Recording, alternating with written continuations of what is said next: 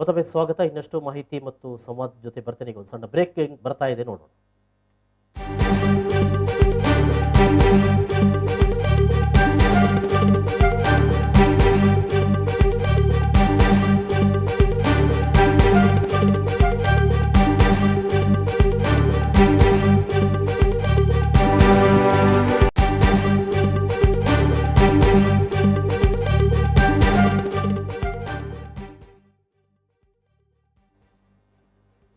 ಪಶ್ಚಿಮ ಬಂಗಾಳದಲ್ಲಿ ಟಿಎಂಸಿ ಬಹುಮತದತ್ತ ಧಾವಿಸ್ತಾ ಇದೆ. 148 ಸ್ಥಾನಗಳನ್ನು ಅದು ಮುನ್ನಡೆಯನ್ನು ಕಾಯ್ದುಕೊಂಡಿದೆ. ಬಿಜೆಪಿಯಲ್ಲಿ 115 ಸ್ಥಾನಗಳಲ್ಲಿ ಮುನ್ನಡೆಯಲ್ಲಿದೆ.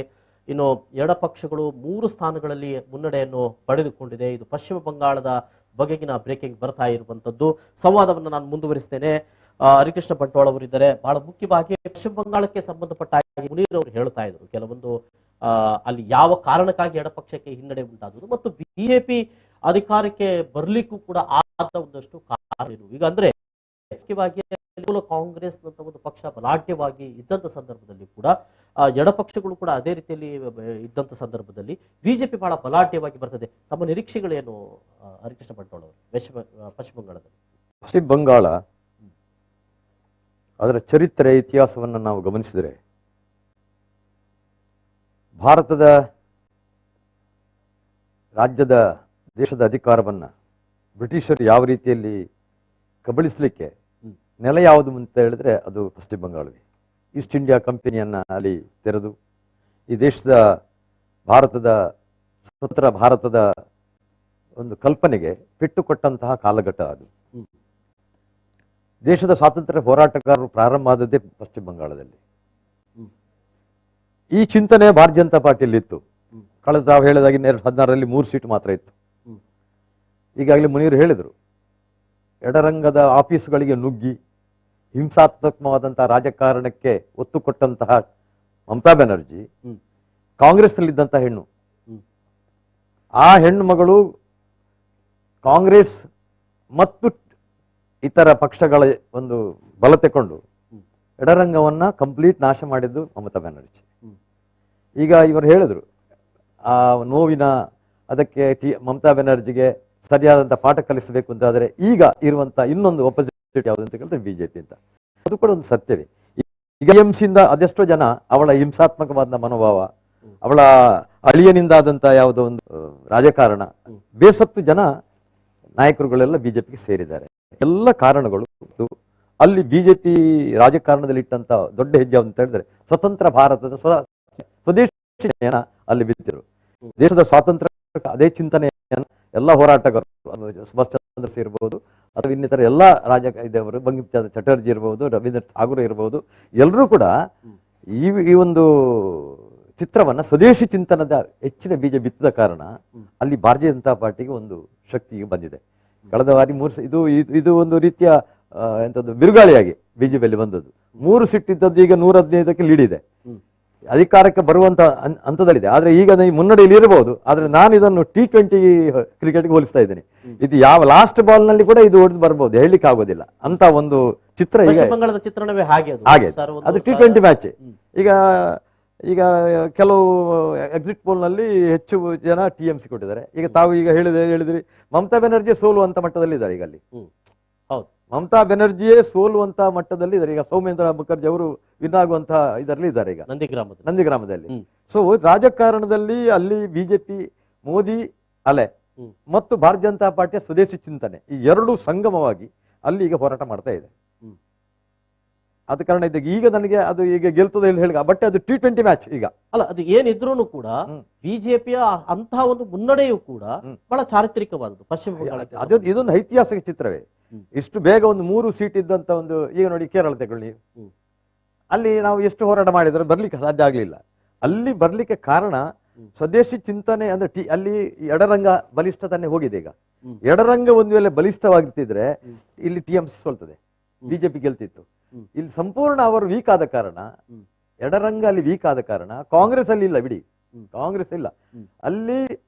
ಜ್ಯೋತಿ ಬಸವದೇವ್, ಬುದ್ಧದೇವ್ ಭಟ್ಟಾಚಾರ್ಯರು ಆಗ ಅಲ್ಲಿ ವೀಕ್ ಆಯ್ತು. ಯಾವಾಗ ಜ್ಯೋತಿ ಬಸವ ಇರುವವರೆಗೆ ನಿಮ್ದು ಎಡರಂಗ ಬಹಳ ಬಲಿಷ್ಠವಾಗಿತ್ತು. ಬುದ್ಧದೇವ್ ಭಟ್ಟಾಚಾರ್ಯ ಬಂದ್ರಲ್ಲ, ಆ ನಂತರ ವೀಕ್ ಆಯ್ತು. ಆ ವೀಕ್ನೆಸ್ಸಿನ ಲಾಭ ಅವಳಿಗಾದ್ದು.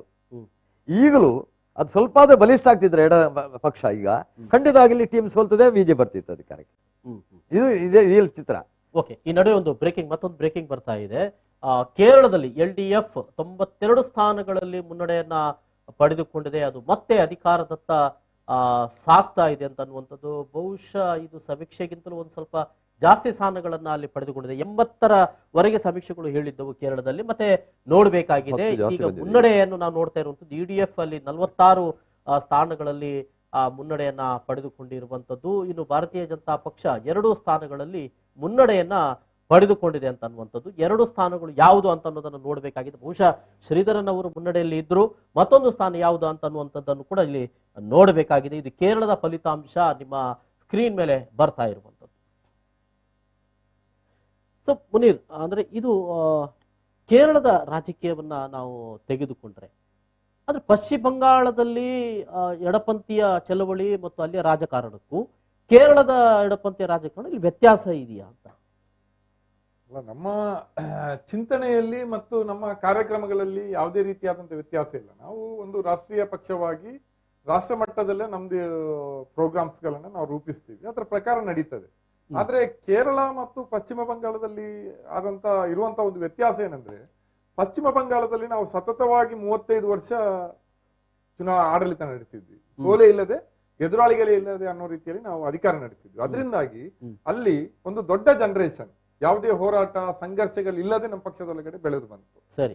ಆದ್ರೆ ಕೇರಳದಲ್ಲಿ ಪ್ರತಿ 5 ವರ್ಷಕ್ಕೊಮ್ಮೆ ಸರ್ಕಾರ ಬದಲಾಗ್ತಾ ಇತ್ತು. ಬದಲಾಗುವಂತ ಈ ಸಂದರ್ಭದಲ್ಲಿ ಜನವಿರೋಧಿ ನೀತಿಗಳನ್ನ UDF ಅಂದ್ರೆ ಕಾಂಗ್ರೆಸ್ ನೇತೃತ್ವದ UDF ತರ್ತಾ ಇದ್ದಾಗ ನಮ್ಮ ಪಕ್ಷ ಬಹಳ ಆಕ್ರಮಣಕಾರಿಯಾದಂತಹ ಹೋರಾಟಗಳನ್ನ ಚಳವಳಿಗಳನ್ನ ಜನರ ಪರವಾಗಿ ನಡೆಸಿದೆ. ಅದರಿಂದ ಅಲ್ಲಿಯ ಕಾರ್ಯಕರ್ತರು ಪ್ರತಿ 5 ವರ್ಷಕ್ಕೊಮ್ಮೆ ಈ ರೀತಿಯ ಬೀದಿ ಹೋರಾಟಗಳ ಮೂಲಕ ಒಂದು ಪ್ರಬಲವಾದಂತ ಚೈತನ್ಯವನ್ನು ಮೈಗೂಡಿಸಿಕೊಂಡು ರಾಜಕಾರಣ ಮಾಡಲಿಕ್ಕೆ ಸಾಧ್ಯ ಆಗಿದೆ. ಇದು ಒಂದು ಅಂಶ. ಮತ್ತೆ ಕೇರಳದ ಇನ್ನೊಂದು ವಿಶೇಷ ಏನಂದ್ರೆ, ಕೇರಳದಲ್ಲಿ ಇರುವಂತಹ ಬೇರೆ ಬೇರೆ ರೀತಿಯಾದಂತಹ ಒಂದು ಸಾಮಾಜಿಕ ರಾಜಕೀಯ ಆಯಾಮಗಳು. ಅಲ್ಲಿ ಬಿಜೆಪಿ ಪಶ್ಚಿಮ ಬಂಗಾಳಕ್ಕಿಂತಲೂ ಕೂಡ ಬಹಳ ಕಾಲದಿಂದಲೂ ಕೂಡ ಒಂದು ಬಲಿಷ್ಠವಾದ ನೆಟ್ವರ್ಕ್ ಅನ್ನು ಅದು ಹೊಂದಿದೆ. RSS ದೇಶದಲ್ಲಿ 2ನೇ ಅತ್ಯಂತ ನೆಲೆ ಇರುವುದು ಅದಕ್ಕೆ ಕೇರಳದಲ್ಲಿ. RSS ಗೆ ಅತ್ಯಂತ ಹೆಚ್ಚು ಶಾಖೆಗಳಿರುವುದು ಕೇರಳದಲ್ಲಿ. ಅಲ್ಲಿ ರಾಜಕಾರಣಕ್ಕೆ ಅದನ್ನು ಯಾಕೆ ಅವರಿಗೆ ಶಕ್ತಿ ಬರ್ಲಿಕ್ಕೆ ಸಾಧ್ಯ ಆಗ್ಲಿಲ್ಲ ಅಂದ್ರೆ, ನಾವು ನಡೆಸಿದಂತ ಒಂದು ಸೆಕ್ಯುಲರ್ ಹೋರಾಟ. ಮತ್ತೆ ಇನ್ನೊಂದು ಬಹಳ ದೊಡ್ಡದೇನೆಂದ್ರೆ, ಅಲ್ಲಿರುವಂತಹ ಹಿಂದುಳಿದ ನಾರಾಯಣಗುರು ಅವರ ಚಳವಳಿ ಇರಬಹುದು, ಮತ್ತೆ ಎಡಪಕ್ಷಗಳಲ್ಲಿ ಕಮ್ಯುನಿಸ್ಟ್ ಪಕ್ಷಗಳಲ್ಲಿ ಬಂದಂತಹ ಹಿಂದುಳಿದ ಜಾತಿಗಳ ನಾಯಕತ್ವ, ಅದು ಅಚ್ಯುತಾನಂದನ್ ಇರ್ಬೋದು, ಪಿನರಾಯಿ ವಿಜಯನ್ ಇರ್ಬೋದು, ಅಲ್ಲಿಯ ಶೋಷಿತ ಹಿಂದುಳಿದ ಜಾತಿಗಳಿಂದ ಬಂದಂತಹ ಒಂದು ನಾಯಕತ್ವ ಏನಿದೆ, ಅದು ಕೂಡ ಒಂದಿಷ್ಟು ಅನುಕೂಲಕರವಾದಂತಹ ವಾತಾವರಣ ನಮ್ಗೆ ಸೃಷ್ಟಿ ಮಾಡಿದೆ, ಆ ಸಾಮಾಜಿಕ ಸಮೀಕರಣಗಳು. ಆದ್ರೆ ಬೆಂಗಾಲ್ನಲ್ಲಿ ಒಂದು ರೀತಿಯ ಬೇರೆಯೇ ವಾತಾವರಣವಿತ್ತು. ಮತ್ತು ಇನ್ನೊಂದು, ನಾನು ಅವಾಗ್ಲೇ ಹೇಳಿದೆ ನಿಮ್ಗೆ, ಬೆಂಗಾಲ್, ಕೇರಳ ನಮಗೆ ಬಹಳ ದೊಡ್ಡ ರಾಜ್ಯ ಅಲ್ಲ, ಬೆಂಗಾಲು ಇಡೀ ದೇಶಕ್ಕೆ ಪರಿಣಾಮ ಬೀರುವಂತಹ ಒಂದು ಸ್ಥಾನದಲ್ಲಿದೆ ಮತ್ತು ದೊಡ್ಡ ರಾಜ್ಯ. ಅಲ್ಲಿ ಕಮ್ಯುನಿಸ್ಟ್ ಅನ್ನ ಸೋಲಿಸೋದು ಕಮ್ಯುನಿಸ್ಟ್ ವಿರೋಧಿಗಳಿಗೆ, ಅದು ವಿದೇಶಿ ಇರಬಹುದು ದೇಶಿ ಇರಬಹುದು, ಕಮ್ಯುನಿಸ್ಟ್ ವಿರೋಧಿಗಳಿಗೆ ಬಹಳ ಪ್ರಧಾನವಾದಂತಹ ಒಂದು ಆದ್ಯತೆ ಆಗಿತ್ತು. ಬಂಗಾಳದಲ್ಲಿರುವವರಿಗೆ, ಕಮ್ಯುನಿಸ್ಟ್ ಅಧಿಕಾರದಲ್ಲಿರುವವರಿಗೆ ದೇಶದ ರಾಜಕಾರಣದ ಮೇಲೆ, ಆಡಳಿತದ ಮೇಲೆ ಒಂದು ಹಿಡಿತ ಇರ್ತದೆ, ಒಂದು ಎಡಪಂಥೀಯ ಛಾಯೆ ಇರ್ತದೆ ಅಂತ. ಅದಕ್ಕಾಗಿ ಅಲ್ಲಿ ಬಹಳ ಸಿಸ್ಟಮ್ಯಾಟಿಕ್ ಆಗಿ ನಮ್ಮನ್ನ ಮುಗಿಸುವಂತ ಕೆಲಸ ನಡೆದಿದೆ. ಇದು ಕೂಡ ನಾವು ಬೆಂಗಾಲ್ ಮತ್ತು ಕೇರಳದಲ್ಲಿ ಇವತ್ತು ಬರ್ತಾ ಇರುವಂತ ವ್ಯತ್ಯಾಸವನ್ನು ಗಮನಿಸಬೇಕು. ಮತ್ತೆ ಕೇರಳದಲ್ಲಿ ಈಗ ಇನ್ನೊಂದೇನು ನಾವು ಈಗ ನೋಡ್ತಾ ಇದ್ದೀವಿ, ಸಮೀಕ್ಷೆಯನ್ನು ಮೀರಿ ನಾವು ಸ್ಥಾನಗಳನ್ನು LDF ಮುನ್ನಡೆ ಸಾಧಿಸ್ತಾ ಇದೆ. ಆದ್ರೆ ನನ್ನ ಪ್ರಕಾರ ಇನ್ನಷ್ಟು ಮುನ್ನಡೆಯನ್ನ ಸಾಧಿಸಬೇಕಿತ್ತು. ಯಾಕೆಂದ್ರೆ ಈ 5 ವರ್ಷಗಳ ಅವಧಿಯಲ್ಲಿ ಸರ್ಕಾರ ಜನರ ಪರವಾಗಿ ನಿಂತಿರೋದು ನೋಡಿದ್ರೆ, ಈಗ ಕೊರೋನಾ ಇರಬಹುದು, ಈ ಹಿಂದೆ ನಡೆದಂತಹ NRC ಇಶ್ಯೂಸ್ ಇರ್ಬೋದು, ಅಥವಾ ಪ್ರಳಯದಂತಹ ಪ್ರಶ್ನೆಗಳಲ್ಲಿ ಸರ್ಕಾರ ಜನರ ಜೊತೆ ತನ್ನ ಎಲ್ಲಾ ಶಕ್ತಿಯನ್ನ ಮೀರಿ ನಿಂತಿದೆ. ಈ ಎಲ್ಲವೂ ಕೂಡ ಅಲ್ಲಿ ಮತ್ತೆ ನಮ್ಮ ಪಕ್ಷ ಅಧಿಕಾರಕ್ಕೆ ಮರಳಲಿಕ್ಕೆ ಸಾಧ್ಯ ಆಗಿದೆ. ಆದ್ರೆ ಬೆಂಗಾಲ್ನಲ್ಲಿ ಬಿಜೆಪಿ ಏನು ಕಳೆದ 6-7 ವರ್ಷದಲ್ಲಿ ತನ್ನ ಶಕ್ತಿಯನ್ನು ವೃದ್ಧಿ ಮಾಡ್ಕೊಂತು. ಅದರಿಂದಾಗಿ ನಮಗೆ ವಿರೋಧ ಪಕ್ಷದ ಸ್ಥಾನದಿಂದಲೂ ಕೂಡ, ಯಾಕೆಂದ್ರೆ ಒಂದು ಕಡೆ ಮಮತಾ ಬ್ಯಾನರ್ಜಿಯ ಅತ್ಯಂತ ಆಕ್ರಮಣಕಾರಿ ದೌರ್ಜನ್ಯದ ಆಡಳಿತ, ಇನ್ನೊಂದು ಕಡೆ ಮೋದಿಯ ಅಲೆ, ಮಮತಾ ಬ್ಯಾನರ್ಜಿ ಅವರ ಆಕ್ರಮಣವನ್ನು ಎದುರಿಸಬೇಕು ಅಂತ ಆದ್ರೆ ಇನ್ನಷ್ಟು ಆಕ್ರಮಣಶೀಲವಾಗಿರುವಂತ ಒಂದು ಪಕ್ಷವೇ ಬೇಕು ಅಂತ ಭಾವಿಸಿದಂತ ಅಲ್ಲಿಯ ಮಮತಾ ವಿರೋಧಿ ಶಕ್ತಿಗಳು ಅವರು ಬಿಜೆಪಿ ಕಡೆ ವಾಲಿದ್ರು. ಲೆಫ್ಟ್ ಗಿಂತಲೂ ಕೂಡ ನರೇಂದ್ರ ಮೋದಿ, ಅಮಿತ್ ಶಾ ನೇತೃತ್ವದ ಬಿಜೆಪಿ ಇದಕ್ಕೆ ಸರಿ ಅನ್ನುವಂತಹದ್ದು. ಇದ್ರ ಮಧ್ಯೆ ನಮ್ಮ ಒಂದು ಸೈದ್ಧಾಂತಿಕ ರಾಜಕಾರಣ ಅಲ್ಲಿ ವರ್ಕೌಟ್ ಆಗ್ಲಿಲ್ಲ. ಆಗಲಿಲ್ಲ ಅಂತ ಅನ್ನುವಂಥದ್ದು. ಓಕೆ, ಪಶ್ಚಿಮ ಬಂಗಾಳದಲ್ಲಿ ನರೇಂದ್ರ ಮೋದಿ ಅವರೇ ಬಹಳ ನೇತೃತ್ವವನ್ನ ವಹಿಸಿದ್ರು. 8 ಹಂತಗಳಲ್ಲಿ ಚುನಾವಣೆ ಕೂಡ ನಡೆದಿರುವಂಥದ್ದು ಬಹಳ ಸಹಕಾರಿ ಕೂಡ ಆಗಿತ್ತು ಅಂತ ಅನ್ನುವಂಥದ್ದು. ಹೌದು, ಯಾಕಂತ ಹೇಳಿದ್ರೆ ಮೋದಿಯವರು ಸ್ಪಷ್ಟವಾಗಿ ಹೇಳಿದ್ದಾರೆ, ಈ ದೇಶಕ್ಕೆ ಬಾಂಗ್ಲಾದಿಂದ, ಮ್ಯಾನ್ಮರ್ನಿಂದ, ಬರ್ಮಾದಿಂದ ಬಂದಂತ ಏನೊಂದು ಇಸ್ಲಾಂ ಅದು ರೋಹಿಂಗ್ಯಾ ಮುಸ್ಲಿಮ್ಸ್ ವಲಸೆ ಇದೆಯಲ್ಲ, ಅದು ಈ ಪಶ್ಚಿಮ ಬಂಗಾಳಕ್ಕೆ ದೊಡ್ಡ ಅಪಾಯಕಾರಿ ಆಗುತ್ತೆ. ಆದರೆ ಅವರನ್ನು ಸಾಕುವಂತ ಕೆಲಸ ಮಮತಾ ಬ್ಯಾನರ್ಜಿ ಮಾಡ್ತಾ ಇದ್ದಾಳೆ. ಇದರಿಂದ ಪಶ್ಚಿಮ ಬಂಗಾಳದ ಅಸ್ತಿತ್ವಕ್ಕೆ ದೊಡ್ಡ ಪೆಟ್ಟು ಬೀಳುತ್ತೆ ಅನ್ನುವಂಥದ್ದನ್ನು ಅಲ್ಲಿ ಮೋದಿಯವರು ಸ್ಪಷ್ಟವಾಗಿ ಜನರ ಮುಂದೆ ಇಟ್ಟಿದ್ದರು. ಅದು ಪರಿಣಾಮ ಬೀರಿದೆ ಅಲ್ಲಿ ಬಿಜೆಪಿಗೆ. ಮತ್ತು ಏನು NRC CAA ತರುವಂತ ಅದು ನಾನು ತಂದೇ ಇರ್ತೇನೆ. ಈ ದೇಶದ ಹೊರಗಿದ್ದಂತ ಹಿಂದೂಗಳಿರ್ಬೋದು, ಕ್ರೈಸ್ತರಿರ್ಬೋದು, ಜೈನರಿರ್ಬೋದು, ಬೌದ್ಧರಿರ್ಬೋದು, ಪಾರ್ಸಿಗಳಿರ್ಬೋದು, ಅದು ಪಾಕಿಸ್ತಾನ ಮತ್ತು ಪಶ್ಚಿಮ ಬಂಗಾಳದಿರತಕ್ಕಂಥವ್ರು, ಅವರನ್ನು ಇಲ್ಲಿ ಅವರಿಗೆ ಪೌರತ್ವ ಕೊಡುವಂತ ಒಂದು ಕೆಲಸವನ್ನ ಖಂಡಿತವಾಗಿ ಮಾಡ್ತೇನೆ ಅನ್ನುವಂತ ಭರವಸೆಯನ್ನ ಯಾವಾಗ ಇಟ್ಟರು ನೋಡಿ, ಆಗ ಪಶ್ಚಿಮ ಬಂಗಾಳದ ಮತದಾರರು ಬದಲಾವಣೆ ಅಂತ ಮುಖ ಮಾಡಿದ್ದಾರೆ. ಇಲ್ಲಿ ಮುನೀರ್ ಹೇಳಿದಾಗೆ ಅಲ್ಲಿ ಒಂದು ಅಗ್ರೆಸಿವ್ ಪೊಲಿಟಿಕ್ಸ್ ಏನಿದೆ TMCದು, ಅದಕ್ಕೆ ಅಗ್ರೆಸಿವ್ನೆಸ್ಸೇ ಬೇಕು ಅನ್ನುವಂತ ಒಂದು ಕಾರಣ ಕೊಟ್ಟು ಹೇಳಿದ್ರು. ಅದು ಒಂದು ರೀತಿ ಅದು ಕೂಡ ಇದೆ, ಆ ಭಾಗ ಕೂಡ ಇದೆ, ನಾನು ಇಲ್ಲ ಅಂತ ಹೇಳೋದಿಲ್ಲ. ಆದರೆ ಇಲ್ಲಿ ಮೇನ್ ಈಗ ವರ್ಕೌಟ್ ಆಗುವಂಥದ್ದು ದೇಶದ ಭಾರತದ ಸಂಸ್ಕೃತಿ ಪರಂಪರೆಯ ರಾಜಕಾರಣ ಇದೆ, ರಾಜನೀತಿ ಏನಿದೆ, ಅದನ್ನು ನಾನು ಖಂಡಿತವಾಗಿಯೂ ಇಲ್ಲಿ ತರ್ತೇನೆ ಅನ್ನೋದನ್ನು ಅವರು ಸ್ಪಷ್ಟವಾಗಿ ನಮೂದಿಸಿದ್ದಾರೆ. ಈಗ ಫಾರ್ ಎಕ್ಸಾಂಪಲ್, ಈಗ ಕಾಂಗ್ರೆಸ್ ಏನಿದೆ, ಈಗ 1885 ಡಿಸೆಂಬರ್ 28ನೇ ತಾರೀಕಿಗೆ AOIM ಇಲ್ಲಿ ಕಟ್ಟಿದ್ರು.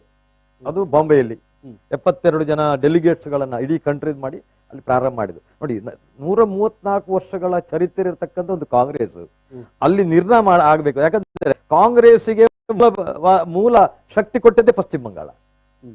ಯಾವ ಕಾಂಗ್ರೆಸ್ಗೆ ಮೂಲ ಶಕ್ತಿಯನ್ನ ಕೊಟ್ಟಂತ ಜನ ಇದ್ದದ್ದು, ನಾಯಕರಿದ್ದದೆಲ್ಲ ವೆಸ್ಟ್ ಬೆಂಗಾಲ್ನವರೇ, ಗೊತ್ತಾಯ್ತಲ್ಲ. ಅವರದ್ದು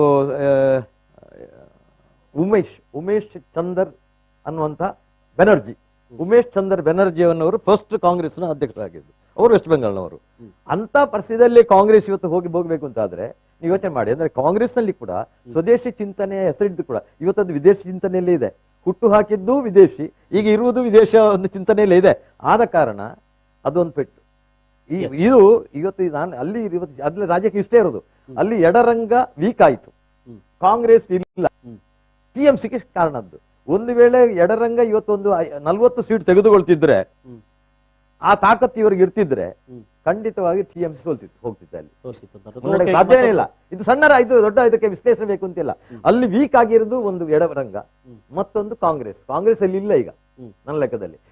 ಅದರಿಂದಾಗಿ ಅವರಿಗೆ ಲಾಭ ಆಗಿದೆ ಹೊರತು ಮಮತಾ ಬ್ಯಾನರ್ಜಿ ಅವರಿಗೆ ಬಹಳ ದೊಡ್ಡ ಎದುರಾಳಿಯಾಗಿ ಅವರನ್ನು ಎದುರಿಸುವಂತ ಶಕ್ತಿ ಅಲ್ಲಿ ಬಿಜೆಪಿಗೆ ಈಗಲೂ ಅದೇ ಇಂದಲ್ಲ ನಾಳೆ ಅಲ್ಲಿ ಬರುದು ಬಿಜೆಪಿ. ನೀವು ನೋಡಿ. ಎಸ್, ಈಗ ಮತ್ತೊಂದು ಬ್ರೇಕಿಂಗ್ ಬರ್ತಾ ಇರುವಂತದ್ದು, ಅಸ್ಸಾಂನಲ್ಲಿ ಬಿಜೆಪಿ ಅಧಿಕಾರದ ಗದ್ದುಗೆಯನ್ನು ಏರಿದೆ. ಬಹುಶಃ ಬಹಳಷ್ಟು 72 ಸ್ಥಾನಗಳಲ್ಲಿ ಅದು ಮುನ್ನಡೆಯನ್ನು ಕಾಯ್ದುಕೊಂಡಿದೆ. 2ನೇ ಬಾರಿಗೆ ಅದು ಆಡಳಿತವನ್ನ ನಡೆಸ್ತಾ ಇದೆ ಅಲ್ಲಿ NDA. ಮತ್ತೆ ಅಧಿಕಾರಕ್ಕೆ ಏರಲು ಅಲ್ಲಿ ಬಿಜೆಪಿ ರೆಡಿ ಆಗಿದೆ ಅಂತ ಅನ್ನುವಂಥದ್ದು. ಅಲ್ಲಿ ಅಸ್ಸಾಂನ ನೀವು ಹಿನ್ನೆಲೆಯನ್ನು ತೆಗೆದುಕೊಂಡ್ರೆ ಅಲ್ಲಿ ಕಾಂಗ್ರೆಸ್ ಮತ್ತು AIDUF ಅನ್ನುವಂತ ಒಂದು ಪಕ್ಷಗಳು ಬಹಳ ಜಿದ್ದಾಜಿದ್ನಲ್ಲಿ ಅಲ್ಲಿ ಸಂಘರ್ಷವನ್ನು ನಡೆಸಿತು. ಅದೇ ರೀತಿಯಲ್ಲಿ AGP ಅಸ್ಸಾಂ ಗಣ ಪರಿಷತ್ತು ಕೂಡ ಒಂದೊಮ್ಮೆ ಅಲ್ಲಿ ಬಹಳ ದೊಡ್ಡ ಪಕ್ಷವಾಗಿ ಮುಖ್ಯಮಂತ್ರಿ ಕೂಡ ಆಗಿತ್ತು. ಇದೆಲ್ಲವನ್ನ ಮೀರಿ ಒಂದು ಕಳೆದ ಬಾರಿಯಿಂದ ಅಲ್ಲಿ ಬಿಜೆಪಿ ಅಧಿಕಾರವನ್ನು ಏರುತ್ತದೆ, NDA ಪಕ್ಷ ಅಲ್ಲಿ ಅಧಿಕಾರವನ್ನು ಏರುತ್ತದೆ. 2ನೇ ಬಾರಿಗೆ ತನ್ನ ಮುನ್ನಡೆಯನ್ನು ಕಾಯ್ದುಕೊಂಡಿದೆ. ಮತ್ತೆ ಅಸ್ಸಾಂ ಗದ್ದುಗೆಯನ್ನ ಭಾರತೀಯ ಜನತಾ ಪಕ್ಷದ ನೇತೃತ್ವ ಕೂಟ ಅಲ್ಲಿ ಅಧಿಕಾರಕ್ಕೆ ಏರ್ತಾ ಇದೆ ಅನ್ನುವಂಥದ್ದು ಬಹಳ ಸ್ಪಷ್ಟವಾಗ್ತಾ ಇದೆ. ಇನ್ನು ಬೆಳಗಾವಿ ಲೋಕಸಭಾ ಉಪಚುನಾವಣೆಗೆ ಸಂಬಂಧಪಟ್ಟ ಹಾಗೆ ಬಿಜೆಪಿ ಮುನ್ನಡೆಯನ್ನ ಕಾಯ್ದುಕೊಂಡಿದೆ. 90,000 ಮತಗಳನ್ನು ಅದು ಪಡೆದಿದೆ. 86,000ದಷ್ಟು ಮತಗಳನ್ನು ಕಾಂಗ್ರೆಸ್ ಪಡೆದುಕೊಂಡಿದೆ. ಸುಮಾರು 4,000 ಅಂತರದ ಮುನ್ನಡೆಯನ್ನ ಅಲ್ಲಿ ಭಾರತೀಯ ಜನತಾ ಪಕ್ಷದ ಮಂಗಳಾ ಅಂಗಡಿ ಅವರು ಮುನ್ನಡೆ ಪಡೆದುಕೊಂಡಿದ್ದಾರೆ. ಸುರೇಶ್ ಅಂಗಡಿ ಅವರು ಭಾರತೀಯ ಜನತಾ ಪಕ್ಷದ ಅಭ್ಯರ್ಥಿಯಾಗಿದ್ದರು, ಅಲ್ಲಿ ಲೋಕಸಭಾ ಸದಸ್ಯರಾಗಿದ್ದರು. ಅವರು ತೀರ್ಕೊಂಡ ಹಿನ್ನೆಲೆಯಲ್ಲಿ ಅವರ ಪತ್ನಿ ಮಂಗಳಾ ಅಂಗಡಿಯವರು ಅಲ್ಲಿ ಚುನಾವಣೆಗೆ ನಿಂತರು. ಈಗ ಅಲ್ಲಿ ಬಿಜೆಪಿ ಮುನ್ನಡೆಯನ್ನು ಪಡೆದುಕೊಂಡಿದೆ. ಒಂದೊಮ್ಮೆ ಬಿಜೆಪಿಯ ಒಂದು ಭದ್ರಕೋಟೆ ಕೂಡ ಹೌದು. ಅಲ್ಲಿ ಸತೀಶ್ ಜಾರಕಿಹೊಳಿ ಅವರು ನಿಂತಿರುವುದರಿಂದ ಕಾಂಗ್ರೆಸ್ಗೆ ಒಂದು ಸ್ವಲ್ಪ ಶಕ್ತಿಯನ್ನ ಕೊಟ್ಟಿದೆ ಅಂತ ಹೇಳಬಹುದಾಗಿದೆ. ಆದ್ರೆ ಮುಂದೆ ನೋಡಬೇಕಾಗಿದೆ ಯಾವ ಹಂತಕ್ಕೆ ಬರಬಹುದು ಅಂತ ಹೇಳಿ. ಯಾಕಂದ್ರೆ 3,000-4,000 ಮತಗಳ ಅಂತರದಿಂದಷ್ಟೇ ಅದು ಅಲ್ಲಿ ಕಾಂಗ್ರೆಸ್ ಅಲ್ಲಿ ಬಿಜೆಪಿಯಲ್ಲಿ ಮುನ್ನಡೆಯನ್ನ ಪಡೆದುಕೊಂಡಿರುವಂತದ್ದು. ಬಹುಶಃ ಈ ಹಿಂದಿನ 2-3 ಸಂದರ್ಭದಲ್ಲಿ ಲೋಕಸಭಾ ಚುನಾವಣೆ ನಡೆಯುವಂತಹ ಸಂದರ್ಭದಲ್ಲೂ ಕೂಡ ಇದು ಅತ್ಯಧಿಕ ಮುನ್ನಡೆಯಲ್ಲಿ ಕಾಂಗ್ರೆಸ್ ಅಲ್ಲಿ ಪಡೆದುಕೊಂಡಿರುವಂತದನ್ನ ನಾವು ನೋಡ್ತಾ ಇದ್ದೇವೆ. ಬಹುಶಃ ಅದಕ್ಕೆ ಸತೀಶ್ ಜಾರಕಿಹೊಳಿ ಕೂಡ ಕಾರಣ ಆಗಿರಬಹುದು ಅಂತ ಅನ್ನುವಂಥದ್ದು. ಏನ್ ಹೇಳ್ತೀರಿ ಹರಿಕೃಷ್ಣ ಬಂಟ್ವಾಳ ಅವರೇ? ಈಗ ಅಲ್ಲಿ ಬೆಳಗಾವಿ ಅದು ತಾವು ಹೇಳಿದಾಗೆ ಈ ಒಂದು ಆಡಳಿತ ಪಕ್ಷ ಅಧಿಕಾರ ಇದ್ದಾಗ ಅಲ್ಲಿ ಅದು ಕೆಲವೊಂದು ವಿರೋಧಗಳು ಇರುವುದು ಜಾಸ್ತಿ. ಮತ್ತು ಸತೀಶ್ ಜಾರಕಿಹೊಳಿ ಕೂಡ ಒಬ್ಬ ಸ್ಟ್ರಾಂಗೆಸ್ಟ್ ಕ್ಯಾಂಡಿಡೇಟ್ ಕಾಂಗ್ರೆಸ್ಸಿನಿಂದ. ಕಾಂಗ್ರೆಸ್ಸಿಗೂ ಸತೀಶ್ ಜಾರಕಿಹೊಳಿಯ ಓಟಿಗಿಂತಲೇ ಅದು ಅಷ್ಟು ಲೀಡ್ ಬಂದು ಅವ್ರು ಬರ್ಲಿಕ್ಕೆ ಅವಕಾಶ ಆದ್ದು, ಫೈಟ್ ಕೊಡ್ಲಿಕ್ಕೆ ಆದ್ದು. ಬೇರೆ ಯಾರೇ ಇರ್ತಿದ್ರು ಅದು ಈಗ ಇಷ್ಟೊತ್ತಿಗೆ ಸ್ವೀಪ್ ಆಗಿ ಹೋಗ್ತಿತ್ತು. ಅದ್ರಲ್ಲಿ ಅಲ್ಲಿ ವೈಯಕ್ತಿಕವಾದಂತಹ ಈ ಜಾರಕಿಹೊಳಿಯ ಒಂದು ಬೆಲ್ಗಾಂನಲ್ಲಿ ಜಾರಕಿಹೊಳಿ ಅವರದೊಂದು ಗ್ಯಾಂಗೇ ಇದೆ ಅಲ್ಲಿ, ದೊಡ್ಡದದು. ಅದು ಬಹಳ ಬಲಿಷ್ಠವಾದಂತಹ ಒಂದು ಇದು ಅದು. ಸೊ ಅದು ಅವರ ವೈಯಕ್ತಿಕವಾದಂತಹ ನೆಲೆಯಲ್ಲಿ ಅಲ್ಲಿ ಅವರಿಗೆ ಅಷ್ಟು ಓಟು ಬರ್ಲಿಕ್ಕೆ ಕಾರಣ ಆಯ್ತು. ಆದ್ರೂ ಅಲ್ಲಿ ಗೆಲ್ಲುವುದು ಬಿಜೆಪಿ. ಇದು ಯಾವ್ದು ಯಾವ ಬಿಜೆಪಿ ಗೆಲ್ತದೆ 100% ಅದರ ಬಗ್ಗೆ ಡೌಟ್ ಇಲ್ಲ. ಗೆಲ್ಲುವುದರ ಬಗ್ಗೆ ಯಾವುದೇ ತೊಂದರೆ ಇಲ್ಲ. ಆದ್ರೆ ಮತಗಳ ಅಂತರ ಕಡಿಮೆ ಇರ್ಬೋದು ಅಷ್ಟೇ. ಓಕೆ, ಇನ್ನು ಕೇರಳಕ್ಕೆ ಸಂಬಂಧಪಟ್ಟ ಕೇರಳದಲ್ಲಿ ನಮ್ದು ತಾವು ಹೇಳಿದಾಗ ಸುಮಾರು 2011ರಲ್ಲಿ ನಡೆದಂತ ಚುನಾವಣೆಯಲ್ಲಿ ಬಿಜೆಪಿ ಯಾವುದೇ ಸ್ಥಾನಗಳನ್ನ ಅಲ್ಲಿ ಪಡೆದುಕೊಂಡಿಲ್ಲ. 6% ಮತಗಳನ್ನು ಪಡೆದುಕೊಂಡಿತ್ತು. 2016ರಲ್ಲಿ ಒಂದು ಸ್ಥಾನವನ್ನು ಪಡೆದುಕೊಂಡು 14.96% ಮತಗಳನ್ನ ಈ ಸಲ ಮತಗಳು ಜಾಸ್ತಿ ಬರುತ್ತೆ. ನಾವು ಗೆಲ್ಲುವ ಸಂಖ್ಯೆ ಕಡಿಮೆ ಇರಬಹುದು. ಹೌದು. ಈಗ ಏನು ಅಂದ್ರೆ ಈ ಅಲ್ಲಿ LDF ಏನಿದೆ ಅದೊಂದು ಕ್ಯಾಡರ್ ಬೇಸ್ ಪಾರ್ಟಿ ಜೊತೆಗೆ ಮಾಸ್ ಬೇಸ್ ಪಾರ್ಟಿ ಎರಡೂ ಆಗಿದೆ. ಆದ್ರೆ ಬಿಜೆಪಿ ಬಹಳ ದೊಡ್ಡ ಪ್ರಚಾರ ಅಲ್ಲಿ ಪ್ರಚಾರ ಇದೆ. ಇಲ್ಲಿ ಏನಿದೆ ಈಗ ಏನಂದ್ರೆ 45% ಅಲ್ಲಿ ಮುಸ್ಲಿಮ್ಸ್ ಇದ್ದಾರೆ ಕೇರಳದಲ್ಲಿ. ಸೊ ನೀವು ಕೇರಳದಲ್ಲಿ ಮುಸ್ಲಿಮ್ಸ್ ಕಾಂಗ್ರೆಸ್ಗೆ ಸಪೋರ್ಟ್ ಮತ್ತು LDFಗೆ ಸಪೋರ್ಟ್ ಇರೋದು. ಸ್ವಲ್ಪ ಅಂಶ ಕಾಂಗ್ರೆಸ್ಗೆ, ಹೆಚ್ಚಿನ ಅಂಶ ಇದೆ. ನಮ್ಗೆ ಅದರಿಂದ ಒಂದು ಓಟು ಸಹ ಬರೋದಿಲ್ಲ. ನಾವು ಹಿಂದೂಗಳನ್ನೇ ತೆಗಿಬೇಕಷ್ಟೇ ಅಲ್ಲಿ. ಈಗ ಬಿಜೆಪಿಯ ಬಲ ಇರೋದು ಹಿಂದುತ್ವ ಎಲ್ಲಿ ಬೆಳೀತದೆ ಅಲ್ಲಿ ಬಿಜೆಪಿಗೆ ಬಲ ಬರುತ್ತದೆ. ಮತ್ತು ಸ್ವದೇಶಿ ಚಿಂತನೆ ಎಲ್ಲಿ ಬೆಳೀತದೆ ಅಲ್ಲಿ ಬಿಜೆಪಿಗೆ ಮತ ಬರ್ತದೆ. ಸೊ ಈ ಎರಡು ಬೇಕು, ಒಂದು ಸ್ವದೇಶಿ ಚಿಂತನೆ ಮತ್ತೊಂದು ಹಿಂದುತ್ವ. ಈ ಎರಡರ ಆಧಾರದ ಮೇಲೆ ಬಿಜೆಪಿಗೆ ಬರಗಿದೆ ಕೇರಳದಲ್ಲಿ. ಆದ್ರೆ ಅದು ಬರ್ಲಿಕ್ಕೆ ಈಗ ಆಗೋಲ್ಲ. ಇನ್ನೂ ಒಂದು ಈ ಚುನಾವಣೆ ಇನ್ನೂ 5 ವರ್ಷದ ಈಗ ಇಂಡಿರಾ ಏನು ಸರ್ಕಾರ ಬರುತ್ತೆ 100ಕ್ಕೆ ಅದರ ಡೌಟ್ ಇಲ್ಲ. ನಮಗೆ ಮುಂದೆ ಇಲ್ಲಿ ಕಾಂಗ್ರೆಸ್ ವೀಕ್ ಆಗ್ತದೆ ಇನ್ನು ಮುಂದಕ್ಕೆ ಹೋದಾಗ. ಯಾಕೆಂತ ಹೇಳಿದ್ರೆ ಕಾಂಗ್ರೆಸ್ ಇಲ್ಲಿ ಮುಂದಿನ ದಿನದಲ್ಲಿ ಕಾಂಗ್ರೆಸ್ಗಿದ್ದ ಅಸ್ತಿತ್ವ ವೆಸ್ಟ್ ಬೆಂಗಾಲ್ನಲ್ಲಿ ಹೇಗೆ ಯಾವ ಪರಿಸ್ಥಿತಿ ನಿರ್ಮಾಣ ಆಗಿದೆ ಅದೇ ನಿರ್ಮಾಣ ಮುಂದೆ ಅಲ್ಲಿ UDFಗೆ ಬರುತ್ತೆ. ಆ ಕಾಲಘಟ್ಟದಲ್ಲಿ ಬಿಜೆಪಿ ಮತ್ತೆ LDF ನಡುವೆ ಈ ಮತಗಳ ಅಂತರವನ್ನು ನೋಡಿದರೆ ಮುನೀರ್, ಅಂದ್ರೆ ಅದು ಹೆಚ್ಚು ಮತಗಳನ್ನು ಪಡೆದುಕೊಳ್ತಾ ಬರ್ತಾ ಇರುವಂತದ್ದು. ಒಂದು ಸ್ಥಾನಗಳಿಗೆ 2ನೇ ಸ್ಥಾನ ಪಡೆದುಕೊಂಡಿದೆ. ಅವ್ರು ಹೇಳುವಾಗೆ UDF ನ ಸ್ಥಾನವನ್ನ ಬಿಜೆಪಿ ಅಥವಾ NDA ಪಡೆದುಕೊಳ್ಳಿಕ್ಕೆ ಸಾಧ್ಯತೆ ಇದೆಯಾ ಕೇರಳದಲ್ಲಿ ಮುಂದೆ ಭವಿಷ್ಯದಲ್ಲಿ ಅಂತ? ಬಿಜೆಪಿ ಆ ಒಂದು ನಿರೀಕ್ಷೆಯಲ್ಲಿದೆ. ಯಾಕಂದ್ರೆ ದೇಶದಲ್ಲಿ ಎಲ್ಲಾ ಕಡೆ ಕೂಡ ಅವರು ವಿರೋಧ ಪಕ್ಷಗಳು ಅಂತ ಎಲ್ಲಿ ಇದಾವೆ ಅಂದ್ರೆ ರಾಜ್ಯಗಳಲ್ಲಿ ಚುನಾವಣೆ ನಡೆದು ಅಧಿಕಾರ ಕಳ್ಕೊಂಡ ಪಕ್ಷಗಳನ್ನ ಮೇಲೆ ಬಿಜೆಪಿ ತನ್ನ ಇದನ್ನ ಕಟ್ಟುವಂತ ಪ್ರಯತ್ನವನ್ನು ಮಾಡ್ತಾ ಬಂದಿದೆ. ಅದು ಬೇರೆ ಬೇರೆ ರಾಜ್ಯಗಳಲ್ಲಿ ಆ ರೀತಿಯದ್ದೆಲ್ಲ ನಡೆದಿದೆ. ಲಾಸ್ಟ್ ತ್ರಿಪುರದಲ್ಲೂ ಹಂಗೆ ಕಾಂಗ್ರೆಸ್ ಅನ್ನ ಪೂರ್ಣವಾಗಿ ಮಲಗಿಸಿ ಬಿಜೆಪಿಯಲ್ಲಿ ಪ್ರಧಾನ ಪಕ್ಷವಾಗಿ ಬಂದು LDF ಲೆಫ್ಟ್ ಪಾರ್ಟಿಯನ್ನ ಸರ್ಕಾರವನ್ನ ಸೋಲಿಸಿದ್ರು. ಬೆಂಗಾಲ್ನಲ್ಲಿ ಹಾಗೆ ಮಮತಾ ಬ್ಯಾನರ್ಜಿ ಅಧಿಕಾರಕ್ಕೆ ಬಂದ ಮೇಲೆ ಅಲ್ಲಿ ಎಡಪಕ್ಷಗಳು ಆದಂತ ಹಿನ್ನಡೆಯ ಸಂದರ್ಭದಲ್ಲಿ ಬಿಜೆಪಿ ಬೆಳವಣಿಗೆ ಆಯಿತು. ಕೇರಳದಲ್ಲಿ ಕೂಡ ಅವ್ರಿಗೆ ಅಂತ ನಿರೀಕ್ಷೆ ಇದೆ. ನಿರೀಕ್ಷೆಗಳಿರೋದು ಅಥವಾ ಆಸೆಗಳಿಟ್ಕೊಳ್ಳೋದು ತಪ್ಪಲ್ಲ ರಾಜಕಾರಣದಲ್ಲಿ. ಆದ್ರೆ ಅಲ್ಲಿ ಮತಗಳ ಪ್ರಮಾಣ ಬಿಜೆಪಿಗೆ ಜಾಸ್ತಿ ಆಗ್ತಾ ಇರೋದು ಹೌದು. ಆದ್ರೆ ನನ್ನ ಪ್ರಕಾರ ಈ ಸರ್ತಿ ಸ್ವಲ್ಪ ಕಡಿಮೆ ಆಗ್ಬೋದು ಅಂತ ನನಗೆ ಅನಿಸ್ತದೆ.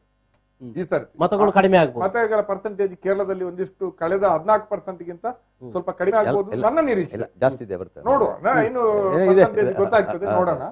ಆದ್ರೆ ಬಹಳ ಪ್ರಧಾನವಾಗಿ ಅಲ್ಲಿ ಇವರು ಹೇಳಿದಾಗೆ 45% ಮುಸ್ಲಿಮ್ಸ್ ಓಟ್ ಇಲ್ಲ. ಅಲ್ಲಿ ಕ್ರಿಶ್ಚಿಯನ್ರು ಮತ್ತು ಮುಸ್ಲಿಮರು ಸೇರಿ 43%, 44% ಇದ್ದಾರೆ. 23-24% ಏನೋ ಮುಸ್ಲಿಮರು, 18-20% ಏನೋ ಕ್ರೈಸ್ತರು ಸೇರ್ಕೊಂಡು 45% ಮೈನಾರಿಟೀಸ್ ಓಟ್ ಇದೆ. ಮೈನಾರಿಟೀಸ್ ಓಟ್ ಅಲ್ಲಿ ಬಿಜೆಪಿ ಈ ಸಲ ಬಹಳ ವ್ಯವಸ್ಥಿತವಾಗಿ ಕ್ರೈಸ್ತರ ಒಂದು ವಿಭಾಗವನ್ನ ತನ್ನ ಕಡೆ ಎಳಿಲಿಕ್ಕೆ ಒಂದು ಪ್ರಯತ್ನವನ್ನ ಮಾಡಿದೆ. ಅದು ನಮ್ಮ ನಿರೀಕ್ಷೆಗೆ ಬರಲಿಲ್ಲ. ಕ್ರೈಸ್ತರ ನಾಯಕತ್ವದ ಒಂದು ಪಕ್ಷದ ಜೊತೆ ಅದು NDAಗೆ ಒಂದು ಅದನ್ನ ತರಿಸುವಂತ ಪ್ರಯತ್ನ, ಮತ್ತೆ ಲವ್ ಜಿಹಾದ್ನಂತಹ ಪ್ರೊಪಗಾಂಡದ ಮೂಲಕ ಕ್ರೈಸ್ತರ ಒಂದು ವಿಭಾಗವನ್ನು ಸೆಳೆಯುವ ಪ್ರಯತ್ನ, ಇದೆಲ್ಲವನ್ನ ಮಾಡಿದ್ದಾರೆ. ಅದರಿಂದಾಗಿ ಸ್ವಲ್ಪ ಓಟ್ ಅವರಿಗೆ ಬಂದಿರಬಹುದು, ಸ್ವಲ್ಪ ಓಟ್. ಆದ್ರೆ ಬಹಳ ಪ್ರಧಾನವಾಗಿ ಇಡೀ ಕೇರಳದಲ್ಲಿ ಇವರಿಗೆ ಯಾಕೆ ಹಿನ್ನಡೆ ಆಗ್ತಾ ಇದೆ ಅಂದ್ರೆ, ಅವರು ಸ್ವದೇಶಿ ಚಿಂತನೆ ಅಂತ ಮಾತಿಗೆ ಹೇಳಿದ್ರು. ಸ್ವದೇಶಿ ಚಿಂತನೆ ಅಥವಾ ಒಂದು ಸಾಂಪ್ರದಾಯಿಕತೆಯನ್ನ ಪಾಲಿಸೋದ್ರಲ್ಲಿ ಕೇರಳ ಸದಾ ಮುಂದು.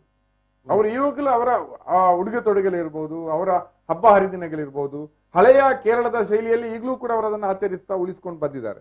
ಅಂತ ಕಡೆ ಅವರಿಗೆ ಇಷ್ಟವರೇ ಅಧಿಕಾರವನ್ನು ಗಳಿಸಲಿಕ್ಕೆ ಅಥವಾ ಒಂದು ರಾಜಕೀಯ ಪಕ್ಷವಾಗಿ ಸಂಘಟನೆಯಾಗಿ RSS ದೊಡ್ಡದಿರ್ಬೋದು, ರಾಜಕೀಯ ಪಕ್ಷವಾಗಿ ಬಿಜೆಪಿಯನ್ನ ಕಟ್ಟಲಿಕ್ಕೆ ಸಾಧ್ಯ ಆಗ್ಲಿಲ್ಲ. ಅದರಿಂದಾಗಿ ಸ್ವದೇಶಿ ಚಿಂತನೆಯ ಕಾರಣಕ್ಕಾಗಿ ಅವರೆಲ್ಲಾ ಕಡೆ ಬೆಳೆದು ಬರ್ತಾ ಇದ್ದಾರೆ ಅನ್ನುವಂತಹದ್ದಾಗಿದ್ರೆ ಕೇರಳದಲ್ಲಿ ಯಾವತ್ತೂ ಅವರು ಮುನ್ನಡೆಯನ್ನ ಸಾಧಿಸಬೇಕಿತ್ತು. ಆದ್ರೆ ಅಲ್ಲಿ ಕಮ್ಯುನಿಸ್ಟ್ ಪಕ್ಷ, ಎಡಪಂಥೀಯ CPM ನೇತೃತ್ವದ ಎಡರಂಗ ಅಲ್ಲಿಯ ಜನರ ಸಾಂಪ್ರದಾಯಿಕತೆ ಮತ್ತು ಅವರ ಮನೋಭಾವಕ್ಕೆ ಪೂರಕವಾಗಿ ಪಕ್ಷವನ್ನ ಕಟ್ತಾ ಬಂದಿದೆ ಮತ್ತು ಸ್ವತಃ ಸ್ಪಂದಿಸ್ತಾ ಬಂದಿದ್ದಾರೆ. ಮತ್ತು ಕೇರಳ ಅತ್ಯಂತ ಹೆಚ್ಚು ಸಾಕ್ಷರರಿರುವಂತ ನಾಡು. ಅಲ್ಲಿ ರಾಜಕೀಯ ಪಕ್ಷಗಳ ಬೆಂಬಲಿಗರು ಕೂಡ ವಿಷಯಾಧಾರಿತವಾಗಿ ತಮ್ಮ ಪಕ್ಷಗಳನ್ನು ಕೂಡ ಟೀಕಿಸುವಂತ ಸ್ವಭಾವವನ್ನು ಹೊಂದಿದ್ದಾರೆ. ಈಗ ಕೇರಳದಲ್ಲಿ ಅವರಿಗೆ ಸ್ವದೇಶಿ ಚಿಂತನೆಗಳಿಗಿಂತಲೂ ಹೆಚ್ಚು ಅಲ್ಲಿರುವಂತಹ ಮುಸ್ಲಿಂ ಮತ್ತು ಕ್ರೈಸ್ತರ ಸಂಖ್ಯೆಯನ್ನೇ ತೋರಿಸಿ ಹಿಂದೂಗಳನ್ನ ತಮ್ಮ ಕಡೆ ಸೆಳೆಯುವಂತ ಒಂದು ಪ್ರಯತ್ನವನ್ನು ಮಾಡಿದ್ದಾರೆ. ಬಿಜೆಪಿ ಎಲ್ಲಾ ಕಡೆ ಕೂಡ ಈ ಕಳೆದ ಒಂದು ದಶಕದ ರಾಜಕಾರಣ ಬಹಳ ಕ್ಲಿಯರ್ ಆಗಿ ಒಂದು ದುಡ್ಡು ಮತ್ತೊಂದು ಇನ್ನೊಂದು ಅಲ್ಪಸಂಖ್ಯಾತ ವಿರೋಧಿ ಚಿಂತನೆಗಳು, ಅದನ್ನೇ ಅವರು ಸ್ವದೇಶಿ ಚಿಂತನೆ ಅಂತ ಎಲ್ಲಾ ಕಡೆ ಹೇಳ್ತಾ ಇದ್ದಾರೆ, ಮಾಡೋ ಪ್ರಯತ್ನವನ್ನು ಮಾಡಿದ್ದಾರೆ. ಅದರಿಂದಾಗಿ ಕೆಲವು ಸಂದರ್ಭದಲ್ಲಿ ಕಳೆದ 2 ಚುನಾವಣೆಯಲ್ಲಿ ಒಂದಿಷ್ಟು ಮತ ಅಷ್ಟೇ ಅವರಿಗೆ ಜಾಸ್ತಿ ಆಗಿದೆ. ಆದ್ರೆ ಒಟ್ಟಾರೆಯಾಗಿ ಕೇರಳದಲ್ಲಿ ನಾರಾಯಣಗುರು ಅವರ ಚಳವಳಿ ಇರಬಹುದು ಮತ್ತು ಎಡಪಂಥೀಯ ಚಳವಳಿ ಇರಬಹುದು, ಮತ್ತೆ ಅಲ್ಲಿಯ ಜನರ ಶಿಕ್ಷಣದ ಮಟ್ಟ ಇರಬಹುದು, ಇದೆಲ್ಲವೂ ಕೂಡ ಬಿಜೆಪಿಗೆ ಇದನ್ನೆಲ್ಲವನ್ನು ಕೂಡ ಬಳಸಿಕೊಂಡು ಅಲ್ಪಸಂಖ್ಯಾತ ವಿರೋಧಿ ಮನೋಭಾವ, ಮುಸ್ಲಿಂ ವಿರೋಧಿ ಮನೋಭಾವ ಇದೆಲ್ಲವನ್ನು ಇಟ್ಕೊಂಡು ಅಥವಾ ದುಡ್ಡಿನ ಪ್ರಭಾವವನ್ನು ಇಟ್ಕೊಂಡು ಅಲ್ಲಿ ಸ್ಥಾನಗಳನ್ನ ಜಾಸ್ತಿ ಮಾಡ್ಲಿಕ್ಕೆ ಆಗ್ಲಿಲ್ಲ. ಅದು ಈ ಬಾರಿ ಎಲೆಕ್ಷನ್ ಅಲ್ಲಿ ಕಂಡಿದೆ. 2 ಸೀಟ್ ಅಲ್ಲಿ ಮುನ್ನಡೆ ಅಂತ ಬರ್ತಾ ಇದೆ. ಬಹುಶಃ ನನ್ಗೆ ನನ್ನ ಅನಿಸಿಕೆ ಆ 2 ಮುನ್ನಡೆ ಕೂಡ ಈಗ ಕೊನೆಯದಾಗಿ ಉಳಿಲಿಕ್ಕಿಲ್ಲ ಅನ್ನುವಂಥದ್ದು ನನ್ನ ನಿರೀಕ್ಷೆ. ಓಕೆ, ಬರ್ತೇನೆ ಹರಕೃಷ್ಣ ಭಟ್ ಅವರಿಗೆ ಬರ್ತೇನೆ. ಈಗ ಬಹಳ ಮುಖ್ಯವಾಗಿ ಈಗ ತಮಿಳುನಾಡು ರಾಜಕೀಯಕ್ಕೆ ಸಂಬಂಧಪಟ್ಟ ಹಾಗೆ ಅಲ್ಲಿ ಮತ್ತೆ ಸೂರ್ಯೋದಯ ಆಗಿದೆ. DMK ಅಧಿಕಾರಕ್ಕೆ ಏರ್ತಾ ಇದೆ ಅಂತ ಅನ್ನುವಂಥದ್ದು, ತಮಿಳುನಾಡು DCM ಪನ್ನೀರ್ ಸೆಲ್ವಂ ಕೂಡ ಹಿನ್ನಡೆಯಾಗಿದೆ ಅಂತ ಅನ್ನುವಂಥ ಬ್ರೇಕಿಂಗ್ ಕೂಡ ಬರ್ತಾ ಇದೆ. ಚಲನಚಿತ್ರ ನಟ ಕಮಲ್ ಹಾಸನ್ ಅವರ ಪಕ್ಷ MNM ಕೇವಲ 1 ಸ್ಥಾನದಲ್ಲಿ ಮುಂದಿತ್ತು, ಆದರೆ ಕಮಲ್ ಹಾಸನ್ ಅವರು ಹಿನ್ನಡೆಯಲ್ಲಿದ್ದಾರೆ ಅನ್ನುವಂಥದ್ದು ಬ್ರೇಕಿಂಗ್ ಕೂಡ ಬರ್ತಾ ಇದೆ. ಕಮಲ್ ಹಾಸನ್ಗೆ ಹಿನ್ನಡೆಯಾಗಿದೆ. ಜೊತೆಯಲ್ಲಿ ಅಲ್ಲಿ DMK ಅಧಿಕಾರದತ್ತ ಮುನ್ನುಗ್ಗಿದೆ. 10 ವರ್ಷಗಳ ಬಳಿಕ 2 ಹಂತದಲ್ಲೂ ಕೂಡ ಎಲ್ಲಿವರೆಗೆ ಜಯಲಲಿತಾ ಇದ್ರು ಅಲ್ಲಿವರೆಗೂ ಕೂಡ AIADMK ಆಡಳಿತವನ್ನ ಮಾಡಿಕೊಂಡು ಬಂದಿದೆ. ಯಾವಾಗ ಜಯಲಲಿತಾ ಅವರು ತೀರ್ಕೊಂಡ್ರು ಆ ನಂತರದಲ್ಲಿ ತಮಿಳುನಾಡು ರಾಜಕೀಯದಲ್ಲಿ ಒಂದಷ್ಟು ಗೊಂದಲಗಳಾಗುತ್ತೆ. ಶಶಿಕಲಾ ಅವರು ಜೈಲು ಪಾಲಾಗ್ತಾರೆ. ಈ ನಡುವೆ ಪನ್ನೀರ್ ಸೆಲ್ವಂ ಅವರು ಅಲ್ಲಿ ಅಧಿಕಾರಕ್ಕೆ ಅವರು ಮುಖ್ಯಮಂತ್ರಿಯಾಗಿ ಬರ್ತಾರೆ. ಮತ್ತೆ ಶಶಿಕಲಾ ಅವರು ಜೈಲಿನಿಂದ ಬಿಡುಗಡೆಯಾಗಿ ಬಂದಿರುವ ಸಂದರ್ಭದಲ್ಲಿ ಪನ್ನೀರ್ ಸೆಲ್ವಂ ಅವರು ಮತ್ತು ಶಶಿಕಲಾ ಅವರ ನಡುವೆ ಒಂದಷ್ಟು ಕೆಲವೊಂದು ಶೀತಲ ಸಮರಗಳು ಆಗಿ ಶಶಿಕಲಾ ಅವರು ತನ್ನದೇ ಆದಂತ ಮತ್ತೊಂದು ಪಕ್ಷವನ್ನು TV ದಿನಕರನ್ ಅವರ ನೇತೃತ್ವದಲ್ಲಿ MMK ಅನ್ನುವಂಥ ಪಕ್ಷವನ್ನು ಕೂಡ ಕಟ್ತಾರೆ. ಆದ್ರೆ ಯಾವುದು ಕೂಡ MMKಗೂ ಕೂಡ ಅಲ್ಲಿ ನೋಡಿದ್ರೆ ಸಾಕಷ್ಟು ಸ್ಥಾನಗಳು ಇಲ್ಲ. ಅಲ್ಲಿ ಯಾವ ರೀತಿಯಲ್ಲಿ ಸಮೀಕ್ಷೆಗಳು ಬಂದಿದಾವೋ ಅದೇ ರೀತಿಯಲ್ಲಿ ಇವತ್ತು ತಮಿಳುನಾಡಿನಲ್ಲಿ ಮತ್ತೆ DMK ಸರ್ಕಾರ ಬರ್ತಾ ಇದೆ. ಅಲ್ಲಿ MK ಸ್ಟಾಲಿನ್ ಅವರು ಮುಖ್ಯಮಂತ್ರಿ ಆಗುವುದು ಖಚಿತ ಅನ್ನುವಂಥದ್ದು ಕಾಣ್ತಾ ಇದೆ. ಏನ್ ಹೇಳ್ತೀರಿ ಮುನೀರ್? ಅಂದ್ರೆ ತಮಿಳುನಾಡಿನಲ್ಲಿ ಈಗ ಏನು ಕಾಣ್ತಾ ಇದೆ, 135ರಷ್ಟು DMK ಮೈತ್ರಿಕೂಟ ಮತ್ತು 99 AIADMK ಮೈತ್ರಿಕೂಟ. ಅಲ್ಲಿ DMK ಅಧಿಕಾರಕ್ಕೆ ಬರ್ತದೆ ಅನ್ನುವಂತಹದ್ದು ಎಲ್ಲರಿಗೂ ಗೊತ್ತಿರುವಂತ ಸತ್ಯ. ಅದು ಚುನಾವಣೆ ಪೂರ್ವದಲ್ಲಿ ಅಲ್ಲಿ ಲಾಸ್ಟ್ ಪಾರ್ಲಿಮೆಂಟ್ ಇಲೆಕ್ಷನ್ ಅಲ್ಲೇ ಅದು ಬಹಳ ಸ್ಪಷ್ಟ ಆಗಿತ್ತು. ಯಾಕೆಂದ್ರೆ ಜಯಲಲಿತಾ ಇಲ್ಲದಂತಹ DMKಗೆ ನಾಯಕತ್ವ ಇರ್ಲಿಲ್ಲ, ಶಶಿಕಲಾ ಜೈಲಲ್ಲಿದ್ರು, ಇಂಥದ್ದೆಲ್ಲ ಇದ್ದಾಗ ನಿರೀಕ್ಷಣೆ ಇರ್ಲಿಲ್ಲ. ಆದ್ರೆ ಈಗೇನು 99 ಸ್ಥಾನಗಳನ್ನ AIADMK ಮುನ್ನಡೆಯನ್ನು ಸಾಧಿಸಿದೆ. ನನ್ನ ಮಟ್ಟಿಗೆ ಅದು ಹೆಚ್ಚು.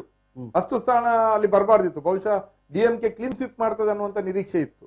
ಆ 99 ಸ್ಥಾನ ಅಲ್ಲಿ ಬಂದಿರೋದಿದೆಯಲ್ಲ, ಅದು ನನ್ನ ಮಟ್ಟಿಗೆ ಅದು ದೊಡ್ಡದು ಅನ್ನೋ ರೀತಿಯಲ್ಲಿ ಕಾಣ್ತಾ ಇದೆ. ಮತ್ತೆ ಬಹಳ ಪ್ರಧಾನವಾಗಿ AIADMK 99 ಸ್ಥಾನ ಪಡೀಲಿಕ್ಕೆ ಇನ್ನೊಂದು ಕಾರಣ ಏನಂದ್ರೆ, ಶಶಿಕಲಾ ಅವರು ರಾಜಕೀಯ ಜೈಲಿನಿಂದ ಹೊರಗಡೆ ಬಂದ್ರು. ಆದ್ರೆ ಚುನಾವಣೆಯಲ್ಲಿ ಯಾವ ಪಾತ್ರವನ್ನು ವಹಿಸದೆ ಒಂದು ನಿರ್ಲಿಪ್ತವಾದಂತಹ ಇದನ್ನ ಒಂದು ರೀತಿಯಲ್ಲಿ ತಟಸ್ಥವಾಗಿ ಅದು ಕೂಡ AIADMK ಒಂದಿಷ್ಟು ಲಾಭ ಆಯ್ತು. ಒಂದು ವೇಳೆ ಅವರು ದಿನಕರನ್ ಜೊತೆ ಸೇರ್ಕೊಂಡು ಚುನಾವಣೆಯಲ್ಲಿ ಸ್ಪರ್ಧೆ ಮಾಡಿದ್ರೆ ಬಹುಶಃ AIADMK ಇನ್ನೂ ಒಂದು 25-30 ಸ್ಥಾನಗಳನ್ನ ಕಳ್ಕೊಳ್ತಾ ಇತ್ತು ಅನ್ನುವಂತಹದ್ದು ಒಂದು ನನ್ನ ಅಂದಾಜು. ಆದ್ರಿಂದಾಗಿ DMKಗೆ ಇಲ್ಲಿಗ ಹಾಗಾದ್ರೆ ಶಶಿಕಲಾ ಅವರು 2 ಕಡೆಯಲ್ಲಿ ಲಾಭ ಮಾಡ್ಕೊಂಡ್ರ ಹೇಗೆ?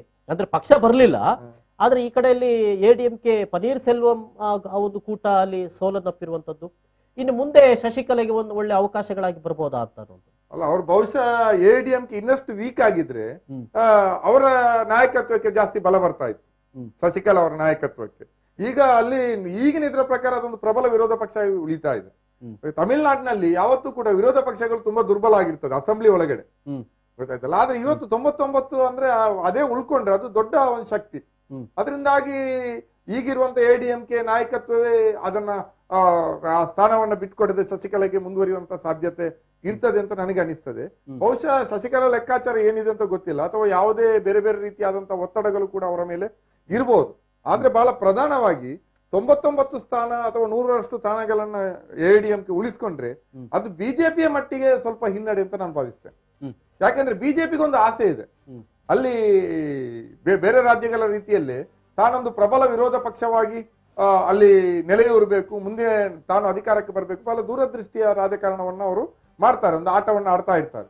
ಅದರಿಂದಾಗಿ ಎಡಿಎಂಕೆ ಪ್ರಬಲ ಪಕ್ಷವಾಗಿ ವಿರೋಧ ಪಕ್ಷವಾಗಿ ಉಳ್ಕೊಂಡ್ರೆ ಬಿಜೆಪಿ ಇನ್ನಷ್ಟು ಕಾಲ ಅದರ ಬಾಲಂಗೊಚ್ಚಿಯಾಗಿ ಉಳಿಬೇಕಾಗ್ತದೆ. ಇದು ಒಂದು ಬಿಜೆಪಿಯ ಮಟ್ಟಿಗೂ ಕೂಡ ಬಹಳ ಆಶಾದಾಯಕವಾದಂತ ಇದೇನಲ್ಲ ಎಡಿಎಂಕೆ. ಅದು ಬಹುಶಃ ಎಡಿಎಂಕೆ ಜೊತೆಗಿದ್ದು ಒಂದು ಅಧಿಕಾರಕ್ಕೆ ಬರಬೇಕು ಅಥವಾ ಎಡಿಎಂಕೆ ಪೂರ್ಣವಾಗಿ ಕುಸಿಬೇಕು ಅನ್ನುವಂತ ನಿರೀಕ್ಷೆ ಬಿಜೆಪಿಗೆ ಇದ್ದಂಗಿತ್ತು. ಅದು ಇವತ್ತು ಅಲ್ಲಿ ಕಾಣ್ತಾ ಇಲ್ಲ. ಆದ್ರೆ ಒಂದೇನಂದ್ರೆ ದಕ್ಷಿಣದಲ್ಲಿ ಸ್ಟಾಲಿನ್ ಅಂತ ಒಬ್ಬ ನಾಯಕ ಅಧಿಕಾರಕ್ಕೆ ಬರೋದು, ಅಲ್ಲಿ ಆತ ಕಾಂಗ್ರೆಸ್ ಎಡಪಕ್ಷಗಳನ್ನೆಲ್ಲವನ್ನು ಜೊತೆಯಲ್ಲಿ ಇಟ್ಕೊಂಡಿದ್ದಾರೆ, ಅವರೆಲ್ಲರನ್ನು ಒಂದು ಮೈತ್ರಿಕೂಟಕ್ಕೆ ತಂದಿದ್ದಾರೆ. ಅದೊಂದು ಸಂದೇಶವನ್ನು ಕೊಡ್ತದೆ. ಯಾಕಂದ್ರೆ ದಕ್ಷಿಣದಲ್ಲಿ ಇವತ್ತು ಬಿಜೆಪಿಗೆ ಎಲ್ಲಿಯೂ ನೆಲೆ ಇಲ್ಲದಂತಹ ಪರಿಸ್ಥಿತಿ, ಈಗ ಕರ್ನಾಟಕದಲ್ಲಿಯೂ ಕೂಡ ಹಿನ್ನಡೆ ಅನುಭವಿಸ್ತಾ ಇದೆ ಬಿಜೆಪಿ. ಅದರಿಂದಾಗಿ ಸ್ಟಾಲಿನ್ ಅಂತ ಒಬ್ಬ ದೂರದೃಷ್ಟಿಯುಳ್ಳ ನಾಯಕ, ಬೇರೆ ಬೇರೆ ಪಕ್ಷಗಳನ್ನ ಜೊತೆಯಲ್ಲಿ ಕರ್ಕೊಂಡು ಹೋಗಬಲ್ಲಂತ ನಾಯಕ ಮುಖ್ಯಮಂತ್ರಿ ಆಗೋದು ಮತ್ತು ರಾಷ್ಟ್ರ ರಾಜಕಾರಣದಲ್ಲಿ ಅವ್ರಿಗೊಬ್ಬ ಒಂದು ಪಾತ್ರ ಸಿಗೋದು ಮುಂದಿನ ದಿನಗಳಲ್ಲಿ ಮೋದಿ ವಿರೋಧದ ರಾಜಕಾರಣ ಏನಿದೆ ಅದಕ್ಕೊಂದು ಬಲ ಬರ್ತದೆ ಅನ್ನುವಂಥದ್ದು ಕೂಡ. ಏನ್ ಹೇಳ್ತಾರೆ ಈಗ ತಮಿಳ್ನಾಡು ರಾಜಕಾರಣ ಬೇರೆ. ಈಗ ಮುನೀರ್ ಸಾಹೇಬ್ರು ಹೇಳಿದ್ರು, ಅದು ಕೇರಳದ ಹಿನ್ನೆಲೆ ಹೇಳಿದ್ರು, ತಮಿಳ್ನಾಡು ಹಿನ್ನೆಲೆ ಹೇಳಿದ್ರು, ಬಿಜೆಪಿಗೆ ಹಾಗೆ ಹೀಗೆ ಅಂತ. ನೋಡಿ, ಯಾವುದೇ ಒಂದು ಪಕ್ಷಕ್ಕೆ ಅಧಿಕಾರಕ್ಕೆ ಬರಬೇಕು ಅಂತಾದ್ರೆ ಬರುವುದಿಲ್ಲ ಅನ್ನುವಂತ ಒಂದು ಚಿಂತನೆ ಬಂದ ತಕ್ಷಣ ಮತ್ತವರ ಜೊತೆ ಸೇರುವಂಥದ್ದು ಸಹಜವೇ. ಈಗ ಇವರು ಮುನೀರ್ ಅವರ ಪಕ್ಷ ಸಿಪಿಎಂ ಏನಿದೆ ಮೈತ್ರಿ ಮಾಡ್ಕೊಂಡ್ರು. ವೆಸ್ಟ್ ಬೆಂಗಾಲ್ ನಲ್ಲಿ ಯಾರ ಜೊತೆ ಮೈತ್ರಿ ಮಾಡ್ಕೊಂಡ್ರು? ಕಾಂಗ್ರೆಸ್ ನಲ್ಲಿ. ಕೇರಳದಲ್ಲಿ ಬೈತಾರೆ, ಅಲ್ಲಿ ಹೊಗಳ್ತಾರೆ. ಸೊ ರಾಜಕೀಯ ಸಿದ್ಧಾಂತಗಳು ಒಂದು ರಾಜ್ಯದಿಂದ ಒಂದು ರಾಜ್ಯಕ್ಕೆ ಹೋದಾಗ ಅದು ಬದಲಾಗ್ತದೆ. ಅದನ್ನು ಹೇಳಲಿಕ್ಕೆ ಸ್ಪಷ್ಟ ಹೇಳಲಿಕ್ಕೆ ಆಗೋದಿಲ್ಲ. ಅಲ್ಲಿ ಕಾಂಗ್ರೆಸ್ಗೆ ಇವರು ದೋಸ್ತಿ, ಇಲ್ಲಿ ಕಾಂಗ್ರೆಸ್ಗೆ ವಿರೋಧಿ. ಹಾಗಾದ್ರೆ ಯಾವ್ದು ಇದು ರಾಜಕೀಯ ಇವರದು? ಪ್ರತಿಯೊಬ್ಬರು ಕೂಡ ಒಂದು ರಾಜಕಾರಣದಲ್ಲಿ ರಾಜಕೀಯ ಅಧಿಕಾರ ಗಳಿಸೋದಕ್ಕೋಸ್ಕರ ಒಂದು ವಿಚಾರಧಾರೆ ಜೊತೆ ಹೊಂದಾಣಿಕೆ ಮಾಡಿಕೊಳ್ತಾರೆ. ಅದರ ಅರ್ಥ ಅದ್ರಿಗೆ ಅದೇ ಬಾಲಂಗೋಚಿ ಆಗೋದಿಲ್ಲ ಅದು. ಹಾಗಾದ್ರೆ ಇವರು ಬಾಲಂಗೋಚಿ ಕಾಂಗ್ರೆಸ್ ಇದ್ದು ಅಲ್ಲ, ಬೇರೆ ಕಾಂಗ್ರೆಸ್ ಅಲ್ಲ.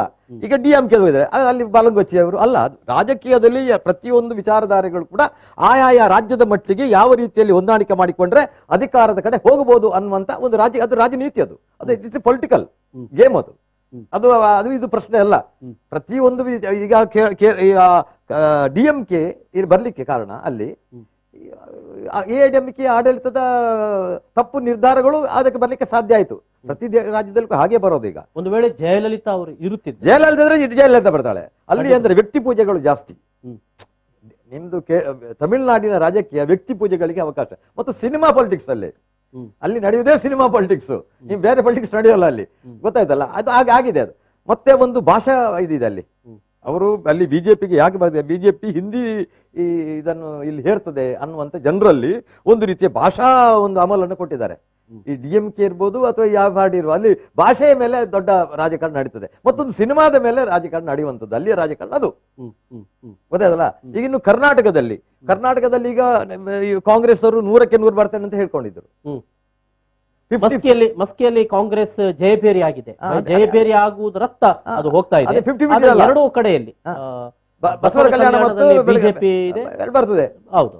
ಈಗ ನೀವು ರಾಜಕಾರಣದಲ್ಲಿ ಇವತ್ತೊಬ್ಬ ಗೆಲ್ತಾನೆ, ನಾಳೆ ಸಾಲ ಸೋಲ್ತಾನೆ. ಅದು ಯಾವ ರೀತಿ ಆಗುತ್ತೆ ನಿಮ್ಗೆ ಹೇಳಿಕ್ ಆಗೋಲ್ಲ.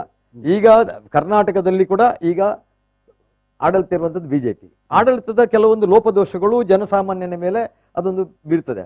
ಆಗ ವ್ಯತ್ಯಾಸಗಳಾಗಿ ಆಗುತ್ತದೆ. ನಾನು ಅದನ್ನ ಇಲ್ಲ ಅಂತ ಹೇಳುವುದಿಲ್ಲ. ಆದ್ರೆ ಬಹಳ ಮುಖ್ಯವಾಗಿ ಬೆಳಗಾವಿಗೆ ಸಂಬಂಧಪಟ್ಟ ಹಾಗೆ ಅಲ್ಲಿ ಏನು ಈ ಸಿಡಿ ಪ್ರಕರಣ ಆಯ್ತು, ಆ ಸಿಡಿ ಪ್ರಕರಣದ ಯಾವುದೇ ಛಾಯೆಗಳಲ್ಲಿ ಕಾಣ್ತಾ ಇಲ್ಲ. ಇಲ್ಲ ರಾಜಕಾರಣದಲ್ಲಿ ನೀವು ಇವರು ಹೇಳ್ತಾರಲ್ಲ ಕೆಲವು ಸಲ ರಾಜಕಾರಣವೇ ಬೇರೆ. ನಾವು ರಾಜಕಾರಣ ಅಧ್ಯಯನ ಮಾಡಿದರೆ ನಿಮ್ಮದು ಭ್ರಷ್ಟಾಚಾರ ಅಷ್ಟು ದೊಡ್ಡ ನೋಡಿ, ಈಗ ಪ್ರಶ್ನೆ ಆಗ್ಲಿಲ್ಲ ಈಗ ಅಂತ ಭ್ರಷ್ಟಾಚಾರ ಬರ್ತದೆ. ಅದು ಲೆಕ್ಕ. ಈಗ ಫಾರ್ ಎಕ್ಸಾಂಪಲ್ ಈಗ ಕೇರಳದಲ್ಲಿ ನಡೆದ ಚುನಾವಣೆಯಲ್ಲಿ ಸ್ಮಗ್ಲಿಂಗ್ ಸ್ವಪ್ನ ಸುರೇಶ್ಗಳ ಬಂಗಾರದ ಹಗರಣ ಇದೆಯಲ್ಲ, ಅದರಲ್ಲಿ ಅವರು CM ನ ಆಫೀಸ್ನವರೇ ಭಾಗಿಯಾಗಿ ಬಂದಿತ್ತು. ಅದರದ್ದು ಅದು ಬರದೇ ಇಲ್ಲ. ರಾಜಕಾರಣದಲ್ಲಿ ಬರುವಂತಹದ್ದು ಆ ಸಂದರ್ಭದಲ್ಲಿ ಏನು ಒಂದು ಗಾಳಿ ಹೋಗುತ್ತೆ ನೋಡಿ, ಆ ಗಾಳಿ ಬರ್ತದೆ.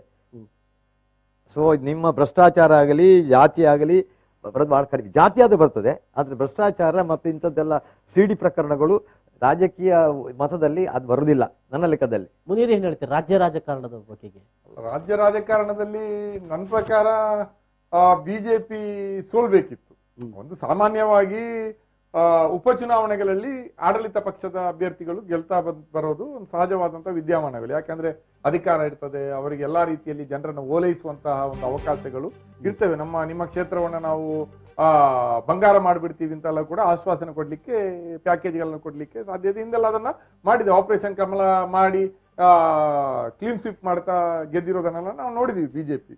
ಆದ್ರೆ ಈ ಬಾರಿ ಟಫ್ ಫೈಟ್ ಇತ್ತು ಎಲ್ಲ ಕಡೆ. ಈಗ ಮಸ್ಕಿಯಲ್ಲಿ ಕಾಂಗ್ರೆಸ್ ಮುನ್ನಡೆ ಸಾಧಿಸಿದೆ, ಬಸವ ಕಲ್ಯಾಣದಲ್ಲಿ ಬಿಜೆಪಿ ಮುನ್ನಡೆ ಸಾಧಿಸಿದೆ, ಬೆಳಗಾಂ ತುಂಬಾ ಫೈಟ್ ಇದೆ.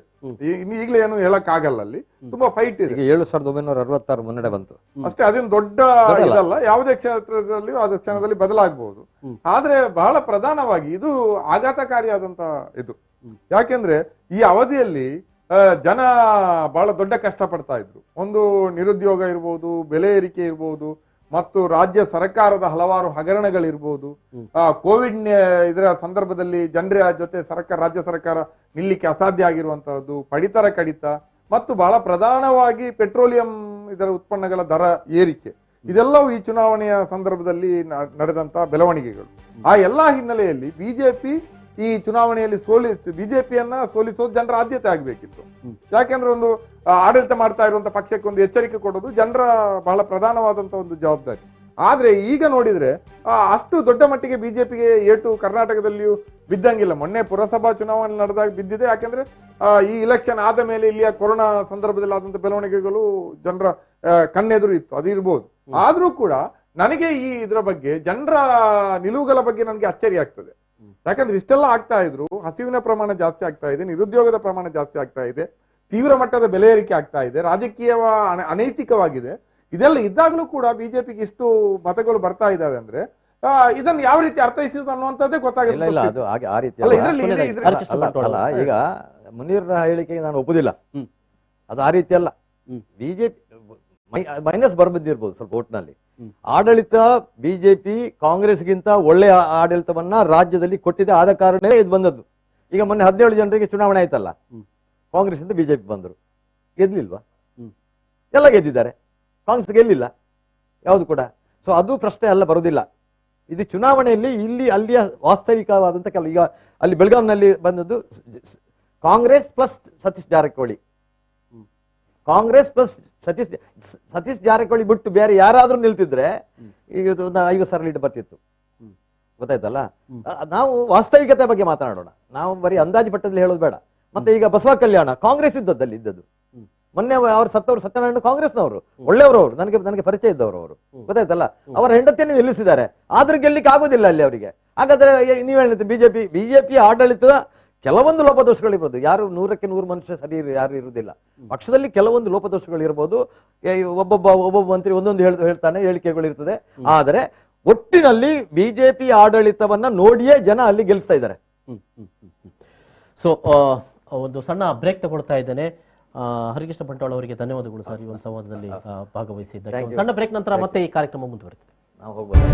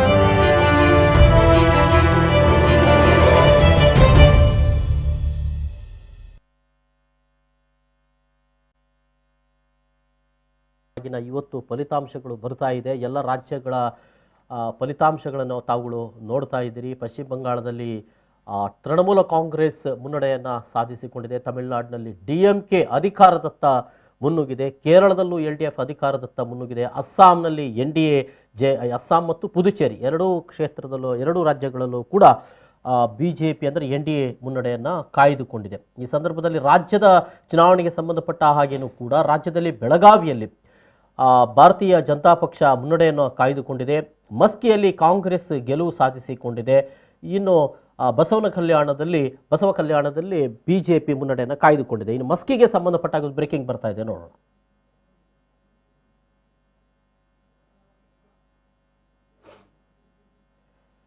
ಓಕೆ,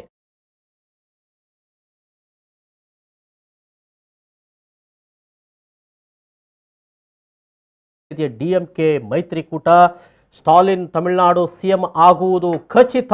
ತಮಿಳುನಾಡಿನಲ್ಲಿ 10 ವರ್ಷದ ಬಳಿಕ ಅಲ್ಲಿ ಸೂರ್ಯೋದಯವಾಗಿದೆ. DMK ಪಕ್ಷ ಅಲ್ಲಿ ಮತ್ತೆ ಅಧಿಕಾರಕ್ಕೆ ಬರ್ತಾ ಇರುವಂಥದ್ದು. ಕರುಣಾನಿಧಿಯವರನ್ನು ಸೋಲಿಸಿ ಜಯಲಲಿತಾ ಗೆದ್ದಿದ್ರು 10 ವರ್ಷಗಳ ಹಿಂದೆ. ಆ ನಂತರದಲ್ಲಿ ಮತ್ತೊಂದು ಚುನಾವಣೆ ನಡೆದ ಸಂದರ್ಭದಲ್ಲೂ ಕೂಡ ಮತ್ತೆ ಅವರು ಅಧಿಕಾರವನ್ನು ಪಡಿತಾರೆ. ಆ ನಂತರದಲ್ಲಿ ಇತ್ತೀಚೆಗೆ 2018ರಲ್ಲಿ ಅವರು ಸಾವನ್ನಪ್ಪಿದ ನಂತರದಲ್ಲಿ ಅಲ್ಲಿ ಒಂದಷ್ಟು ರಾಜಕೀಯ ಅಲ್ಲೋಲ ಕಲ್ಲೋಲಗಳು ಆಗ್ತದೆ. ಆ ಒಂದು ಹಿನ್ನೆಲೆಯಲ್ಲಿ ಮತ್ತೆ ಈ ಬಾರಿ ನಡೆದಂಥ ಚುನಾವಣೆಯಲ್ಲಿ DMK ಗೆಲುವನ್ನು ಸಾಧಿಸಿ ಯಾವ ರೀತಿಯಲ್ಲಿ ಸಮೀಕ್ಷೆಗಳು ಹೇಳಿದ್ದವೋ ಅದೇ ರೀತಿಯಲ್ಲಿ ಅಲ್ಲಿ DMK ಗೆಲುವನ್ನು ಸಾಧಿಸಿದೆ. ಸ್ಟಾಲಿನ್ ಅವರು ಮುಖ್ಯಮಂತ್ರಿಯಾಗಿ ಆಗುವುದು ಖಚಿತ ಅನ್ನುವಂಥ ಒಂದು ಮಾಹಿತಿಗಳು ಬರ್ತಾ ಇವೆ.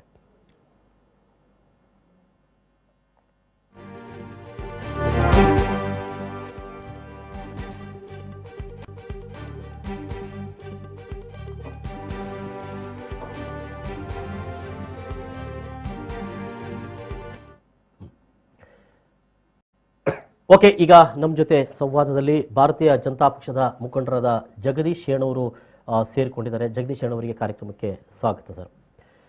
ಬಹುಶಃ 5 ರಾಜ್ಯಗಳ ಚುನಾವಣಾ ಫಲಿತಾಂಶವನ್ನು ನೋಡ್ತಾ ಇದ್ದೀರಿ. ಈಗಾಗಲೇ ಪಶ್ಚಿಮ ಬಂಗಾಳದಲ್ಲಿ ತೃಣಮೂಲ ಕಾಂಗ್ರೆಸ್ ಮುನ್ನಡೆಯನ್ನು ಕಾಯ್ದುಕೊಂಡಿದೆ.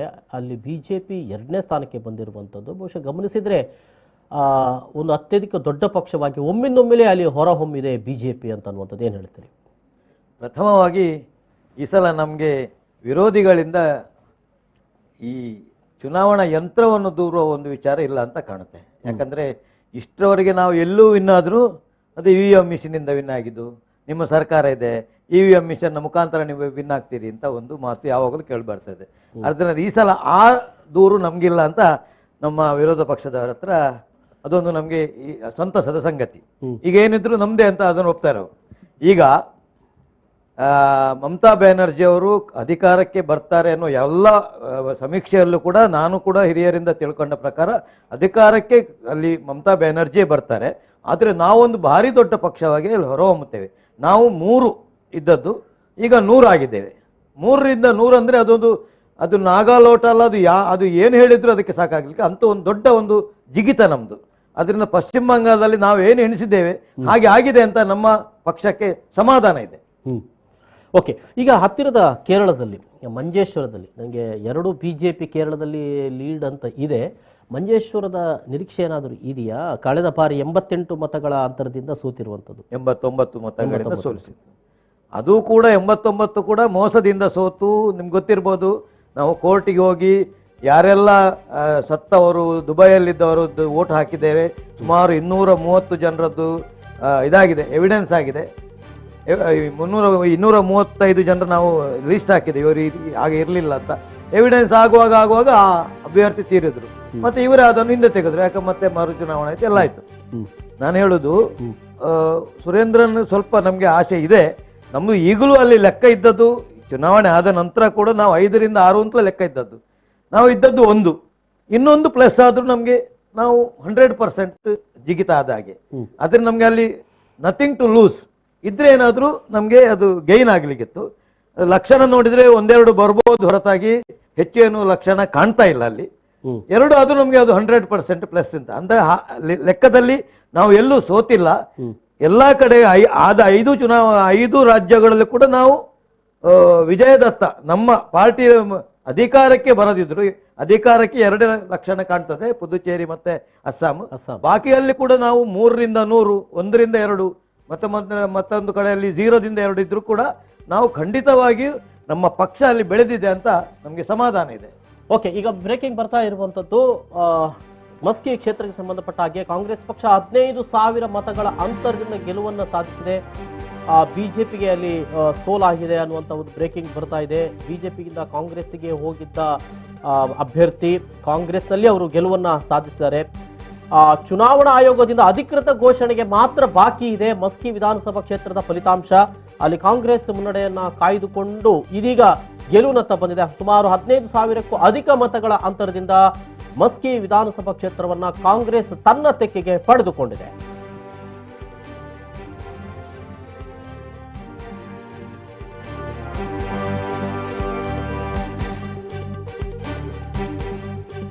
ಓಕೆ ಮುನೀರ್, ಕೇರಳದ ಚುನಾವಣೆಗೆ ಈಗ ಸಂಬಂಧಪಟ್ಟ ಹಾಗೆ LDF ಮುನ್ನಡೆಯನ್ನು ಕಾಯ್ದುಕೊಂಡಿದೆ. ಈ ಪರ್ಯಾಯ ಸರ್ಕಾರವನ್ನ ಮುರಿದಿದೆ ಈ ಬಾರಿ, ಅದೊಂದು ದಾಖಲೆ ಕೇರಳಕ್ಕೆ ಸಂಬಂಧಪಟ್ಟ ಹಾಗೆ ಅಂತ ಅನ್ನುವಂಥದ್ದು ಯಾಕೆ ಸಾಧ್ಯ ಆಯಿತು ಈ ಬಾರಿ? ಖಂಡಿತ ಅದು ಅದರ ಬಗ್ಗೆ ಬಹಳ ಒಂದು ಹೆಮ್ಮೆ ಅನಿಸ್ತದೆ ನನಗೆ ಈ ಸಂದರ್ಭದಲ್ಲಿ. ಕೇರಳದ ಪ್ರಬುದ್ಧ ಮತದಾರರು ಯಾವುದೇ ಕಾರಣಕ್ಕೂ ಲಾಸ್ಟ್ ಅಚ್ಯುತಾನಂದಂತಹ ಅತ್ಯಂತ ಜನಪ್ರಿಯ ಸರ್ಕಾರ ನಾಯಕನ ಸರ್ಕಾರ ಇದ್ದಾಗ್ಲೂ 2 ಸೀಟುಗಳ ಅಂತರದಲ್ಲಿ ನಮ್ಮನ್ನ ಮರಳಿ ಅಧಿಕಾರಕ್ಕೆ ತರಲಿಲ್ಲ ಅವರು. ಯಾಕೆಂದ್ರೆ ಅಲ್ಟರ್ನೇಟಿವ್ ಇದು ಬರ್ತಾ ಇದ್ರೇನೆ ಒಂದು ಪ್ರಜಾಪ್ರಭುತ್ವ ಸೊಗಸು ಅನ್ನುವಂಥದ್ದು ಕೇರಳದವರ ಚಿಂತೆ. ಅದಕ್ಕಿಂತಲೂ ಹಿಂದೆ EMS ನಂಬೂದಿರಿಪಾಡ್ ಇರ್ಬೋದು, ನಾಯನಾರ್ ಇರ್ಬೋದು, ಅಂತ ದೊಡ್ಡ ನಾಯಕರು ಇದ್ದಾಗ್ಲೂ ಕೂಡ ನಮ್ಗೆ ಮರಳಿ ಅಧಿಕಾರಕ್ಕೆ ಬರ್ಲಿಕ್ಕೆ ಆಗಿರ್ಲಿಲ್ಲ. ಈ ಸಂದರ್ಭದಲ್ಲಿ ಬಂದಿದೆಯಲ್ಲ ಅದು ಬಹಳ ದೊಡ್ಡ ಸಂದೇಶ. ಬೆಂಗಾಲ್ನಂತ ಕಡೆ ನಮ್ಗೆ ಆಗಿರೋ ಒಂದು ಹಿನ್ನಡೆಯ ಸಂದರ್ಭದಲ್ಲಿಯೂ ಕೇರಳದ ಇದರಿಂದ ಇವತ್ತು ದೇಶದಲ್ಲಿ ಒಂದು ಪರ್ಯಾಯ ಚಿಂತನೆಗಳು, ಪರ್ಯಾಯ ರಾಜಕೀಯ, ಪರ್ಯಾಯ ಆರ್ಥಿಕ ಚಿಂತನೆಗಳಿಗೆ ಒಂದು ಸ್ಪೇಸ್ ಅನ್ನ ಆ ಕೇರಳದ ಜನ ಮರಳಿ ನಮ್ಮನ್ನ ಅಧಿಕಾರಕ್ಕೆ ತರಳುವ ಮೂಲಕ ಒಂದು ಉಳಿಸಿದ್ದಾರೆ. ಅದು ಬಹಳ ಪ್ರಧಾನ ಇತ್ತು. ಯಾಕೆಂದ್ರೆ ಕಾರ್ಪೊರೇಟ್ ಬಂಡವಾಳದ ಬಹಳ ದೊಡ್ಡ ಸವಾಲನ್ನ ಈ ದೇಶ ಎದುರಿಸ್ತಾ ಇರುವಂತಹ ಸಂದರ್ಭದಲ್ಲಿ ಆ ಗೆಲುವು ನಮ್ಗೆ ಬೇಕಿತ್ತು. ಬಹುಶಃ ಕೇರಳವನ್ನು ನಾವು ಕಳ್ಕೊಂಡಿದ್ರೆ ಇಡೀ ದೇಶದಲ್ಲಿ ಲೆಫ್ಟೇ ಇಲ್ಲ ಅನ್ನುವಂತ ಒಂದು ವಾತಾವರಣ, ಕೇವಲ ಬಂಡವಾಳಶಾಹಿ ಪಕ್ಷಗಳಷ್ಟೇ ಭಾರತದಲ್ಲಿ ಉಳ್ಕೊಂಡಿದೆ ಅನ್ನುವಂತ ಸಂದೇಶ ಹೋಗ್ತಾ ಇತ್ತು. ಅದಕ್ಕೊಂದು ಬ್ರೇಕ್ ಆಗಿದೆ. ಮತ್ತೆ ಗೆಲ್ಲಿಕ್ಕೆ ಕಾರಣ ಅನ್ನುವಂತ ನಿಮ್ ಪ್ರಶ್ನೆಗೆ ಒಂದು ಅತ್ಯುತ್ತಮವಾದಂತ ಆಡಳಿತ. ನೀವು ನೋಡ್ಬೇಕು, 2 ವರ್ಷದ ಹಿಂದೆ ಪಾರ್ಲಿಮೆಂಟ್ ಇಲೆಕ್ಷನ್ ನಡೆದಾಗ ಕೇವಲ ನಾವು 1 ಸೀಟ್ ಗೆದ್ದು, ಇದೇ ಪಿನರಾಯಿ ವಿಜಯನ್ ಅಧಿಕಾರದಲ್ಲಿದ್ರು. ಆದ್ರೂ ಕೂಡ ಕೇವಲ 1 ಕ್ಷೇತ್ರದಲ್ಲಿ ನಾವು ಗೆದ್ವಿ, ಬಾಕಿ ಎಲ್ಲ ಕ್ಷೇತ್ರದಲ್ಲಿಯೂ ಕೂಡ UDF ಗೆಲ್ತು. ರಾಹುಲ್ ಗಾಂಧಿ ಕೂಡ ಸೇರ್ಕೊಂಡು ಗೆದ್ರು. ಅದಾಗಿ ಈಗ 2 ವರ್ಷದಲ್ಲಿ ನಾವು ಬಹಳ ದೊಡ್ಡ ಗೆಲುವನ್ನು ಇಲ್ಲಿ ಸಾಧಿಸಿದೀವಿ. ಈ ಗೆಲುವು ಸಾಧ್ಯವಾಗಿದ್ದು ಹೇಗೆ ಅಂದ್ರೆ ಜನರ ಸಂಕಷ್ಟದಲ್ಲಿ ಜನರ ಜೊತೆ ನಿಂತದ್ದು. ಈವೀಗ ನೋಡಿ, ಸಣ್ಣ ಉದಾಹರಣೆ, ನಾವು ಕೊರೋನಾದಂತ ಪ್ರಶ್ನೆಯನ್ನ ತರ್ತಾ ಇದ್ದೀನಿ, ಹೋಲಿಕೆ ಮಾಡ್ತಾ ಇದ್ದೀನಿ ಅಂತ ಭಾವಿಸಬೇಡಿ. 4-5 ದಿವಸದ ಹಿಂದಿನವರೆಗೂ ಕೂಡ ಕೇರಳ ಮತ್ತು ಕರ್ನಾಟಕದ ಕೊರೋನಾ ಪಾಸಿಟಿವ್ಗಳ ಲೆಕ್ಕಾಚಾರ ಒಂದೇ ತರ ಇತ್ತು ಪರ್ಸೆಂಟೇಜ್. ಆದ್ರೆ ಕೇರಳದಲ್ಲಿ ಒಂದೇ ಒಂದು ಕಂಪ್ಲೇಂಟ್ ಇಲ್ಲ, ಎಲ್ಲೋ ಹಾಸ್ಪಿಟಲ್ ಅಲ್ಲಿ ಬೆಡ್ ಸಿಗ್ಲಿಲ್ಲ, ಆಕ್ಸಿಜನ್ ಸಿಗ್ಲಿಲ್ಲ, ವೆಂಟಿಲೇಟರ್ ಸಿಗ್ಲಿಲ್ಲ ಅನ್ನುವಂತ ಒಂದು ಕಂಪ್ಲೇಂಟ್ ಕೂಡ ಅಲ್ಲಿ ಬರಲಿಲ್ಲ ಅಲ್ವಾ? ಆ ಮಟ್ಟಿಗೆ ಜನರ ಜೊತೆಯಲ್ಲಿ ಕೇರಳ ಸರ್ಕಾರ ನಿಂತಿದೆ. ತನ್ನೆಲ್ಲಾ ಶಕ್ತಿಗಳನ್ನ ಬಳಸಿ ಅಥವಾ ಶಕ್ತಿಯನ್ನ ಮೀರಿ ಅಲ್ಲಿಯ ಜನರಿಗೆ ಒಂದು ಕಡೆ ಕೊರೋನಾದಂತ ಸಂದರ್ಭದಲ್ಲಿ ಆರೋಗ್ಯ ಸೇವೆ, ಇನ್ನೊಂದು ಕಡೆ ಅವರನ್ನ ಹಸಿವನ್ನ ತಣಿಸುವಂತ ಕೆಲಸ ಸಾರ್ವತ್ರಿಕ ಪಡಿತರ ವ್ಯವಸ್ಥೆ ಮೂಲಕ ಮಾಡಿದೆ. ಮತ್ತು ಪ್ರಾಮಾಣಿಕವಾದಂತ ಆಡಳಿತ, ಏನು ಚಿನ್ನ ಕಾಲ ಸಾಗಾಣಿಕೆಯಲ್ಲಿ ಪಿನರಾಯಿ ವಿಜಯನ್ ಅವರ ಕಚೇರಿಯ ಕೆಲವು ಸಿಬ್ಬಂದಿಗಳು ಭಾಗಿಯಾಗಿದ್ದಾರೆ ಅನ್ನುವಂಥದ್ದನ್ನು ಹೇಳಿದ್ರು ಕೂಡ ಅಲ್ಲಿ ಪಿನರಾಯಿ ವಿಜಯನ್ ಸರ್ಕಾರದ ಯಾರು ಕೂಡ CPM ಪಕ್ಷದ ಯಾರ ಪಾತ್ರ ಕೂಡ ಅದರಲ್ಲಿ ಇರಲಿಲ್ಲ. ಅದರಿಂದಾಗಿ ಆ ಪ್ರಾಮಾಣಿಕವಾದ ಆಡಳಿತ, ಜನರ ಬಗ್ಗೆ ಇದ್ದಂತ ಬದ್ಧತೆ, ಪ್ರೀತಿ, ಅಲ್ಲಿಯ ಜನ ಈ ಬಾರಿ ಇದನ್ನ ಒಂದು ಚರಿತ್ರೆಯನ್ನ ನಿರ್ಮಾಣ ಮಾಡ್ಲಿಕ್ಕೆ ಒಂದು ಮನಸ್ಸನ್ನ ಮಾಡಿದ್ರು. ಮತ್ತು ಕೇರಳದ ಮತದಾರರು ಬಹಳ ಪ್ರಬುದ್ಧರು. ಲಾಸ್ಟ್ ಪಾರ್ಲಿಮೆಂಟ್ ಇಲೆಕ್ಷನ್ ಅಲ್ಲಿ ಅವರು ರಾಹುಲ್ ಗಾಂಧಿ ಪ್ರಧಾನಿ ಆಗ್ತಾರೆ ಮತ್ತು ಕೇಂದ್ರದಲ್ಲಿ ಮೋದಿ ಮರಳಿ ಅಧಿಕಾರಕ್ಕೆ ಬರಬಾರ್ದು ಅನ್ನೋ ಕಾರಣಕ್ಕಾಗಿ ನಮ್ಮ ಪರವಾಗಿ ಜನಾಭಿಪ್ರಾಯ ಇದ್ರೂ ಕೂಡ ಕಾಂಗ್ರೆಸ್ ಪರವಾಗಿ UDF ಪರವಾಗಿ ವೋಟ್ ಮಾಡಿದ್ರು. ಆದ್ರೆ ಈ ಬಾರಿ ಅತ್ಯುತ್ತಮವಾದಂತಹ ಆಡಳಿತ, ಜನರ ಪರವಾದಂತಹ ನಿಲುವುಗಳು ಮತ್ತು ಇನ್ನೊಂದು ಕಡೆ LDF ಅಂದ್ರೆ ಎಡ ಚಿಂತನೆಗಳ ಪಕ್ಷ ಒಂದು ಕಡೆ ಆದ್ರೂ ಕೂಡ ಅಧಿಕಾರದಲ್ಲಿ ಇದ್ರೆ ಅಷ್ಟೇ ಭಾರತ ದೇಶದಲ್ಲಿ ಒಂದು ಬ್ಯಾಲೆನ್ಸ್, ರಾಜಕೀಯದಲ್ಲಿ ಒಂದು ಬ್ಯಾಲೆನ್ಸ್ ಉಳಿತದೆ ಅನ್ನುವಂತ ಒಂದು ಚಿಂತನೆಗಳು ಅಲ್ಲಿ ನಮ್ಗೆ ಈಗ ಒಂದು ಇತಿಹಾಸ ನಿರ್ಮಾಣ ಮಾಡ್ಲಿಕ್ಕೆ ಅವಕಾಶ ಮಾಡಿದೆ ಅಂತ ಅನಿಸ್ತದೆ. ಶಬರಿಮಲೆ ಇಶ್ಯೂ ಆ ಸಂದರ್ಭದಲ್ಲಿ ಭಾರತೀಯ ಜನತಾ ಪಕ್ಷ ಒಂದು ದೊಡ್ಡ ಪಕ್ಷವಾಗಿ ಹೊರಹೊಮ್ಮಲಿಕ್ಕೆ ಸಾಧ್ಯತೆ ಇದೆ ಅಂತ ಅನ್ನುವಂಥ ಮಾತುಗಳನ್ನೆಲ್ಲ ಹೇಳ್ತಾ ಇದ್ರು ಕೇರಳದಲ್ಲಿ. ಯಾಕೆ ಸಾಧ್ಯ ಆಗಲಿಲ್ಲ ಅಂತ? ಈ ಮತಗಳ ಆಧಾರದಲ್ಲಿ ಅದು ಜಾಸ್ತಿ ಆಗ್ಲಿಕ್ಕೆ ಸಾಧ್ಯತೆ ಇದೆಯಾ? ಮತಗಳ ಆಧಾರದಲ್ಲಿ ಖಂಡಿತವಾಗಿ ಆಗಿದೆ, ಆಗ್ತಾ ಇದೆ. ಈಗ ಅಲ್ಲಿ ನೋಡಿದ್ರೆ ನಾವು ತಿಳ್ಕೊಂಡ ಪ್ರಕಾರ ಮತ ತುಂಬಾ ಹೆಚ್ಚಾಗಿದೆ. ತುಂಬಾ ಹೆಚ್ಚಂದ್ರೆ ಪರ್ಸೆಂಟೇಜ್ ವೈಸ್ ತುಂಬಾ ಹೆಚ್ಚಾಗಿದೆ, ತುಂಬಾ 14% ಇತ್ತು ಕಳೆದ, ಈಗ ತುಂಬಾ ಹೆಚ್ಚಾಗಿದೆ ಅಂತ ನಾನು ತಿಳಿದ, ಪರ್ಟಿಕ್ಯುಲರ್ಲಿ ಗೊತ್ತಿಲ್ಲ. ಆದ್ರೆ ಇವರು ಹೇಳುವ ಪ್ರಕಾರ ಪ್ರಬುದ್ಧ ಮತದಾರರು ಕೇರಳದಲ್ಲಿ ಮಾತ್ರ ಇರೋದು ಅಂತ ಆಗ್ತದೆ ನನಗೆ. ಯಾಕಂದ್ರೆ 34 ವರ್ಷ ಆಡಳಿತ ಮಾಡಿದ ವೆಸ್ಟ್ ಬೆಂಗಾಲ್, ಅಲ್ಲಿ ನನ್ನ ಪ್ರಕಾರ 1 ಸೀಟ್ ಇಲ್ಲೋ ಇದ್ರೆ 1-2 ಸೀಟ್ ಇರ್ಬೋದು. 292 ಸೀಟಲ್ಲಿ ಇದ್ರೆ 1-2 ಇರ್ಬೋದು. ಹಾಗಾದ್ರೆ ಪ್ರಬುದ್ಧ ಮತದಾರರು ಬೇರೆ ಎಲ್ಲೂ ಇಲ್ಲ. ಮತ್ತೆ ಇವರ ಚುನಾವಣೆ, ಇವರು ಪಿನರಾಯಿ ವಿಜಯನ್ ಮೇಲೆ ಆರೋಪ ಉಂಟು ಅಂತ ಹೇಳಿದ್ದಾರೆ. ಇವರ ಯಾವುದೇ, ನನ್ನ ಲೆಕ್ಕದಲ್ಲಿ ಯಾವುದೇ ಬೇರೆ ಲೀಡರ್ಗಳ ಮೇಲೆ ಭ್ರಷ್ಟಾಚಾರದ ಆರೋಪ ಇರಲಿಲ್ಲ. ಪಿನರಾಯಿ ವಿಜಯನ್ ಮೇಲೆ ದೊಡ್ಡ ಒಂದು ಚಿನ್ನ ಕಳ್ಳ ಸಾಗಾಣಿಕೆ ಆರೋಪ ಇದೆ. ಆದ್ರೂ ಕೂಡ ವಿನ್ ಆದ್ರು. ಏನು ಅಂತ ಹೇಳಿದ್ರೆ, ಇವರು ಹೇಳಿದ ಪ್ರಕಾರ ಇಲ್ಲಿ ಬಿಜೆಪಿ ಒಂದು ಶಕ್ತಿಯಾಗಿ ಹೊರಹೊಮ್ತಾ ಇತ್ತು. ನೀವು ಹೇಳಿದಾಗೆ ಶಬರಿಮಲೆ ಹೋರಾಟ ಇರ್ಬೋದು, ಎಲ್ಲ ಇರ್ಬೋದು. ಆದ್ರಿಂದ ಆಗ ಏನಾಗ್ತದೆ, ಅಲ್ಲಿ ಅದು ಪೋಲರೈಸೇಷನ್ ಆಗ್ತದೆ. ಅಲ್ಲಿ ಒಂದು ಟ್ರೆಂಡ್ ಇರ್ತದೆ. ಈಗ ಉದಾಹರಣೆಗೆ ನಾನು ಕಂಡುಕೊಂಡ ಪ್ರಕಾರ ಇಲ್ಲಿ ಮಂಜೇಶ್ವರ, ಅಲ್ಲಿ ಮಧ್ಯಾಹ್ನದವರೆಗೆ ಓಟು UDF ಆಗ್ತದೆ, LDF ಆಗ್ತದೆ. 3 ಗಂಟೆಗೆ ಆಗುವಾಗ ಏನಾಗ್ತದೆ ಅಂತಾರೆ, ಬಿಜೆಪಿ ಬರ್ತದೆ ಅಂತ ಹೇಳಿದ ಕೂಡಲೇ ಇಬ್ಬರು ಒಟ್ಟಿಗೆ ಆಗ್ತಾರೆ. ಇದು ಇಡೀ ರಾಜ್ಯದಲ್ಲಿ ಆಗುವಂತ ವಿಚಾರ. ನಾವು ನೋಡಿ ಇತ್ತೀಚೆಗೆ RSS ಮುಖಂಡರೊಬ್ಬರೇ ಹೇಳಿದ್ದು, ಎಡಪಕ್ಷ ಮತ್ತು ಬಿಜೆಪಿ ನಡುವೆ ಹೊಂದಾಣಿಕೆ ಉಂಟು, ನಾವು ಹೊಂದಾಣಿಕೆ ಮಾಡ್ಕೊಂಡಿದ್ದೇವೆ ಅಂತ ಹೇಳಿ. ನಾನು ಅದನ್ನು ಕೇಳಲೂ ಇಲ್ಲ, ಅದನ್ನು ನಾನು ಒಪ್ಪುದು ಇಲ್ಲ. ನಾವು RSS ಲೀಡರ್ ಅನ್ನು ಎಲ್ಲಿ ಹೇಳಿದ್ದಾರೆ ಅಂತ ಅದು ನೀವು ರೆಕಾರ್ಡ್ ಬಹಳಷ್ಟು ಗೊಂದಲಗಳು ಕೇರಳದಲ್ಲಿ ನಂಗೆ ಗೊತ್ತೂ ಇಲ್ಲ. ಕೇಳಿ 1 ನಿಮಿಷ. ಆದ್ರಿಂದ 3 ಗಂಟೆ ನಂತರ ಇವರು ಪೋಲರೈಸ್ ಮಾಡ್ತಾರೆ, ಒಂದು ಕಡೆ ಆಗ್ತಾರೆ. ಈಗ ಈ ಸಲ ಏನಾಯ್ತು, ಟ್ರೆಂಡ್ LDF ಕಡೆ ಇತ್ತು ಅಂತ ಮುಂಚಿನಿಂದಲೇ ಒಂದು ಪ್ರಚಾರ ಶುರುವಾಯ್ತು. ಆಗ ಏನು ಮಾಡಿದ್ರು, ಎಲ್ಲರೂ UDFನವರು ಸಮೇತ LDFನವರಿಗೆ ಹಾಕಿದ್ರು. ಆದ್ರಿಂದ ಅವರಿಗೆ ಏನಾದ್ರೂ ಆಗ್ಲಿ ಬಿಜೆಪಿ ಬರಬಾರ್ದು. ಅವರು ಈಗ UDF LDF ಅವರು ಭಾರಿ ವಿರೋಧಿಗಳಲ್ಲಿ, ನಮ್ಮಷ್ಟೇ ಅವರು ಅಲ್ಲಿ ವಿರೋಧಿಗಳು ಹೊಡೆದಾಡ್ಕೊಳ್ತಾರೆ, ಮರ್ಡರ್ ಆಗ್ತದೆ, ಎಲ್ಲ ಆಗ್ತದೆ. ಆದ್ರೂ ಬಿಜೆಪಿ ಬರ್ತದೆ ಒಂದೇ ಕಾರಣದಿಂದ ಅವರೆಲ್ಲರೂ ಒಂದಾಗ್ತಾರೆ. ಇಲ್ಲದ್ರೆ ಕನಿಷ್ಠ ಪಕ್ಷ ನಾವು 6-7 ಸೀಟ್ ಆದ್ರೂ ಅಲ್ಲಿ ಹೊಡಿತೇವೆ. ಏನ್ ಮಾಡಿದಾರೆ ಅಂದ್ರೆ, ಅವರು ಆ LDFನವರು ಅವರ ಕಪಿಮುಷ್ಟಿಯಿಂದ ಅವರ ಮನಸ್ಥಿತಿಯನ್ನು ಅಲ್ಲಿಂದ ಹೊರಗೆ ಬಡ್ಲಿಕ್ಕೆ ಬಿಡುದಿಲ್ಲ. ಯಾಕಂದ್ರೆ ಇವರು ಹೇಳ್ತಾರೆ ದೇಶದ ಆರ್ಥಿಕ ಚಿಂತನೆ ಇವರಿಗೆ ಇದ್ದಿದ್ರೆ ವೆಸ್ಟ್ ಬೆಂಗಾಲ್ ಎಲ್ಲಿ 35 ವರ್ಷ ಆಡಳಿತ ಮಾಡಿದ್ದಾರೆ, ಕೇರಳದಲ್ಲಿ ಎಷ್ಟೋ ವರ್ಷ ಆಲ್ಟರ್ನೇಟಿವ್ ಆಗಿ ಆಡಳಿತ ಮಾಡ್ತಿದ್ರೆ 2 ರಾಜ್ಯ ಕೂಡ ಎಲ್ಲೂ ಹೋಗ್ಬೇಕಿತ್ತು. ಈಗ ಅಲ್ಲಿ ಸರಾಸರಿ ತೆಗೆದ್ರೆ ಆ 2 ರಾಜ್ಯಗಳು ಎಲ್ಲೂ ಇಲ್ಲ ನಮ್ಮ ದೇಶದಲ್ಲಿ. ಟಾಟಾದಂತ ಒಂದು ಕಂಪನಿಯನ್ನೇ ಇವರು ಅಲ್ಲಿಂದ ನಮ್ಮ ನಂದಿಗ್ರಾಮದಿಂದ ಓಡಿಸಿದವರು. ಕೇರಳದಲ್ಲಿ ನೀವು ಇದು ಕೇಳಿ, ಯಾವುದಾದ್ರೂ ಒಂದು ಇಂಡಸ್ಟ್ರಿ ಬರ್ತದ, ಹೇಳಿದ ಕೂಡಲೇ ವಸಾಹತುಶಾಹಿಗಳು, ಕಾರ್ಪೊರೇಟ್ ಶಾಹಿಗಳು ಹೇಳ್ತಾರೆ. ಕಾರ್ಪೊರೇಟ್ ಶಾಹಿಗಳು ಅಂದ್ರೆ ಕಾರ್ಪೊರೇಟ್ಗಳು ಇರ್ಬೇಕಲ್ಲ, ಯಾವುದೋ ಒಂದು ದೊಡ್ಡ ಇಂಡಸ್ಟ್ರಿ ಮಾಡ್ಬೇಕು, ನನ್ಗೆ ಆಗ್ತದೆ ನಿಮ್ಗೆ ಆಗ್ತದ? ಒಬ್ಬ 1000 ಕೋಟಿ ಇದ್ದವನೇ ಇಂಡಸ್ಟ್ರಿ ಹಾಕ್ಬೇಕು. ಇಂಡಸ್ಟ್ರಿ ಹಾಕಿದ್ರೆ ಅವನೊಂದು 1000 ಜನಕ್ಕೆ ಕೆಲಸ ಆಗ್ತದೆ. ಅದು ಇವರ ಕಲ್ಪನೆನೇ ಇಲ್ಲ. ಅದರಿಂದ ಆ ಮನಸ್ಥಿತಿಯಿಂದ ಇವರು ಹೊರಗೆ ಬರಲಿಕ್ಕೆ ಬಿಡ್ತಾ ಇಲ್ಲ.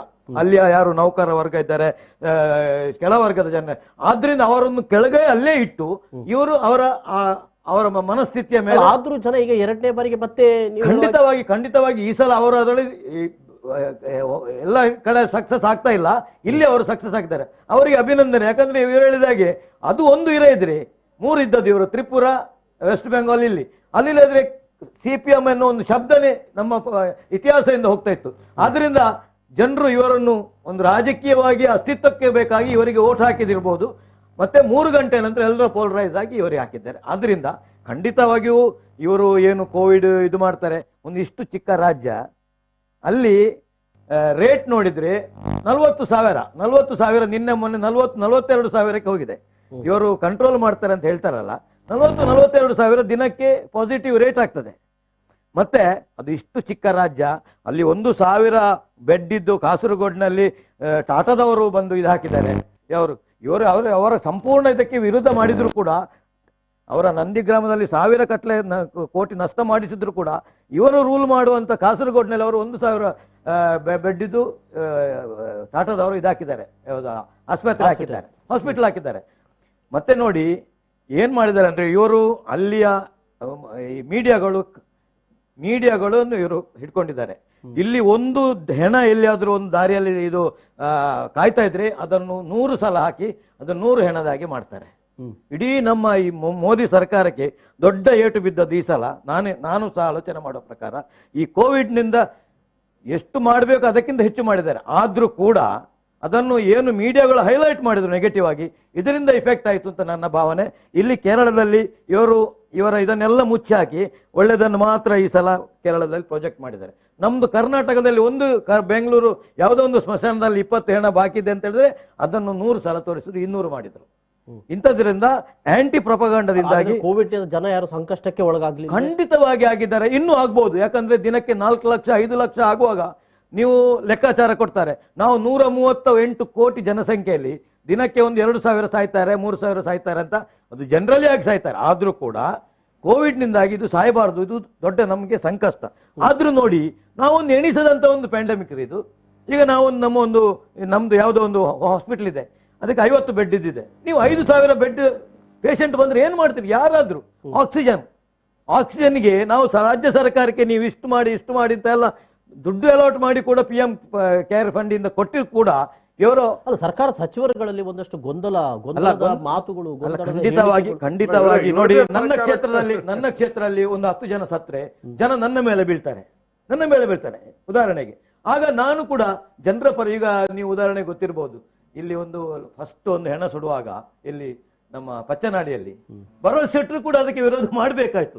ಯಾಕಂದ್ರೆ 2,000 ಜನ ಕತ್ತಿದೊನ್ನೆ ಇಟ್ಕೊಂಡು ನಿಂತಿದ್ದಾರೆ, ನೀವು ಇಲ್ಲಿ ಬಿಡಬೇಡಿ ಅಂತ ಭರತ್ ಶೆಟ್ರು ಆಸ್ ಎ ಡಾಕ್ಟರ್ ಅವ್ರು ಹೇಳ್ತಾರೆ. ನಾನು ಹೇಳಲೇಬೇಕಾಯ್ತು, ಯಾಕಂದ್ರೆ ಜನ ಆ ರೀತಿ ಅಲ್ಲಿ ನಾನು ಒಂದು ವೇಳೆ ಜನರ ವಿರುದ್ಧ ಮಾತಾಡಿದ್ರೆ ಇಡೀ ಏನು ಮಾಡ್ತಿದ್ರು ಅಂತ ಹೇಳಲಿಕ್ಕೆ ಆಗ್ತಾ ಇಲ್ಲ. ಆದ್ರಿಂದ ಅದು ಸನ್ನಿವೇಶ ಹೊರತಾಗಿ ಖಂಡಿತವಾಗಿ ಮೋದಿ ಮಾಡಿದ ಕೆಲಸವನ್ನು ನಾವಲ್ಲ ಸ್ವಾಮಿ, ಇಡೀ ಪ್ರಪಂಚ ಒಪ್ತದೆ. ಇಡೀ ಪ್ರಪಂಚ ಆಕ್ಸಿಜನ್ ಇಲ್ಲ ಅಂತಾಯ್ತು. ಎಲ್ಲೆಲ್ಲಿಂದ 40 ರಾಷ್ಟ್ರಗಳಿಂದ ಆಕ್ಸಿಜನ್ ಏರ್ಲಿಫ್ಟ್ ಮಾಡಿದ್ರು. ಇಲ್ಲಿಯ ಕಂಪನಿಗಳು ಏರ್ಲಿಫ್ಟ್ ಆದ ಇದನ್ನು ಆಯಾ ರಾಜ್ಯಗಳಿಗೆ ಕೊಟ್ಟರು. ಈಗ ಲಸಿಕೆ ಅಂತ ಹೇಳ್ತಾರೆ, ಲಸಿಕೆ ಒಂದೇ ದಿವಸ 10 ಕೋಟಿ ಮಾಡ್ಲಿಕ್ಕೆ ಆಗ್ತದೆ. ಅದು ಪ್ರಾಕ್ಟಿಕಲ್ ಅಲ್ವಾ? ಒಂದು ಫ್ಯಾಕ್ಟರಿಗೆ ಇಷ್ಟೇ ಅಂತ ಕೆಪಾಸಿಟಿ ಇರ್ಬೋದು, ಅದರ ಡಬಲ್ ಮಾಡ್ಬೋದು, ತ್ರಿಬಲ್ ಮಾಡ್ಬೋದು. ಇದೊಂದು ಪ್ರಪಂಚ ನಿರೀಕ್ಷಿಸಿದಂತ ಒಂದು ಪ್ಯಾಂಡಮಿಕ್ ಬರುವಾಗ ಖಂಡಿತವಾಗಿ ಶಾರ್ಟೇಜ್ ಆಗೇ ಆಗ್ತದೆ. ಅದು ನೋಡಿ, ಈಗ ಆಕ್ಸಿಜನ್ ಆಲ್ಮೋಸ್ಟ್ ಬಂತು, ಇನ್ನೊಂದೆರಡು ದಿವಸ ಎಲ್ಲ ಬರ್ತದೆ. ಲಸಿಕೆ ಈಗ ಎಲ್ಲ ಜರ್ಮನಿಯಿಂದ ಬರ್ತದೆ, ಅಮೆರಿಕದಿಂದ ಬರ್ತದೆ, ಸ್ಪುಟ್ನಿಕ್ ಬರ್ತದೆ, ಎಲ್ಲ ನಮ್ಮ ಕಂಪನಿ 2 ತಯಾರು ಮಾಡಿದೆ. ಆದ್ರೂ 130 ಜನರಿಗೆ ರಾಜ್ಯದ ಫಲಿತಾಂಶಗಳನ್ನು ನೋಡುವಾಗ ಮಸ್ಕಿಯಲ್ಲಿ ಈಗ ಒಂದು ಬಿಜೆಪಿ ಕಳೆದುಕೊಂಡಿದೆ. ಬೆಳಗಾವಿ ಮತ್ತು ಇನ್ನೊಂದು ಬಸವ ಕಲ್ಯಾಣ 2 ಕ್ಷೇತ್ರವನ್ನು ಕೂಡ ಬಿಜೆಪಿ ಪಡೆದುಕೊಳ್ತಾ ಇದೆ ಅಂತ ಅನ್ನುವಂಥದ್ದು. ಅಂದ್ರೆ ಇದು ಜನರು ಸರಿಯಾಗಿ ಅರ್ಥ ಮಾಡಿಕೊಂಡಿದ್ದಾರೆ ಅಂತ ಅನ್ನುವಂಥದ್ದು ಏನ್ ಹೇಳ್ತೀರಿ? ಅದೇ ಇವರು ಹೇಳಿದಾಗ ಜನ ಏನ್ ಅರ್ಥ ಮಾಡಿಕೊಂಡಿದ್ದಾರೆ ಅಂತ ಅರ್ಥ ಆಗ್ತಾ ಇಲ್ಲ. ಒಂದು ನಮ್ಗೆ ನೋಡಿ ಲಾಸ್ ಇಲ್ಲ ಇಲ್ಲಿ. ಒಂದು ಹೋದ್ರೆ ಒಂದು ಬಂತು, ಯಾವುದು ಮಸ್ಕಿ ಹೋದ್ರೆ ಬಸವ ಕಲ್ಯಾಣ ನಮ್ಮ ಹತ್ರ ಇರ್ಲಿಲ್ಲ, ಅದು ಬಂತು. ನಮ್ಗೆ ರಿಸಲ್ಟ್ ಈಕ್ವಲ್ ಆಯ್ತು. ಮಂಗಳ ಅಂಗಡಿ ಅವ್ರು ಬರ್ತಾರೆ, ಅದು ಗ್ಯಾರಂಟಿ. ಅದು ಈಗ ಮುಂದಿದ್ದಾರೆ, ಅದು ಸಹ ನಮ್ಮಲ್ಲಿ ಇದ್ದದ್ದು, ನಮ್ಗೇನು ನಷ್ಟ ಇಲ್ಲ ಅದರಲ್ಲಿ. ಆದ್ರೆ ನೀವು ಹೇಳಿದಾಗೆ ಬಿಜೆಪಿಯಿಂದ ಕಾಂಗ್ರೆಸ್ಗೆ ಹೋದವರನ್ನು ಮತ್ತೆ ಬಿಜೆಪಿಯಲ್ಲಿ ನಿಂತುವಾಗ ಜನ ಸೋಲಿಸಿದ್ದಾರೆ. ಇದು ಸಾಮಾನ್ಯವಾಗಿ ಏನು ಅಂತ ಹೇಳ್ತಾರೆ. ಆದ್ರೆ ಮೊನ್ನೆ 17ರಲ್ಲಿ 17 ಬಂತು, ಒಬ್ಬ MTBB ಸೋತ್ರೆ ಎಲ್ಲರೂ ಬಂತು. ಖಂಡಿತವಾಗಿ ಅಲ್ಲಿ ಏನಾಗಿದೆ ಅಂದ್ರೆ ಈ ಜನರಲ್ಲಿ ಕಾರ್ಯಕರ್ತರಲ್ಲಿ ಅಸಮಾಧಾನ ಇರ್ತದೆ ಸಾಮಾನ್ಯವಾಗಿ.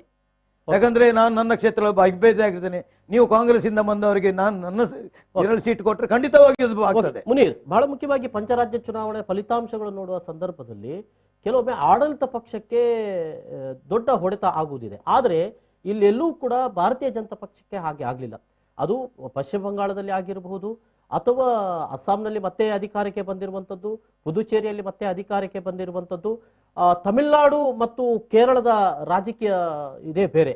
ಅದನ್ನ ನಾವು ಇದು ಮಾಡ್ಲಿಕ್ಕೆ ಸಾಧ್ಯ ಇಲ್ಲ. ಯಾಕಂದ್ರೆ ಅಲ್ಲಿ ಸ್ಥಳೀಯ ಮಟ್ಟದ ಒಂದು ರಾಜಕೀಯ ಚಿಂತನೆಗಳು ಬೇರೆ ಇರ್ತದೆ ಅಂತ ಅನ್ನುವಂಥದ್ದು. ಇದನ್ನ ಅಲ್ಲಗಳಿತೀರ ತಾವು? ಅಲ್ಲ, ನೀವು ಹೇಳಿದ ರೀತಿಯಲ್ಲಿ ದೇಶದಲ್ಲಿ ನರೇಂದ್ರ ಮೋದಿ ಅವರ ಸರ್ಕಾರ ಇದೆ. ಆದ್ರೆ ನೀವು ರಾಜ್ಯವಾರು ಚುನಾವಣೆ ರಿಸಲ್ಟ್ ನೋಡಿದ್ರೆ ತಮಿಳುನಾಡು ಒಂದು ಕಡೆ ಬಿಟ್ಟು ಬೇರೆಲ್ಲಾ ಕಡೆ ಅಧಿಕಾರದಲ್ಲಿದ್ದವರೇ ಮುಂದುವರೆದಿದ್ದಾರೆ. ಈಗ ಪಶ್ಚಿಮ ಬಂಗಾಳದಲ್ಲಿ ಎಲ್ಲಾ ಚುನಾವಣಾ ಸಮೀಕ್ಷೆಗಳನ್ನ ಮೀರಿ ಮಮತಾ ಬ್ಯಾನರ್ಜಿ ಅವರ ಪಕ್ಷ ಅಂತಿಮ ರಿಸಲ್ಟ್ ನೋಡುವ ಟ್ರೆಂಡ್ ನಿರೀಕ್ಷೆ ಅವರೇ ಬರ್ತಾರಂತ ಎಲ್ಲಾ ಇದ್ರಲ್ಲಿ ಎಕ್ಸಿಟ್ ಪೋಲ್ ಅಲ್ಲಿ ಒಂದೆರಡರಲ್ಲಿ ಬಿಜೆಪಿಗೆ ಮುನ್ನಡೆ ಕೊಟ್ಟಿದ್ರು, ಬಾಕಿ ಎಲ್ಲದರಲ್ಲಿ ಕೂಡ ಅವ್ರಿಗೆ ಕೊಟ್ಟಿದ್ದಾರೆ. ಆದ್ರೆ ಸೀಟ್ಗೆಲ್ಲ ಲೆಕ್ಕಾಚಾರ ಟಿಎಂಸಿ 172 ಸ್ಥಾನ 112 ಸ್ಥಾನ ಎನ್ಡಿಎ. ಈಗ ಇದರಲ್ಲಿ ಬರ್ತಾ ಇರುವ ಪ್ರಕಾರ ಬಿಜೆಪಿ 87 ಅಂತ ಏನೋ ತೋರಿಸ್ತು. ಈಗ ಕೆಲವದಲ್ಲಿ 173 ತೃಣಮೂಲ ಕಾಂಗ್ರೆಸ್, ಬಿಜೆಪಿ 116 ಸ್ಥಾನಗಳನ್ನು ಅಲ್ಲಿ ಪಡೆದು ಮುನ್ನಡೆ. ಆದ್ರೂ ಆ ಪ್ರಕಾರ ನೋಡಿದ್ರೆ ಈಗ ಕೇರಳದಲ್ಲಿ ಪಿನರಾಯಿ ವಿಜಯನ್, ತಮಿಳುನಾಡಿನಲ್ಲಿ ಮಾತ್ರ ಇವತ್ತು DMK ಸ್ಟಾಲಿನ್ ಬರ್ತಾ ಇದ್ದಾರೆ. ಬಾಕಿ ಎಲ್ಲಾ ಕಡೆ ಅಧಿಕಾರ ಇದ್ದವರು ಇಲ್ಲಿ ಅವರ ಅಧಿಕಾರದಲ್ಲಿ ಇದ್ರು. ಅಸ್ಸಾಂನಲ್ಲಿ ಮರಳಿ ಅಧಿಕಾರಕ್ಕೆ ಬರ್ತಾ ಇದ್ದಾರೆ. ಪುದುಚೇರಿ ಬಿಡಿ, ಅತ್ಯಂತ ಸಣ್ಣ ರಾಜ್ಯ ಇರ್ಲಿ, ಅಲ್ಲೊಂದು ಕಡೆ ಬಿಜೆಪಿ ಗೆದ್ದಿದಂತ ಇಟ್ಕೊಳ್ಳೋಣ, ಸಣ್ಣ ರಾಜ್ಯ, ಮತ್ತೆ ಅಲ್ಲಿಯ ಮತಕ್ಷೇತ್ರಗಳು ಕೂಡ ಅತ್ಯಂತ ಸಣ್ಣದು, ರಾಜಕೀಯದಲ್ಲಿ ಅತ್ಯಂತ ರಾಜ್ಯ ಅದು. ಗೆದ್ದಿದ್ದಾರೆ. ಬಹಳ ಪ್ರಧಾನವಾಗಿ ನಮ್ಗೆ ಇಲ್ಲಿ ಇದರಲ್ಲಿ ಅನಿಸುವಂತಹದ್ದು ಏನಂದ್ರೆ, ಜನ ಮತದಾನವನ್ನ ಮಾಡುವಾಗ ಬೇರೆ ಬೇರೆ ರೀತಿಯಾದಂತಹ ಆಲೋಚನೆಗಳನ್ನ ಮಾಡಿದ್ದಾರೆ. ಇಲ್ಲೀಗ ಕೇರಳದಲ್ಲಿ ಬಹಳ ಪಾಸಿಟಿವ್ ಆಗಿ ಮತ ಹಾಕಿದ್ದಾರೆ ಅಂತ ನನ್ಗೆ ಅನಿಸ್ತದೆ. ಈ ಎಲ್ಲ ಅವಧಿಯಲ್ಲಿ ಇವರು ಹೇಳಿದ ರೀತಿಯಲ್ಲಿ ಇವರೇ ಹೇಳಿದ್ರು, ಕೇರಳದಲ್ಲಿ ಪಾಸಿಟಿವ್ ರೇಟ್ 42,000 ಪ್ರತಿದಿನ ಕರ್ನಾಟಕದಕ್ಕೆ ಮಾಡ್ತದೆ ಅಂತ, ಸಣ್ಣ ರಾಜ್ಯ ಅಂತ. ಆದ್ರೆ ಅಲ್ಲಿ ಒಂದೇ ಒಂದು ಕಂಪ್ಲೇಂಟ್ ಬರ್ಲಿಲ್ಲ, ಒಂದೇ ಒಂದು ಕಂಪ್ಲೇಂಟ್ ಬರ್ಲಿಲ್ಲ. ಅವ್ರಿಗೆ ಹೆಂಗ್ ನಿಭಾಯಿಸ್ಲಿಕ್ಕೆ ಸಾಧ್ಯ ಆಯ್ತು? ಇವರು ಹೇಳಿದ ಪ್ರಕಾರ ಅಲ್ಲಿ ಕೈಗಾರಿಕೆಗಳಿಲ್ಲ, ಬಹಳ ಹಿಂದುಳಿದೆ ಅಂತ ಹೇಳ್ತಾ ಇದ್ದಾರೆ. ಆದ್ರೆ ಆರೋಗ್ಯ ಮತ್ತು ಶಿಕ್ಷಣದಲ್ಲಿ ಕೇರಳ ಮಾಡಿದಂತ ಸಾಧನೆ ಅಲ್ಲಿಯ ಜನರನ್ನು ಇವತ್ತು ಕಾದಿದೆ. ಅದರಿಂದಾಗಿ ಪಾಸಿಟಿವ್ ಆದ ಮತದಾನ ಆಗಿದೆ. ತಮಿಳುನಾಡಿನಲ್ಲಿ ಸಹಜವಾಗಿ ಜಯಲಲಿತಾ ಜೈಲಿಗೆ ಹೋಗಿದ್ದು, ಆಮೇಲೆ ಅವರು ತೀರ್ಕೊಂಡಿದ್ದು, AIDMK ಒಳಗಡೆ ಬಂದಂತಹ ಬಹಳ ದೊಡ್ಡ ಬಿಕ್ಕಟ್ಟುಗಳು, ಅಲ್ಲಿಯ ಗುಂಪುಗಾರಿಕೆಗಳು, ಒಳಜಗಳಗಳು DMK ಪರವಾದಂತಹ ಅಭಿಪ್ರಾಯವನ್ನ ರೂಪಿಸಿತ್ತು. ಮತ್ತೆ ಬಹಳ ಪ್ರಧಾನವಾಗಿ ನೋಡಬೇಕಾಗಿರುವಂತದ್ದು ಲಾಸ್ಟ್ ಪಾರ್ಲಿಮೆಂಟ್ ಇಲೆಕ್ಷನ್ ಮತ್ತು ಈ ಇಲೆಕ್ಷನ್ ಇದ್ದಂತ ವ್ಯತ್ಯಾಸ. ಇಲ್ಲಿ ವೆಸ್ಟ್ ಬೆಂಗಾಲ್ ನಲ್ಲಿ 17 ಸೀಟ್ ಏನೋ ಗೆದ್ದು, 18 ಸೀಟ್ ಗೆದ್ದಿದ್ರು, 42ರಲ್ಲಿ 18. ತೃಣಮೂಲ 22 ಗೆದ್ದು ಬಹಳ ಹತ್ತಿರ ಸ್ಪರ್ಧೆಯನ್ನು ಮಾಡಿದ್ರು. ಆ ನಂತರ ಪಶ್ಚಿಮ ಬಂಗಾಳದಲ್ಲಿ ಇಡೀ ತೃಣಮೂಲ ಪಕ್ಷವನ್ನೇ ಬಿಜೆಪಿ ಖರೀದಿ ಮಾಡ್ತಾ ಇದೆ ಅನ್ನುವಂತ ವಾತಾವರಣ ಸೃಷ್ಟಿಯಾಗಿತ್ತು. ಎಷ್ಟೋ ಜನ ಸುವೇಂದು ಅಧಿಕಾರಿ ಸೇರ್ಕೊಂಡು ಬಹುಶಃ ಒಂದು 30-40 ಜನ ಶಾಸಕರುಗಳೇ ಬಿಜೆಪಿ ಕಡೆಗೆ ಬಂದಿದ್ದಾರೆ, ಎಂಪಿಗಳು ಬಿಜೆಪಿ ಕಡೆ ಬಂದಿದ್ದಾರೆ. ತಳಮಟ್ಟದಲ್ಲಿ ಬಹಳ ದೊಡ್ಡ ರೀತಿಯಲ್ಲಿ ತೃಣಮೂಲ ಕಾಂಗ್ರೆಸ್ನ ನಾಯಕರುಗಳು ಬಿಜೆಪಿ ಕಡೆ ಶಿಫ್ಟ್ ಆಗಿದ್ದಾರೆ. ಅಷ್ಟಾಗಿಯೂ ಕೂಡ ಆ ಟ್ರೆಂಡ್ ನೋಡಿದ್ರೆ ಬಿಜೆಪಿ ಕ್ಲೀನ್ ಸ್ವಿಪ್ ಮಾಡಬೇಕು, ಆದ್ರೆ ಅದು ಆಗ್ಲಿಲ್ಲ. ಅಲ್ಲ, ಈಗ ಬೆಳವಣಿಗೆ ನೋಡಿದ್ರೆ ಅಲ್ಲಿ ಎಡ ಪಕ್ಷ ಅಥವಾ ಎಡ ಸಂಘಟನೆಗಳು ಇರುವವರು ಕೂಡ ಬೆಂಬಲ ಇಲ್ಲ ಅಂತ ಹೇಳ್ತೀರಾ? ಎಡ ಪಕ್ಷ ಮತದ ಆಧಾರದಲ್ಲಿ ನೋಡುತ್ತಿದ್ರೆ ಅಲ್ಲಿ, ಯಾಕಂದ್ರೆ ಎಡ ಪಕ್ಷಗಳ ಮತಗಳು ತುಂಬಾ ಕುಸಿತಿವೆ ಅಲ್ಲಿ. ನಾನು ಅವಾಗ್ಲೇ ಹೇಳಿದೆ, ಪಾರ್ಲಿಮೆಂಟ್ ಇಲೆಕ್ಷನ್ ಸಂದರ್ಭದಲ್ಲಿ ಈಗ ಇದನ್ನು ಸುನಾಮಿ ಗಿನಾಮಿ ಅಂತ ನನಗೆ ಬೆಂಗಾಲಲ್ಲಿ ಅನಿಸಲ್ಲ. ಯಾಕಂದ್ರೆ ಲಾಸ್ಟ್ ಪಾರ್ಲಿಮೆಂಟ್ ಇಲೆಕ್ಷನ್ ಅಲ್ಲಿ ಬಿಜೆಪಿ ದೊಡ್ಡ ಸಾಧನೆ ಮಾಡಿದೆ. ಆ ಸಾಧನೆಗೆ ನೋಡಿದ್ರೆ, ಇನ್ನು ಅಂತಿಮ ಫಲಿತಾಂಶಕ್ಕೆ ಮುನ್ನ ಈಗಿನ ಟ್ರೆಂಡ್ ನೋಡಿದ್ರೆ, ಪಾರ್ಲಿಮೆಂಟ್ ಇಲೆಕ್ಷನ್ ನಂತರ ಇವರು ಎಷ್ಟೆಲ್ಲ ಪ್ರಯತ್ನ ಮಾಡಿದ್ರು ಕೂಡ ಅವರ ಸೀಟುಗಳ ಸಂಖ್ಯೆ, ಆವಾಗ ಅವರಿಗೆ ಅಸೆಂಬ್ಲಿ ಸ್ಥಾನಗಳಲ್ಲಿ ಇದ್ದಂತ ಮುನ್ನಡೆಯನ್ನ ಇದು ಮಾಡಿ ಸ್ವಲ್ಪ ಹಿನ್ನಡೆ ಆಗಿದೆ. ಆದ್ರೆ ಅದೇ ಸಂದರ್ಭದಲ್ಲಿ ಇವರಿಗೆ ಮಮತಾ ಬ್ಯಾನರ್ಜಿ ಪಕ್ಷಕ್ಕೆ ಇಷ್ಟೆಲ್ಲ ಅವರ ಮೇಲಿನ ಎಲ್ಲ ಒತ್ತಡಗಳ ಮಧ್ಯೆ ಕೂಡ ಜಾಸ್ತಿ ಸೀಟು ಬಂದಿದೆ. ಇಲ್ಲಿ ನಮ್ಗೆ ನೋಡ್ಲಿಕ್ಕಿರುವಂತಹದ್ದು, ಈಗ ಎಡ ಮೈತ್ರಿಕೂಟ ಪಡ್ಕೊಂಡಿರುವಂತಹ ಪರ್ಸೆಂಟೇಜ್ ವೋಟ್ಗಳು ಎಷ್ಟು ಅನ್ನುವಂಥದ್ದು. ಲಾಸ್ಟ್ ಪಾರ್ಲಿಮೆಂಟ್ ಇಲೆಕ್ಷನ್ ಅಲ್ಲಿ ಎಡ ಪಕ್ಷಗಳಿಗೆ ಸಿಕ್ಕಿದ್ದು ಬರೀ 7% ವೋಟ್ ಎಡ ಪಕ್ಷಗಳಿಗೆ. ನಮ್ಮ ಲೆಕ್ಕಾಚಾರ ಏನಿತ್ತು ಅಂದ್ರೆ, ಈ ಬಾರಿ ಎಡ ಪಕ್ಷಗಳು ಒಂದಿಷ್ಟು ಜಾಸ್ತಿ ಮತಗಳನ್ನು ಪಡಿಲಿಕ್ಕೆ ಸಾಧ್ಯ ಆದಷ್ಟು ಬಿಜೆಪಿ ಅವಕಾಶಗಳು ಕಡಿಮೆ ಆಗ್ತದೆ ಪಶ್ಚಿಮ ಬಂಗಾಳದಲ್ಲಿ. ಯಾಕಂದ್ರೆ ಮಮತಾ ಬ್ಯಾನರ್ಜಿ ವಿರೋಧಿ ವೋಟುಗಳು ಲಾಸ್ಟ್ ಪಾರ್ಲಿಮೆಂಟ್ ಇಲೆಕ್ಷನ್ ಟೈಮ್ ಅಲ್ಲಿ ಬೇರೆ ಬೇರೆ ಕಾರಣಗಳಿಗೆ ಬಿಜೆಪಿ ಕಡೆ ಒನ್ ಸೈಡ್ ಆಗಿತ್ತು. ಎಡಪಕ್ಷಗಳು ಬಹಳ ಪ್ರಾಮಾಣಿಕ ಪ್ರಯತ್ನ ಮಾಡಿದ್ರು ಕೂಡ ಎಡಪಕ್ಷಗಳಿಗೆ ಸಾಂಪ್ರದಾಯಿಕವಾಗಿ ವೋಟ್ ಆಗ್ತಾ ಬಂದವರು ಕೂಡ ಮಮತಾ ಬ್ಯಾನರ್ಜಿಯ ಮೇಲಿನ ಸಿಟ್ಟಿಗೆ ಬಿಜೆಪಿ ವೋಟ್ ಹಾಕಿದ್ರು. ಒಂದು ಕಡೆ ಅಂದ್ರೆ ನೇರ ಸ್ಪರ್ಧೆ ಇತ್ತು ಅಲ್ಲಿ. ಈ ಬಾರಿ LDF ಅಂದ್ರೆ ಲೆಫ್ಟ್ ಪಾರ್ಟಿಗಳು, ಕಮ್ಯುನಿಸ್ಟ್ ಪಕ್ಷ ಮತ್ತು ಅದರ ಮೈತ್ರಿ ಪಕ್ಷಗಳು ಜಾಸ್ತಿ ವೋಟ್ ಪಡ್ಕೊಂಡಷ್ಟು ಮಮತಾ ಬ್ಯಾನರ್ಜಿ ವಿರೋಧಿ ವೋಟುಗಳು ಸ್ಪ್ಲಿಟ್ ಆಗ್ತದೆ. ಬಿಜೆಪಿ ಕಡೆಗೆ ಹೋಗುವಂತ ವೋಟುಗಳು ಒಂದಿಷ್ಟು ಈ ಕಡೆ ತಿರ್ತದೆ ಅಂತ ಇತ್ತು. ಅದರಿಂದಾಗಿ ಈಗ ಕಮ್ಯುನಿಸ್ಟ್ ಪಕ್ಷಗಳು ಕಡಿಮೆ ಸೀಟ್ ಪಡ್ಕೊಂಡಿದೆ. ಬಹಳ ನನ್ಗೆ ಅದರ ಬಗ್ಗೆ ಬಹಳ ಬೇಸರ ಇದೆ ಮತ್ತು ಅಚ್ಚರಿ ಇದೆ, ಅಷ್ಟು ಕಡಿಮೆ ಆಗಿರುತ್ತೆ. ಅದೇ ಸಂದರ್ಭದಲ್ಲಿ ವೋಟಿನ ಪರ್ಸೆಂಟೇಜ್ ನೋಡ್ಬೇಕಾಗತ್ತೆ. ಎಡಪಕ್ಷ ಕಾಂಗ್ರೆಸ್ ಮತ್ತು ISF ನ ಒಂದು ಹೊಂದಾಣಿಕೆ ಏನಿತ್ತು, ಅವು ಎಷ್ಟು ಪರ್ಸೆಂಟೇಜ್ ವೋಟ್ ಪಡೆದಿದೆ, ಅದೆಷ್ಟು ಮಮತಾ ಬ್ಯಾನರ್ಜಿಗೆ ಅನುಕೂಲ ಮಾಡಿದೆ ಮತ್ತು ನರೇಂದ್ರ ಮೋದಿ ನೇತೃತ್ವದ ಬಿಜೆಪಿಗೆ ಪೆಟ್ಟು ಕೊಟ್ಟಿದೆ ಅನ್ನುವಂಥದ್ದು ಕೂಡ ನೋಡ್ಬೇಕಾಗತ್ತೆ ನಾವು. ಆ ಹಿನ್ನೆಲೆ ಇದೆ. ಮತ್ತೆ ನರೇಂದ್ರ ಮೋದಿ ಅವರ ಈ ಅಗ್ರೆಸಿವ್ ಆದಂತ ಪೊಲಿಟಿಕ್ಸ್ ಏನಿದೆ, ಇತ್ತೀಚೆಗೆ ಜನರಲ್ಲಿ ಒಂದಿಷ್ಟು ಆತಂಕ ಸೃಷ್ಟಿ ಮಾಡಿದೆ. ಎಲ್ಲವನ್ನು ಕೂಡ ನಾವು ಹಣ ಮತ್ತು ಭಾವನೆ ಇದರಿಂದಲೇ ಎಲ್ಲವನ್ನ ಮಾಡಿಬಿಡ್ತೀವಿ ಮತ್ತು ಭಾಷಣಗಳಿಂದ ಮಮತಾ ಬ್ಯಾನರ್ಜಿ ಅವರು ಕೂಡ ಕಡಿಮೆ ಇರಲಿಲ್ಲ ಮತ್ತು ಭಾಷಣ ಭಾವನೆ ಮತ್ತು ಹಣ ಇದನ್ನ ಬಳಸ್ಕೊಂಡು ರಾಜಕೀಯ ಮಾಡುದು ಎಲ್ಲಾ ಕಾಲಕ್ಕೂ ಕೂಡ ಅದು ಇದಾಗಲ್ಲ. TMC ಅನ್ನ ವಾಲ್ಸೇಲ್ ಆಗಿ ಪರ್ಚೇಸ್ ಮಾಡುವಂತ ಪ್ರಯತ್ನವನ್ನು ಏನ್ ಮಾಡಿದ್ರು, ಅದು ಕೂಡ ಅಲ್ಲಿ ಒಂದಿಷ್ಟು ಹಿನ್ನಡೆ ಮಾಡಿರ್ಬೋದು ಅಂತ ನನ್ಗೆ ಅನಿಸ್ತದೆ. ಒಟ್ಟಾರೆಯಾಗಿ ಈ ಟ್ರೆಂಡ್ ಒಳ್ಳೇದಲ್ಲ ಈ ದೇಶದಲ್ಲಿ. ಈಗ ಮತಗಳು ಮಮತಾ ಬ್ಯಾನರ್ಜಿಯನ್ನು ಕಡಿಮೆ ಅಲ್ಲ, ಮಮತಾ ಬ್ಯಾನರ್ಜಿಗೆ ಅವಕಾಶ ಸಿಕ್ಕಿದ್ರೆ ಆಕೆ ಏನ್ ಬೇಕಾದ್ರೂ ಮಾಡಬಲ್ಲಂತಹ ಒಂದು ಕ್ರೌರ್ಯ ಮಮತಾ ಬ್ಯಾನರ್ಜಿಯ ರಾಜಕಾರಣದಲ್ಲಿದೆ. ಅದರಿಂದಾಗಿ ಜನರಿಗೆ ಅಲ್ಲಿ ಆಯ್ಕೆ ಇರ್ಲಿಲ್ಲ. ಬಹುಶಃ ಕಮ್ಯುನಿಸ್ಟರು ಬಹಳ ಸಾಂಪ್ರದಾಯಿಕವಾದಂತಹ ರಾಜಕಾರಣವನ್ನೇ ಮಾಡ್ಕೊಂಡು ಉಳ್ಕೊಂಡ್ರು ಅಂತ ಅನಿಸ್ತದೆ ನನಗೆ. ಈಗ ಆಧುನಿಕವಾದಂತಹ ಹೊಡಿ ಬಡಿ ದುಡ್ಡು ಭಾವನೆ ಫೀಲಿಂಗ್ಸ್ ಎಲ್ಲ. ಈಗ ಬೆಂಗಾಲ್ನಲ್ಲಿ ಏನ್ ಹೇಳಿದ್ರು, ಆವಾಗ ಇವರ ಬದಲಿಗೆ ಇದ್ದಂತ ನಮ್ಮ ಬಂಟ್ವಾಳ ಅವರು ಕೂಡ ಹೇಳಿದ್ರು, ಅಲ್ಲಿ ನಾವು ಮುಸ್ಲಿಮರನ್ನು ಹೊರತುಪಡಿಸಿ ಬೇರೆ ಬೇರೆ ದೇಶಗಳಿಂದ ಬಂದಂತ ವಲಸೆ ಬಂದವರನ್ನ ಹೊರಗೆ ಹಾಕ್ತೀವಿ, ಇವರಿಗೆಲ್ಲರಿಗೂ ಕೂಡ ಮುಸ್ಲಿಂ ಅಲ್ಲದವರಿಗೆ ನಾವು ಪೌರತ್ವ ಕೊಡ್ತೀವಿ ಅಂತೆಲ್ಲ ಹೇಳಿದ್ದಾರೆ ಅಂತ. ಈ ರೀತಿಯಾದಂತಹ ಒಂದು ವಿಭಜನೆಯ ರಾಜಕಾರಣವನ್ನು ಕೂಡ ಅಲ್ಲಿ ಮಾಡಿದ್ದಾರೆ. ಮತ್ತೆ ಒಂದು ಬ್ರೇಕ್ ತಗೊಂಡು ನಾವು ಮತ್ತೆ ಮುಂದುವರಿಬೇಕು. ಒಂದು ಸಣ್ಣ ಬ್ರೇಕ್ನ ಬಳಿಕ ಮತ್ತೆ ಈ ಸಂವಾದ ಮುಂದುವರಿಬೇಕು.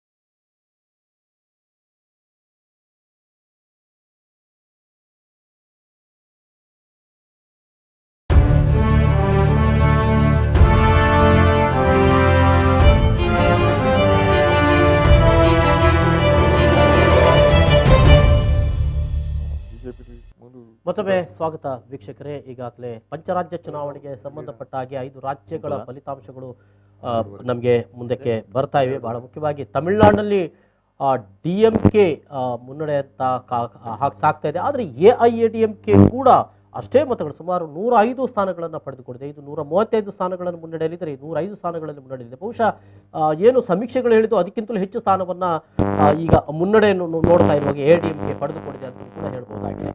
ಅದೇ ರೀತಿಯಲ್ಲಿ ಪಶ್ಚಿಮ ಬಂಗಾಳದ ಫಲಿತಾಂಶವನ್ನು ನೋಡಿದಾಗಲೂ ಕೂಡ ಅಲ್ಲಿ TMC ಅತ್ಯಧಿಕ ಮುನ್ನಡೆಯನ್ನು ಕಾಯ್ದುಕೊಂಡಿದ್ದು, 189 ಸ್ಥಾನಗಳಲ್ಲಿ ಮುನ್ನಡೆಯನ್ನು ಕಾಯ್ದುಕೊಂಡಿರುವಂಥದ್ದು. BJP 105 ಸ್ಥಾನಗಳನ್ನು ಅಲ್ಲಿ 105. ಅಂದ್ರೆ ಸಮೀಕ್ಷೆಗಳು ಹೇಳುವ ಪ್ರಕಾರ ಬಹಳಷ್ಟು 20-25 ಸ್ಥಾನಗಳ ಅಂತರದಲ್ಲಿ, ಅಥವಾ ಕೆಲವು ಸಮೀಕ್ಷೆಗಳು ಹೇಳಿರುವ ಹಾಗೆ ಅತ್ಯಂತ ಹತ್ತಿರದಲ್ಲಿ 5 ಸ್ಥಾನಗಳ ಅಂತರದಲ್ಲಿ ಏನೋ ಅಲ್ಲಿ TMC ಅಧಿಕಾರವನ್ನು ಪಡೆಯಬಹುದು ಅನ್ನುವಂಥ ಒಂದು ಸಮೀಕ್ಷೆ ನಡೆಸಿದ್ದು. ಆದರೆ ಇದೀಗ ಫಲಿತಾಂಶದ ಒಂದು ಮುನ್ನಡೆಯನ್ನು ನಾವು ನೋಡ್ತಾ ಇರುವಂತಹ ಸಂದರ್ಭದಲ್ಲಿ ಅಲ್ಲಿ ಅತ್ಯಧಿಕ ಮತಗಳು, ಸುಮಾರು 80 ಮತಗಳ ಅಂತ 80 ಸೀಟ್ಗಳ ಹೌದು, ಸುಮಾರು 79 ಮತಗಳ ಕ್ಷೇತ್ರಗಳು ಅನ್ನು ಜಾಸ್ತಿ ಪಡೆದುಕೊಂಡಿದೆ ಅಲ್ಲಿ ತೃಣಮೂಲ ಕಾಂಗ್ರೆಸ್ ಅನ್ನೋದನ್ನ ನಾವಿಲ್ಲಿ ನೋಡ್ತಾ ಇದ್ದೇವೆ. ಈಗಾಗಲೇ ಅಲ್ಲಿ ಮಮತಾ ಬ್ಯಾನರ್ಜಿ ಅವರು ನಂದಿಗ್ರಾಮದಲ್ಲಿ ಹಿನ್ನಡೆಯಲ್ಲಿ ಇದ್ರು ಅಂತ ಒಂದು ಮಾಹಿತಿ ಕೂಡ ಬರ್ತಾ ಇತ್ತು. ಈಗ ಮುಂದೆ ನೋಡಬೇಕಾಗಿದೆ. ಅದೇ ರೀತಿಯಲ್ಲಿ ಕೇರಳದಲ್ಲಿ LDF ಅಧಿಕಾರದತ್ತ ಮುನ್ನುಗ್ಗಿದೆ. ಇನ್ನು ಅಸ್ಸಾಂ ಮತ್ತು ಪುದುಚೇರಿಯಲ್ಲಿ NDA ಮತ್ತೊಮ್ಮೆ ಅಲ್ಲಿ ಅಧಿಕಾರವನ್ನ ಪಡೆದುಕೊಂಡಿದೆ. ಇವಿಷ್ಟು ನಾವೀಗ ನೋಡ್ತಾ ಇರುವಂತದ್ದು. ಇನ್ನು ಕರ್ನಾಟಕದ ರಾಜಕೀಯಕ್ಕೆ ಸಂಬಂಧಪಟ್ಟ ಹಾಗೆ ಉಪಚುನಾವಣೆಯಲ್ಲಿ ಬೆಳಗಾವಿಯಲ್ಲಿ ಮತ್ತೆ ಬಿಜೆಪಿ ಸುಮಾರು 13,000 ಮತಗಳ ಅಂತರದಿಂದ ಮುನ್ನಡೆಯನ್ನ ಕಾಯ್ದುಕೊಂಡು ಬಂದಿದೆ. ಮಸ್ಕಿಯಲ್ಲಿ ಕಾಂಗ್ರೆಸ್ ಗೆಲುವನ್ನ ಸಾಧಿಸಿದೆ. ಬಸವ ಕಲ್ಯಾಣದಲ್ಲಿ ಬಿಜೆಪಿ ಮುನ್ನಡೆಯನ್ನ ಕಾಯ್ದುಕೊಂಡಿದೆ. ಈಗಾಗಲೇ ಮಾತಾಡ್ತಿದ್ದೇವೆ ಜಗದೀಶ್ ಅವರೇ, ಪಶ್ಚಿಮ ಬಂಗಾಳದ ಫಲಿತಾಂಶಕ್ಕೆ ಸಂಬಂಧಪಟ್ಟ ಹಾಗೆ ತಮ್ಮ ನಿರೀಕ್ಷೆಗಳು ಏನಿತ್ತು? ಅಲ್ಲಿ ಗೆಲ್ಲಬಹುದು ಅನ್ನುವಂಥ ನಿರೀಕ್ಷೆಗಳಿತ್ತ? ನೋಡಿ, ಪಶ್ಚಿಮ ಬಂಗಾಳದಲ್ಲಿ ಇನ್ನೂ ಕೂಡ ನೀವು ಈ 105 ಹಿಡಿಬೇಕು ಅಂತ ಏನಿಲ್ಲ. ಯಾಕಂದ್ರೆ ಚುನಾವಣೆ ಹೋದ್ಸಲ ನೀವು ಅಲ್ಲಿ ಕೇವಲ 1000 ಮತಗಳು 500 ಹೀಗೆ ಸರಿ ಏನಿದ್ರು ನಾವು ಅಧಿಕಾರಕ್ಕೆ ಬರುವುದಿಲ್ಲ, ಅದು ಮಾತ್ರ ಖಂಡಿತ. ಆದ್ರೆ ಅಧಿಕಾರಕ್ಕೆ ಬರುವುದಿಲ್ಲ ಅಂತ ಚುನಾವಣೆ ನಂತರ ನಾವು ಅಲ್ಲಿ ಕೆಲಸ ಮಾಡಿದವರು ಮತ್ತು ಅರುಣ್ ಸಿಂಗ್ ಅಂತ ನಮ್ಮ ಕೇಂದ್ರದ ಕರ್ನಾಟಕದ ಜವಾಬ್ದಾರಿ ಹೊತ್ತಿದ್ದವರು ಬಂದಿದ್ದರು. ಅವರ ಹತ್ರ ಮಾತಾಡೋದು ಸಹ ನಾವು ಅಧಿಕಾರಕ್ಕೆ ಬರೋದಿಲ್ಲ, ಒಂದು 10-20 ಡಿಫ್ರೆನ್ಸ್ ಇರ್ಬೋದು ಎನ್ನುವ ಒಂದು ಮಾತು. ಏನಾಯಿತು ಅಂತ ನನ್ನ ಪ್ರಕಾರ ಅಲ್ಲಿ 8 ಹಂತದ ಮತದಾನ, ಶುರುವಿನ 5 ಹಂತದ ಮತದಾನದಲ್ಲಿ ನಮ್ಮ ರಾಜಕೀಯ ನಾಯಕರು, ನಮ್ಮ ಪ್ರಧಾನಮಂತ್ರಿಗಳು, ನಮ್ಮ ಗೃಹ ಮಂತ್ರಿಗಳು ಎಲ್ಲ ಹೋಗಿ ಅಲ್ಲಿ ಪ್ರಚಾರ ಮಾಡಿದರು. ನಮ್ಮ ಏನು BJPಯ ಸಾಧನೆಗಳನ್ನು ಎಲ್ಲ ಇದು ಮಾಡಿ ಅಲ್ಲಿ ಆ ಕ್ಷೇತ್ರಗಳಲ್ಲಿ ನಮಗೆ ತುಂಬ ಸೀಟುಗಳು ವಿನ್ ಆಗಿವೆ. ಕೊನೆಯ 3 ಹಂತಗಳಲ್ಲಿ ಏನಾಯಿತು, ಈ ಕೊರೋನಾ ಹೆಚ್ಚಾಯಿತು, ಚುನಾವಣಾ ಆಯೋಗ ನಿಷೇಧ ಹೇರಿತು. ಅವರದ್ದು ಅಲ್ಲಿ ಅಧಿಕಾರ ಇರುವಂಥದ್ದು. ನಾವೇನಿದ್ರು ಶುರು ಮಾಡಬೇಕು. ನಮಗೆ ಅಲ್ಲಿ ಶುರು ಮಾಡಲಿಕ್ಕೆ ಅವಕಾಶ ಆಗಿಲ್ಲ. ಪ್ರಧಾನಮಂತ್ರಿ ಹೋಗಿ ಒಂದು ಭಾಷಣ ಮಾಡಿದರೆ ಖಂಡಿತವಾಗಿ ಅಲ್ಲಿ ಒಂದು 5-10 ಸೀಟುಗಳ ವ್ಯತ್ಯಾಸ, ಆ ಸಭೆ ಮತ್ತೊಂದು ಜನ ಕ್ರೋಢೀಕರಣ ಮತ್ತು ನಮ್ಮ ಅಮಿತ್ ಶಾ ಚಾಣಕ್ಯತನ ಇದೆಲ್ಲ ಅಲ್ಲಿ ವರ್ಕ್ ಆಗಲಿಕ್ಕೆ ಅಲ್ಲಿ ಸ್ಪಾಟಿಗೆ ಹೋಗ್ಲಿಕ್ಕೆ ಇರಲಿಲ್ಲ. ಖಂಡಿತವಾಗಿ ಅದರಿಂದ ಒಂದು 10-20 ಸೀಟ್ ವ್ಯತ್ಯಾಸ ಆಗಿರ್ಬೋದು ಒಂದು. ಮತ್ತೊಂದು ಏನಂತಂದರೆ, ಮಮತಾ ಬ್ಯಾನರ್ಜಿ ಈಗ ನಾವು ಏನು ಈ ಹಿಂದೆ ಕಾಂಗ್ರೆಸ್ಗೆ ತುಷ್ಟೀಕರಣದ ಇದಾಗ್ತಾ ಇದ್ದೆವು, ಅದಕ್ಕಿಂತ ಹೆಚ್ಚಿನ ತುಷ್ಟೀಕರಣವನ್ನು ಮಮತಾ ಬ್ಯಾನರ್ಜಿ ಮಾಡ್ತಾ ಇದ್ರು. ಈ ಕೊನೆಯ ಏನು ಹಂತದ ಬೆಲ್ಟ್ ಇದೆ ಅದು ಹೆಚ್ಚಾಗಿ ಮುಸ್ಲಿಂ ಬಾಹುಳ್ಯವರು ಇರುವಂತಹ ಪ್ರದೇಶಗಳು ಅಂತ ನನಗೆ ಮಾಹಿತಿ. ಆದ್ರಿಂದ ಅದನ್ನು ಮತ್ತು ಕೂಡ ಅವರು ತುಷ್ಟೀಕರಣ ಮಾಡಿ ನಮಗೆ ಹೋಗ್ಲಿಕ್ಕೆ ಅಲ್ಲಿ ಅವಕಾಶ ಇರಲಿಲ್ಲ. ನಿಮ್ಗೆ ಗೊತ್ತಿರ್ಬೋದು, ನಮ್ಮ ರಾಜ್ಯ ಮಟ್ಟದ ನಾಯಕರಿಗೆ ಮಾರ್ಗದಲ್ಲಿ ಹೊಡಿತಾ ಇದ್ರು ಅಲ್ಲಿ. ಅಷ್ಟು ಇವರು ಹೇಳಿದಾಗೆ ಕ್ರೌರ್ಯ, ಯಾವ ಪಕ್ಷಕ್ಕಿಂತಲೂ ಹೆಚ್ಚಿನ ಕ್ರೌರ್ಯ ಅಲ್ಲಿ TMC ಪಕ್ಷ. BJP ಅವರೊಂದು ಊರಿಗೆ ಹೋಗ್ಲಿಕ್ಕಿಲ್ಲ, ಮತ ಕೇಳಲಿಕ್ಕಿಲ್ಲ ಒಂದು ಮನೆಯಲ್ಲಿ. ಅಂಥ ಪರಿಸ್ಥಿತಿಯಲ್ಲಿ ನಾವು 100 ಚಿಲ್ಲರೆ ಒಂದು ಅಲ್ಲಿ ಸೀಟ್ ಗೆದ್ದಿದ್ದೇವೆ ಅಂದ್ರೆ ಇದು ದೊಡ್ಡ ಸಾಧನೆ ಅಂತ ನನ್ನ ಭಾವನೆ. ಖಂಡಿತವಾಗಿ ಯಾವ ಹಿರಿಯರಿಗೂ ಅಲ್ಲಿ ಕಮ್ಯುನಿಸ್ಟ್ ಪಕ್ಷದವರು ಅದನ್ನೇ ಹೇಳ್ತಾ ಇದ್ರು, ಏನಂತ, ತೃಣಮೂಲ ಕಾಂಗ್ರೆಸ್ ನಮ್ಮ ಪಕ್ಷದ ಕಾರ್ಯಕರ್ತರ ಮೇಲೆ ದಾಳಿ ಮಾಡ್ತಾ ಇದೆ ಅಂತ. ಆಡಳಿತದಲ್ಲಿ ಇದ್ದಂತ ಸಂದರ್ಭದಲ್ಲಿ ತಾವು ಅದನ್ನು ಅಲ್ಲೆಗಳಿದ್ದೀರಿ. ಅಲ್ಲಲ್ಲ, ಈಗ ಅನುಭವಿಸುವ ಆಗ ತೃಣಮೂಲ ಮತ್ತು ಅವರಿಗೆ ಕಮ್ಯುನಿಸ್ಟ್ನವರಿಗೆ ವ್ಯತ್ಯಾಸ ಆಗಿ ಅವರು ಹೊರಗೆ ಬಂದು ಅವರು ಅಲ್ಲಿ ಅಧಿಕಾರ ಸ್ಥಾಪಿಸಿದ್ದು. ನಂತರ ಅವರು ಏನು ಮಾಡಿದ್ರಿಂದ ಕಮ್ಯುನಿಸ್ಟ್ ಅಲ್ಲಿ ಹೆಸರಿಲ್ಲದ ಹಾಗೆ ಮಾಡಿದ್ದಾರೆ. ಅದರ ಮಧ್ಯದಲ್ಲಿ BJP ಆ ಹಿಂಸೆಯ ಮಧ್ಯದಲ್ಲಿ ಎಷ್ಟು ನಮ್ಮ ಕಾರ್ಯಕರ್ತರನ್ನು ನಾವು ಕಳ್ಕೊಂಡಿದ್ದೇವೆ, ಎಷ್ಟು ಕಾರ್ಯಕರ್ತರನ್ನು ಕಳ್ಕೊಂಡಿದ್ದೇವೆ. ಈ ಕೇರಳದಲ್ಲಿ ಕಮ್ಯುನಿಸ್ಟ್ನವರು ಇರ್ತಾರೆ, ಇಲ್ಲಿ ಅದಕ್ಕಿಂತ ಹೆಚ್ಚು ಅವರು ಮಾಡ್ತಾರೆ ಇಲ್ಲಿ ವೆಸ್ಟ್ ಬೆಂಗಾಲಲ್ಲಿ. ಅದರ ಮಧ್ಯೆ ಕೂಡ 100 ಚಿಲ್ಲರ ಸೀಟ್ ಅಂದ್ರೆ ಇದೊಂದು ಸಾಮಾನ್ಯದ ಸಾಧನೆ ಅಲ್ಲ. 3ರಿಂದ ಹಿಡಿದ 100 ಚಿಲ್ಲರ ಅಂದ್ರೆ ತಾವೇ ಒಂದು ಆಲೋಚನೆ ಮಾಡಿ ಎಷ್ಟು ದೊಡ್ಡ ಸಾಧನೆ. ಖಂಡಿತವಾಗಿ ಆ ಸಾಧನೆ ಬಗ್ಗೆ ನಮ್ಗೆ ಹೆಮ್ಮೆ ಇದೆ. ಓಕೆ, ಈಗ ಒಂದು ಬ್ರೇಕಿಂಗ್ ಬರ್ತಾ ಇದೆ, ನೋಡ್ತಾ ಇದ್ದೀರಿ. ಕೇರಳದಲ್ಲಿ ಈ ಶ್ರೀಧರನ್ 4,000 ಮತಗಳ ಅಂತರದಿಂದ ಮುನ್ನಡೆಯಲ್ಲಿದ್ದಾರೆ. ಅಂದರೆ ಅವರು ಭಾರತೀಯ ಜನತಾ ಪಕ್ಷ BJP ಇಂದ ಅವರು ಸ್ಪರ್ಧೆ ಮಾಡಿರುವಂಥದ್ದು. ಅವರ ಕ್ಷೇತ್ರದಲ್ಲಿ ಅವರು 4,000 ಮತಗಳ ಅಂತರದಿಂದ ಅವರು ಮುನ್ನಡೆಯಲ್ಲಿ ಕಾಯ್ದುಕೊಂಡಿದ್ದಾರೆ. ಅದರ ಜೊತೆಯಲ್ಲಿ ಬಸವ ಕಲ್ಯಾಣದಲ್ಲಿ BJP ಮುನ್ನಡೆಯನ್ನು ಕಾಯ್ದುಕೊಂಡಿದೆ ಅಂತ ಅನ್ನುವಂಥ ಬ್ರೇಕಿಂಗ್ ಕೂಡ ಬರ್ತಾ ಇದೆ.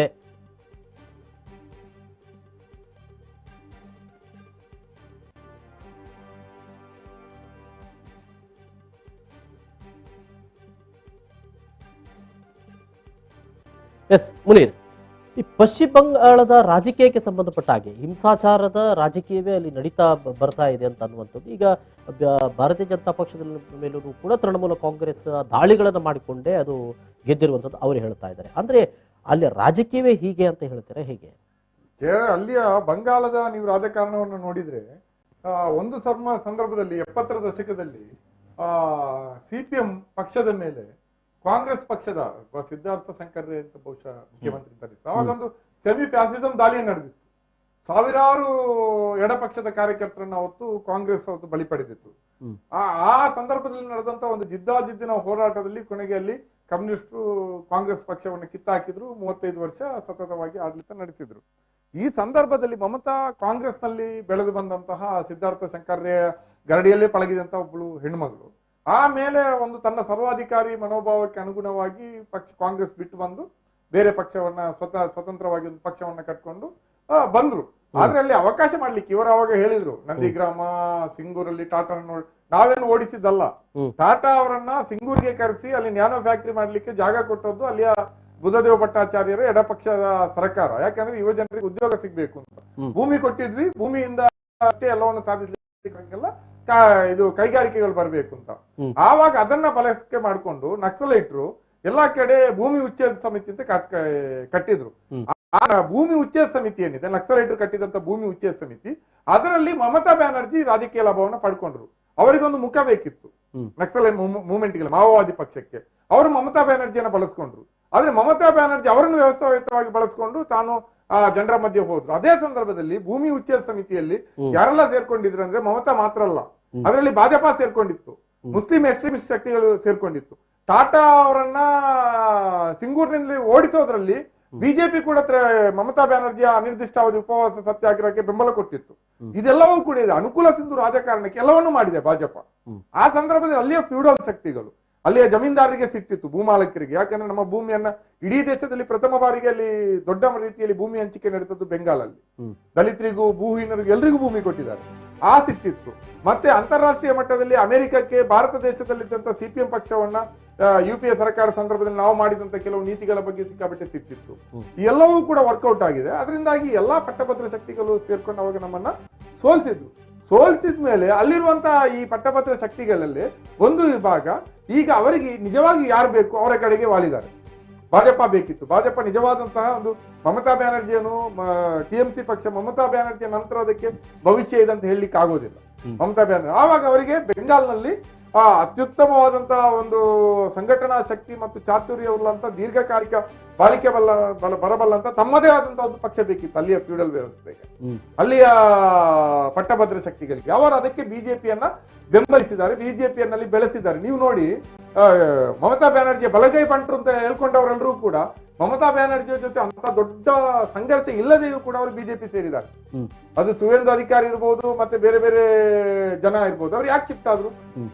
ಈ ಎಲ್ಲವನ್ನು ನಾವು ನೋಡ್ಬೇಕು. ಮೇಲ್ಮಟ್ಟದ ಈ ಪ್ಯಾನಲ್ ಡಿಸ್ಕಷನ್ ಅದಕ್ಕೆಲ್ಲ ಅಷ್ಟು ಅವಕಾಶ ಸಿಗೋದಿಲ್ಲ. ಆದ್ರೆ ಮುಂದೆ ಆದ್ರೂ ಕೂಡ ನಾವು ಇದನ್ನೆಲ್ಲ ವಿಮರ್ಶಾತ್ಮಕವಾಗಿ ನೋಡ್ಬೇಕು. ಯಾವ ರೀತಿಯಲ್ಲಿ ಒಂದು ಲೆಫ್ಟ್ ನಲ್ಲಿ ಮುಗಿಸುವಂತಹದ್ದು. ಅದೇ ಸಂದರ್ಭದಲ್ಲಿ ಫ್ಯೂಚರ್ ನಲ್ಲಿ ಮಮತಾ ಬ್ಯಾನರ್ಜಿ ಯುಗ ಅಂತ್ಯ ಆದ ನಂತರ ಮತ್ತೆ ಅಲ್ಲಿ ಈ ರೀತಿಯ ಪ್ರೋಗ್ರೆಸಿವ್ ಆದಂತಹ ಪೊಲಿಟಿಕ್ಸ್ ಗಳು ಬೆಳೆಯದ ರೀತಿಯಲ್ಲಿ ಒಂದು ಇಂತಹ ಒಂದು ಪ್ರಬಲ ಶಕ್ತಿಯಲ್ಲಿ ನೆಲೆಯೂರಿಸಲಿಕ್ಕೆ ಭಾಜಪಾದ ಜೊತೆ ಬೇರೆ ಬೇರೆ ಶಕ್ತಿಗಳು ಅಲ್ಲಿ ವ್ಯವಸ್ಥಿತವಾಗಿ ಕೆಲಸ ಮಾಡಿದ್ರೆ ನಾವು ಕಣ್ಣಿಗೆ ಕಾಣಲ್ಲ. ಈ ಒಂದು ಹಿನ್ನೆಲೆ ಇದೆ. ಅದರಿಂದಾಗಿ ಅಭಿವೃದ್ಧಿ ಮತ್ತು ಸ್ವದೇಶಿ ಚಿಂತನೆ ಅದೆಲ್ಲ ಸುಳ್ಳು. ಇಲ್ಲಿ ದುಡ್ಡು ಮತ್ತು ಪಟ್ಟಭದ್ರ ಮತ್ತು ಫ್ಯೂಡಲ್ ಶಕ್ತಿಗಳ ಪಾತ್ರ ಬಹಳ ದೊಡ್ಡದಿದೆ. ಅದರಿಂದಾಗಿ ಇವತ್ತು ಲೆಫ್ಟ್ ಬಹಳ ಕಡಿಮೆ ಸ್ಥಾನಗಳನ್ನ ಪಡಿತಾ ಇದೆ. ಅದು ಬಹಳ ನೋವಿನ ಸಂಗತಿ. ಇದು ಕೇವಲ ಬೆಂಗಾಲದ ಜನರ ಚುನಾವಣೆ ರಿಸಲ್ಟ್ ಅಂತ ಅನಿಸಲ್ಲ. ಭಾರತ ದೇಶ ಈಗ ಎದುರಿಸ್ತಾ ಇರುವಂತ ಏನಿದೆ ಅದು ರೈತರ ಕಾಯ್ದೆಗಳಿರ್ಬೋದು, ಕಾರ್ಮಿಕ ಕಾಯ್ದೆಗಳಿರ್ಬೋದು, ಕಾರ್ಪೊರೇಟ್ ಬಂಡವಾಳದ ಒಂದು ಬಹಳ ದೊಡ್ಡ ಮುನ್ನೆಗತದ ಸಂದರ್ಭದಲ್ಲಿ ದುಡಿಯುವ ಜನರ ಮತ್ತು ಇಲ್ಲಿಯ ಜನಸಾಮಾನ್ಯರ ಹಿತಾಸಕ್ತಿಗಳನ್ನ ರಕ್ಷಣೆ ಮಾಡಬೇಕಾದಂತ ಒಂದು ಶಕ್ತಿಯ ಕೊರತೆ ಕಾಣ್ತಾ ಇದೆ. ನಾವು ಕಾಂಗ್ರೆಸ್ ಅನ್ನ ಜಾಸ್ತಿ ನಂಬಲಿಕ್ಕೆ ಆಗಲ್ಲ. ಯಾಕಂದ್ರೆ ಕಾಂಗ್ರೆಸ್ ಯಾವತ್ತೂ ಕೂಡ ಬಿಜೆಪಿ ಈ ಕಾರ್ಪೊರೇಟ್ ನೀತಿಗಳ ವಿರುದ್ಧವಾದ ಚಿಂತನೆಗಳನ್ನೇನು ಅದು ಆರ್ಥಿಕ ಇದರಲ್ಲಿ ಕಾಣಿಸ್ಕೊಂಡು ಒಂದಿಷ್ಟು ಮನಮೋಹನ್ ಸಿಂಗ್ ಒಂದು ನಾಜೂಕುತನವನ್ನು ತೋರಿಸಿರ್ಬೋದು. ಈ ನೀತಿಗಳನ್ನು ಜಾರಿ ಮಾಡುವಾಗ್ಲೇ ಜನರಿಗೆ ತುಂಬಾ ಪೆಟ್ಟಾಗದ ರೀತಿಯಲ್ಲಿ, ಡ್ಯಾಮೇಜ್ ಆಗದ ರೀತಿಯಲ್ಲಿ ಅವ್ರು ಸ್ವಲ್ಪ ಬ್ಯಾಲೆನ್ಸ್ ಮಾಡಿರ್ಬೋದು, ಅವರ ಆರ್ಥಿಕ ತಜ್ಞರಾಗಿ ಮಾಡಿರ್ಬೋದು. ಆದ್ರೆ ಅದರಲ್ಲಿ ನೀತಿಗಳಲ್ಲಿ ಏನು ವ್ಯತ್ಯಾಸ ಇಲ್ಲ. ಕಾಂಗ್ರೆಸ್ ಏನು ನಾವು ನಾಳೆ ದೇಶದಲ್ಲಿ ಅಧಿಕಾರಕ್ಕೆ ಬಂದ್ರೆ ಈ ಕೃಷಿ ಕಾಯ್ದೆಗಳು, ಕಾರ್ಮಿಕ ಕಾಯ್ದೆಗಳು ಅಥವಾ ಈ ವಿದೇಶಿ ಹೂಡಿಕೆಗಳು ಇವುಗಳನ್ನೆಲ್ಲ ರದ್ದು ಮಾಡ್ತೀವಿ ಅಂತ ಕಾಂಗ್ರೆಸ್ ಎಲ್ಲೂ ಹೇಳಲ್ಲ. ಅದರಿಂದಾಗಿ ಅಂತಹ ಸಂದರ್ಭದಲ್ಲಿ ಒಂದು ಇವುಗಳು ಜನರ ಹಿತವನ್ನ ಕಾಯಿಸುವಂತ ಸ್ಪೇಸ್ ಬೇಕಿತ್ತು ಭಾರತದಲ್ಲಿ. ಆ ಸ್ಪೇಸ್ ಇಲ್ಲದೆ ಇಲ್ಲ ಅಂದ್ರೆ ಅದರ ನೋವನ್ನು, ಅದರ ಪರಿಣಾಮವನ್ನು ಅನುಭವಿಸೋದು ಇಲ್ಲಿಯ 70-80% ಇರುವಂತ ಜನಸಮೂಹ. ಇದನ್ನು ನಾವು ಅರ್ಥ ಮಾಡ್ಕೊಳ್ಬೇಕು. ನಾವು ಭಾಜಪಾ ಕಾಂಗ್ರೆಸ್ ಚುನಾವಣೆ ಸೋಲು ಗೆಲುವುಗಳ ಆಚೆಗೆ ಇದನ್ನು ನೋಡ್ಲಿಲ್ಲ ಅಂದ್ರೆ ಈ ಬ್ಯಾಲೆನ್ಸ್ ತಪ್ಪಿದ್ರೆ, ಇಷ್ಟವರೆಗೆ ಆ ಬ್ಯಾಲೆನ್ಸ್ ಇತ್ತು. ಬಹುಶಃ ಬೆಂಗಾಲ್ನ ಈ ಸೋಲು ಕೇರಳದಲ್ಲಿ ನಮ್ಮ ಗೆಲುವನ್ನು ಮೀರಿ ಭಾರತದಲ್ಲಿ ಜನಸಾಮಾನ್ಯರ ಹಿತಾಸಕ್ತಿಗೆ ದೊಡ್ಡ ಧಕ್ಕೆಯನ್ನು ಕೊಡ್ತದೆ ಅಂತ ನಾನು ಭಾವಿಸ್ತೀನಿ. ಆ ಧಕ್ಕೆ ಕೊಡ್ಲಿಕ್ಕೆ ಬೇಕಾಗಿ ಬೆಂಗಾಲ್ನಲ್ಲಿ ನಮ್ಮನ್ನ ತೀರಾ ಕುಗ್ಗಿಸುವಂತ ಪ್ರಯತ್ನ ವ್ಯವಸ್ಥಿತವಾಗಿ ನಡೆದಿದೆ. ಓಕೆ, ಬ್ರೇಕಿಂಗ್ ಬರ್ತಾ ಇರುವಂಥದ್ದು ಬೆಳಗಾವಿಯಲ್ಲಿ ಮತ್ತೆ ಬಿಜೆಪಿ 30ನೇ ಸುತ್ತಿನಲ್ಲೂ ಕೂಡ ಮುನ್ನಡೆಯನ್ನು ಕಾಯ್ದುಕೊಂಡಿದೆ. ಅಲ್ಲಿ ಮಂಗಳಾ ಅಂಗಡಿಯವರು ಸತೀಶ್ ಜಾರಕಿ ಅವರಿಗಿಂತ ಸುಮಾರು ಬಹಳಷ್ಟು 14,000 ಮತಗಳ ಅಂತರದಿಂದ 13,703 ಮತಗಳ ಅಂತರದಿಂದ ಮುನ್ನಡೆಯನ್ನು ಕಾಯ್ದುಕೊಂಡಿದ್ದಾರೆ ಅನ್ನುವಂಥ ಬ್ರೇಕಿಂಗ್ ಬರ್ತಾ ಇದೆ. ಮತ್ತೊಂದು ಸಂತೋಷದ ಸಂಗತಿ ಜಗದೀಶ್ ಶೆಣವರಿಗೆ ಕೇರಳದಲ್ಲಿ 4 ಸ್ಥಾನಗಳಲ್ಲಿ ಬಿಜೆಪಿ ಮುನ್ನಡೆಯಲ್ಲಿದೆ ಅಂತ ಅನ್ನುವಂಥದ್ದು ಈಗ ಬರ್ತಾ ಇರುವಂತ ಮಾಹಿತಿ. ಮುಂದೆ ಬಹುಶಃ ಮಂಜೇಶ್ವರ್ ಕೂಡ ಸೇರಿರ್ಬೋದು ಅಂತ ಅನಿಸ್ತಾ ಇದೆಯಾ? ಅದು ಇದೆ. ಅದೇ ಹೋದ ಸಲ 89 ಓಟಿಗೆ ಸೋತಿತ್ತು. ಅದರಿಂದ ಖಂಡಿತವಾಗಿ ಈ ಸಲ ನಾವು ಎಲ್ಲ ನಮ್ಮ ಮಂಗಳೂರಿನ MLA ಸೇರಿ ಸಾಧಾರಣ ಕರ್ನಾಟಕದ ಎಲ್ಲ ಶಾಸಕರು ಕೂಡ ಅಲ್ಲಿ ಒಂದೊಂದು ಕ್ಷೇತ್ರವನ್ನು ಜವಾಬ್ದಾರಿ ಇಟ್ಕೊಂಡು ಕೇಂದ್ರವೇ ಒಳ್ಳೆ ಅದಕ್ಕೆ ಪ್ಲಾನ್ ಎಲ್ಲ ಮಾಡಿತ್ತು. ಅದರಿಂದ ನಾವು ಮತ್ತೆ ಸಹ 6ರಿಂದ 7 ಅಂತ ನಮ್ಮ ಲೆಕ್ಕನೇ ಇದ್ದದ್ದು. 6ರಿಂದ 7 ಅಂತ ಅದಕ್ಕಿಂತ ಹೆಚ್ಚು ಹೋಗಿಲ್ಲ.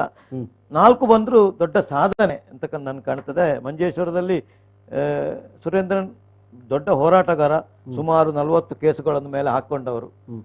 ಈ ನಮ್ಮ ಶಬರಿಮಲೆ ಹೋರಾಟ ಮಾಡಿ ಮತ್ತೆ ಈ ಎಡಪಕ್ಷ ಏನು ಪಿನರಾಯಿ ವಿಜಯನ್ ಸರ್ಕಾರದ ಎಲ್ಲ ನೀತಿಗಳ ವಿರುದ್ಧ ಹೋರಾಟ ಮಾಡಿ ಏನೇನೋ ಮಾಡಿ ಒಂದು ದೊಡ್ಡ ನಾಯಕತ್ವ ಮಾಡಿಕೊಂಡವರು. ಅದರಿಂದ ಖಂಡಿತವಾಗಿ ಅವರ ಏನು ಹೋರಾಟಕ್ಕೆ, ಅವರ ಪಕ್ಷ ನಿಷ್ಠೆಗೆ ಖಂಡಿತವಾಗಿ ದೇವರು ಒಲಿತಾರೆ ಅಂತ ನಮ್ದೊಂದು ಭಾವನೆ. ಅಷ್ಟು ಕೆಲಸ ಮಾಡಿದ್ದಾರೆ ಇಷ್ಟು ವರ್ಷ. ಕೇರಳದಲ್ಲಿ ಇವರ ವಿರುದ್ಧ ಒಂದು ಹೋರಾಟ ಮಾಡೋದಂದ್ರೆ ಅದು ಕೇವಲ ಪೊಲಿಟಿಕ್ಸ್ ಅಲ್ಲ, ಅದು ಅದಕ್ಕಿಂತ ಹೆಚ್ಚಿದ್ದು. ಯಾಕಂದ್ರೆ ಅದು ಅಲ್ಲಿ ಜೀವಕ್ಕೆ ಕುತ್ತು. ಕಮ್ಯುನಿಸ್ಟ್ನ ವಿರುದ್ಧ ಅಲ್ಲಿ ಹೋರಾಟ ಮಾಡೋದಂದ್ರೆ ಇವರು ಇಲ್ಲಿ ನೀವು ಬರೀ ಪಾಪ ಹಿಂಸೆನೆ ಮಾಡಲ್ಲ. ಅಲ್ಲಲ್ಲ, ನಾವು 15 ವರ್ಷದ ಅಭಿಮನ್ಯು ಅನ್ನುವಂತ ಹುಡುಗನನ್ನ ಕೊಲೆ ಮಾಡಿದ್ದಾರೆ ದೇವಸ್ಥಾನದ ಅಂಗಳದಲ್ಲಿ. ಕೇರಳದಲ್ಲಿ ಏನು ಅಂತ ಅವರಿಗೂ ಗೊತ್ತು. ನಾವು ಎಷ್ಟೋ ವರ್ಷಗಳಲ್ಲಿ ಚರ್ಚೆ ಮಾಡ್ತೇವೆ. ಇಷ್ಟು ನಾವು ಚರ್ಚೆ ಮಾಡಿ ಯಾರು ಕೊಲೆ ಮಾಡಿದ್ದು? RSS ನ ಕಾರ್ಯಕರ್ತರಲ್ಲ. ನೀವು ಶಾಲೆ ಎದುರು ಶಾಲೆಯಲ್ಲಿ ಮಾಸ್ಟರ್ನ್ನು ಪಾಠ ಮಾಡ್ತಾ ಇರುವಾಗ ಮಕ್ಕಳು ಎದುರ್ಕೊಂಡಿದ್ದಾರೆ. 9ನೇ ಕ್ಲಾಸ್ನ ಮಕ್ಕಳ ಎದುರು ಅಲ್ಲಿ ಬೋರ್ಡ್ ನಲ್ಲಿ ಬರೀತಿದ್ದ ಶಾಲೆಯ ಮಕ್ಕಳನ್ನು ಮಾಸ್ಟರ್ನ್ನು ಕೊಂದಿದ್ದಾರೆ. ನಮ್ಮ ಒಬ್ಬರು ಇಲ್ಲಿ ಓಟಿಗೆ ನಿಂತಿದ್ದಾರೆ ಅಲ್ಲಿ ಉಪಾಧ್ಯಕ್ಷರು. 2 ಕಾಲು ಇಲ್ಲ. ಕಮ್ಯುನಿಸ್ಟ್ ಅವರು, ನಾನು ಅಲ್ಲಿ ನನ್ನ ಕಾರ್ಯಕರ್ತರು ಅವರು 10 ಜನ ಒಟ್ಟಿಗೆ ಆಗಿ ಹೋಗುದು. ಏನು ಅಂತ ಒಬ್ಬೊಬ್ಬರಾಗಿ ಹೋಗ್ಲಿಕ್ಕೆ ನಮ್ಗೆ ಬದುಕಲಿಕ್ಕೆ ಸಾಧ್ಯ ಇಲ್ಲ ಇಲ್ಲಿ ಕಮ್ಯುನಿಸ್ಟ್. ಅದನ್ನ 10 ಜನ ಒಟ್ಟಿಗೆ ಒಂದು ಕಾಂಟ್ರಾಕ್ಟ್ ವಹಿಸು. ಕಾಂಟ್ರಾಕ್ಟ್ ಎಂತದ್ದು? ಒಂದು ಗೋಡೆ ಕಟ್ಟುವುದು, ಒಂದು ಹಗ್ಗದ ಇದು ಬಾವಿ ತೆಗೆಯುವುದು, ಅಂತ ಸಾಮಾನ್ಯರು ಹೋಗುವಾಗ ಮಾತ್ರ 10 ಜನ ಒಟ್ಟಿಗೆ ಹೋಗುದು. ಯಾಕಂದ್ರೆ ಅವರು ಯಾವಾಗ ಸಾಯ್ತಾರೆ ಅಂತ ಇಲ್ಲ. ಅಂತ ಮೆಂಟಾಲಿಟಿ ಕಮ್ಯುನಿಸ್ಟ್ ಮೆಂಟಾಲಿಟಿ ಕೇರಳ. ಬಹುಶಃ ನಾವು ಆಗ ಚರ್ಚೆ ಮಾಡಿದ ಹಾಗೆ ಆಯಾ ರಾಜ್ಯಗಳ ಒಂದು ರಾಜಕೀಯ ಸಂಸ್ಕೃತಿಗೆನ್ನ ಅದು ದ್ಯೋತಕ್ಕಾಗಿರ್ತದೆ ನೋಡಿ. ಪಶ್ಚಿಮ ಬಂಗಾಳದ ಒಂದು ರಾಜಕೀಯ ಸಂಸ್ಕೃತಿ, ಕೇರಳದ ಒಂದು ರಾಜಕೀಯ ಸಂಸ್ಕೃತಿ, ಅಲ್ಲಿ ಹೊಡಿಬಡಿಗಳ ಮೂಲಕನೇ ರಾಜಕೀಯ ಪಕ್ಷಗಳು ಅವುಗಳ ಅಸ್ತಿತ್ವವನ್ನು ಮಾಡ್ತಾ ಹೋಗ್ತವೆ. 20 ರಾಜ್ಯಗಳಲ್ಲಿ ಅಧಿಕಾರದಲ್ಲಿದೆ ಸ್ವಾಮಿ. 20 ರಾಜ್ಯಗಳಲ್ಲಿ ಅಧಿಕಾರದಿದೆ. ಕರ್ನಾಟಕ ಬಿಡಿ, ಈ ದೇಶದಲ್ಲಿ 20 ರಾಜ್ಯಗಳಲ್ಲಿ ನಾವು ಅಧಿಕಾರದಲ್ಲಿದ್ದೇವೆ. ನೀವು ಒಂದು ರಾಜ್ಯದಲ್ಲಿ ಇದ್ದು ನೀವು ಬದುಕಲಿಕ್ಕೆ ಬಿಡುದಿಲ್ಲಪ್ಪ ಸಾಮಾನ್ಯರು. ನಮ್ಮ ಕಾರ್ಯಕರ್ತರನ್ನು ನೀವು ಪತ್ನಿ ಮಾಡಿದ್ರೆ ನೀವು 100 ಕೊಂದ್ರೆ ನೀವು 100 ಹಿಂಸೆ ಮಾಡಿ ನಾವು 10 ಹಿಂಸೆ ಮಾಡಿ 100 ಅದನ್ನೇ ಕೇರಳದ ರಕ್ತ ನಾವು ಅಧಿಕಾರದಲ್ಲಿ ಇರ್ಲೇ ಇಲ್ಲ. ಕೇರಳದ ರಕ್ತ ಸಿಕ್ತ ಇತಿಹಾಸ ಉಂಟಲ್ಲ, ಇದು ಇವರ ಪುಸ್ತಕದಲ್ಲಿ ಮುನೀರ್, ಬಹಳ ಮುಖ್ಯವಾಗಿ ಆಯಾಯ ರಾಜ್ಯಗಳಲ್ಲಿ ಆಯಾಯ ರಾಜಕೀಯವಾದಂತ ಒಂದಷ್ಟು ಅಲ್ಲಿನ ಬೇರೆ ಬೇರೆ ಕಾರಣಗಳಿಂದಾಗಿ ಒಂದು ರಾಜಕೀಯ ಸಂಸ್ಕೃತಿಯಾಗಿ ಬಂದಿರುವುದು. ಕೇರಳದಲ್ಲಿ ಕೇರಳದ ಒಂದು ಆ ರೀತಿಯ ರಾಜಕೀಯ ಸಂಸ್ಕೃತಿ, ಪಶ್ಚಿಮ ಬಂಗಾಳ ಒಂದು ರೀತಿಯಲ್ಲಿ, ಇನ್ನು ತಮಿಳುನಾಡಿಗೆ ಸಂಬಂಧಪಟ್ಟ ಹೋಗಿದ್ರೆ ಅಲ್ಲಿದ್ದು ಒಂದು ರಾಜಕೀಯವಾದಂತ ಸಂಸ್ಕೃತಿ ಅದು ಬೇರೆ ರೀತಿಯಲ್ಲಿ ಇರ್ತದೆ ಅಂತ ಅನ್ನುವಂಥದ್ದು. ಈಗ ನಾವು ರಾಜ್ಯದ ಚುನಾವಣಾ ಇದಕ್ಕೆ ಫಲಿತಾಂಶಕ್ಕೆ ನೋಡೋದಾಗಿದ್ರೆ ಈಗಾಗಲೇ ಬೆಳಗಾವಿಯಲ್ಲಿ ಮತ್ತೊಮ್ಮೆ ಬಿಜೆಪಿ ಗೆಲುವನ್ನ ಪಡೆದುಕೊಂಡಿದೆ. ಅಲ್ಲಿ ಸುರೇಶ್ ಅಂಗಡಿಯವರು ತೀರ್ಕೊಂಡಂತಹ ಹಿನ್ನೆಲೆಯಲ್ಲಿ ಅವರ ಪತ್ನಿ ಮಂಗಳಾ ಅಂಗಡಿ ಅವರು ನಿಂತಿದ್ದು, ಅದು ಸತೀಶ್ ಜಾರಕಿ ಅವರ ಎದುರು. ಸತೀಶ್ ಜಾರಕಿಹೊಳಿ ಅವರು ಬಹುಶಃ ಒಂದು ಮಟ್ಟಿಗೆ ಹೇಳೋದಾಗಿದ್ರೆ ಒಂದು ಅತ್ಯಧಿಕ ಮತಗಳನ್ನು ಪಡೆದಿದ್ದಾರೆ ಅಂತಾನೆ ಹೇಳ್ಬಹುದಾಗಿದೆ. ಅಲ್ಲಿ ಬಿಜೆಪಿ ಗೆಲ್ಲುವಂತ ಒಂದು ಜಾಗ ಕೂಡ ಹೌದು ಬೆಳಗಾವಿ ವಿಧಾನಸಭೆ ಕ್ಷೇತ್ರ. ಬಹುಶಃ ಸತೀಶ್ ಜಾರಕಿಹೊಳಿ ಅವರ ಒಂದು ಸ್ಪರ್ಧೆಯಿಂದಾಗಿ ಅಲ್ಲಿ ಕಾಂಗ್ರೆಸ್ ಕೂಡ ಅಷ್ಟು ಮುನ್ನಡೆಯನ್ನು ಕಾಯ್ದುಕೊಳ್ಳಿಕ್ಕೆ ಸಾಧ್ಯ ಆಯಿತು ಏನು ಅಂತ ಅನ್ನುವಂಥದ್ದು ಒಂದು. ಇನ್ನೊಂದು ಕಡೆಯಲ್ಲಿ ಬಹಳ ಮುಖ್ಯವಾಗಿ ನಾವು ವಿವಿಧ ರಾಜ್ಯಗಳ ಪಂಚರಾಜ್ಯಗಳ ಚುನಾವಣೆಯನ್ನು ಫಲಿತಾಂಶವನಿಗೆ ನೋಡುತ್ತೆ. ಎಲ್ಲಾ ಕಡೆಯಲ್ಲೂ ಕೂಡ ಯಾವ ರೀತಿಯಲ್ಲಿ ಸಮೀಕ್ಷೆಗಳು ಹೇಳಿದಾವೆಯೋ ಅದೇ ರೀತಿಯಲ್ಲಿ ಆಡಳಿತ ಪಡೆಯುವುದರತ್ತ ಪಕ್ಷಗಳಲ್ಲಿ ಬರ್ತಾ ಇರುವುದನ್ನು ನಾವು ಗಮನಿಸ್ತಾ ಇದ್ದೇವೆ. ಆದ್ರೆ ಸ್ಥಾನಗಳ ಆಧಾರದಲ್ಲಿ ಈಗ ವೆಸ್ಟ್ ಬೆಂಗಾಲ್ ನೋಡೋದಿದ್ರೆ ಇದೀಗ ಮುನ್ನಡೆಯನ್ನ ನೋಡ್ತಾ ಇರೋದು. ಯಾಕಂದ್ರೆ ವೆಸ್ಟ್ ಬೆಂಗಾಲ್ ಯಾವತ್ತೂ ಕೂಡ 1000, 500, 800 ಒಂದೊಂದು ಕ್ಷೇತ್ರದಲ್ಲಿ ಅಷ್ಟೇ ಅಂತರಗಳಿಂದ ಬರುವಂತದ್ದು. ಸೇಮ್ ಕೇರಳ ಕೂಡ ಅದೇ ರೀತಿಯ ಅಂತರದಲ್ಲಿ ಬರುವಂತದ್ದು. ಈಗ ನಾವು ನೋಡಿರ್ತೇವೆ, ಮತ್ತೆ ಇದ್ದಕ್ಕಿದ್ದ ಹಾಗೆ ಅದು ಬದಲಾಗಬಹುದು ಅನ್ನುವಂತ ಒಂದು ಪರಿಸ್ಥಿತಿಗಳು ಕೂಡ ನಿರ್ಮಾಣ ಆಗಬಹುದು. ಸೊ ಆ ಹಿನ್ನೆಲೆ ನೋಡುವಾಗ ಏನು ಟಿಎಂಸಿ ಅಥವಾ ತೃಣಮೂಲ ಕಾಂಗ್ರೆಸ್ ವೆಸ್ಟ್ ಬೆಂಗಾಲ್ ಅಲ್ಲಿ ಒಂದು ಬಹುಶಃ ಸಮೀಕ್ಷೆಗಳು ಹೇಳುವುದಕ್ಕಿಂತಲೂ ಕೂಡ ಹೆಚ್ಚು ಸ್ಥಾನಗಳನ್ನು ಪಡೆದುಕೊಂಡಿರುವಂತದ್ದನ್ನ ನಾವಿಲ್ಲಿ ನೋಡ್ತಾ ಇದ್ದೇವೆ. ಡಿಎಂಕೆ ಅಧಿಕಾರದತ್ತ ಹೋಗಿದೆ, ಆದ್ರೆ ಅಲ್ಲೂ ಕೂಡ ಎಡಿಎಂಕೆ ಇನ್ನು ಸಮೀಕ್ಷೆಯಲ್ಲಿ ಹೇಳುವುದಕ್ಕಿಂತಲೂ ಕೂಡ ಹೆಚ್ಚು ಸ್ಥಾನಗಳನ್ನು ಅಲ್ಲಿ ಪಡೆದುಕೊಂಡಿದೆ ಅಂತ ಅನ್ನುವಂಥದ್ದು. ಅಂತ ಸ್ಪರ್ಧೆಯನ್ನು ಅಲ್ಲಿ ಎಡಿಎಂಕೆ ಕೂಡ ಮಾಡಿರುವಂತದ್ದು ಬಹುಶಃ ರಾಜಕೀಯ ಚರ್ಚೆಗೆ ಅದು ಗ್ರಾಸ ಆಗಬೇಕಾಗಿದೆ.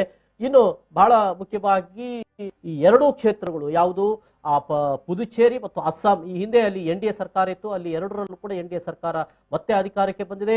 ಬಹಳ ಮುಖ್ಯವಾಗಿ ಕೇರಳದಲ್ಲಿ ಏನು ಬಹುಶಃ ಸಮೀಕ್ಷೆಗಳು ಕೂಡ ಹೇಳಿದ್ದವು, ಆ ಪರ್ಯಾಯ ಒಂದು ಸರ್ಕಾರದ ಒಂದು ಇದೇನಿತ್ತ ಅದನ್ನು ಮುರಿದಿದೆ, ಆ ಇತಿಹಾಸವನ್ನು ಮುರಿದಿದೆ ಕೇರಳದಲ್ಲಿ. ಮತ್ತೆ ಅಲ್ಲಿ ಅಂದ್ರೆ ಕಳೆದ ಬಾರಿ ಆಯ್ಕೆಯಾಗಿದ್ದಂತ ಪಿಣರಾಯಿ ವಿಜಯನ್ ಅವರ ಸಿಪಿಎಂ LDF ಸರ್ಕಾರ ಏನಿದೆ ಅದೇ ಮತ್ತೆ ಇಲ್ಲಿ ಮುಂದೆ ಬರ್ತಿದೆ ಅಂತ ಅನ್ನುವಂಥದ್ದು, ಅದು ಕೂಡ ಮುನ್ನಡೆಯನ್ನು ಕಾಯ್ದುಕೊಂಡು ಬಂದಿದೆ. ಇಬ್ರು ಭಾರತೀಯ ಜನತಾ ಪಕ್ಷದ ಮುಖಂಡರಾದಂಥ ಜಗದೀಶ್ ಶೆಣವ್ ಅವರಿಗೂ ಮುನೀರ್ ಕಾಟಿಪಳ್ಳ ಅವರಿಗೂ ಈ ಒಂದು ಸಂವಾದದಲ್ಲಿ ಭಾಗವಹಿಸಿದ್ದಕ್ಕೆ ಧನ್ಯವಾದಗಳು ಸರ್. Thank you. ಒಂದು ಸಣ್ಣ ಬ್ರೇಕಿಂಗ್ ಮಾಡ್ಕೊಂಡು ಈ ಕಾರ್ಯಕ್ರಮನ ಮುಗಿಸ್ತೇನೆ. ಬ್ರೇಕಿಂಗ್ ಬರ್ತಾ ಇದೆ. ಬಿಜೆಪಿ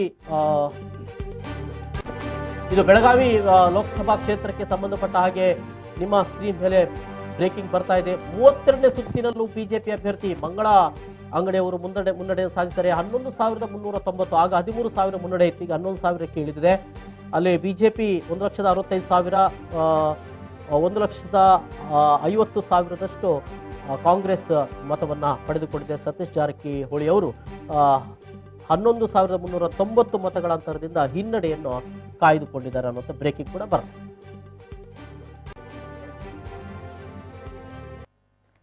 ಓಕೆ, ಇದು ಏನು ಪಂಚರಾಜ್ಯ ಚುನಾವಣೆಗಳ ಒಂದು ಏನು ಸಮರ ಈ ಕಾರ್ಯಕ್ರಮ ಇದೆ, ಅದು ಮತ್ತೆ ಮುಂದುವರಿತದೆ. ನೋಡ್ತಾ ಇರಿ V4 ನ್ಯೂಸ್. ನಮಸ್ಕಾರ.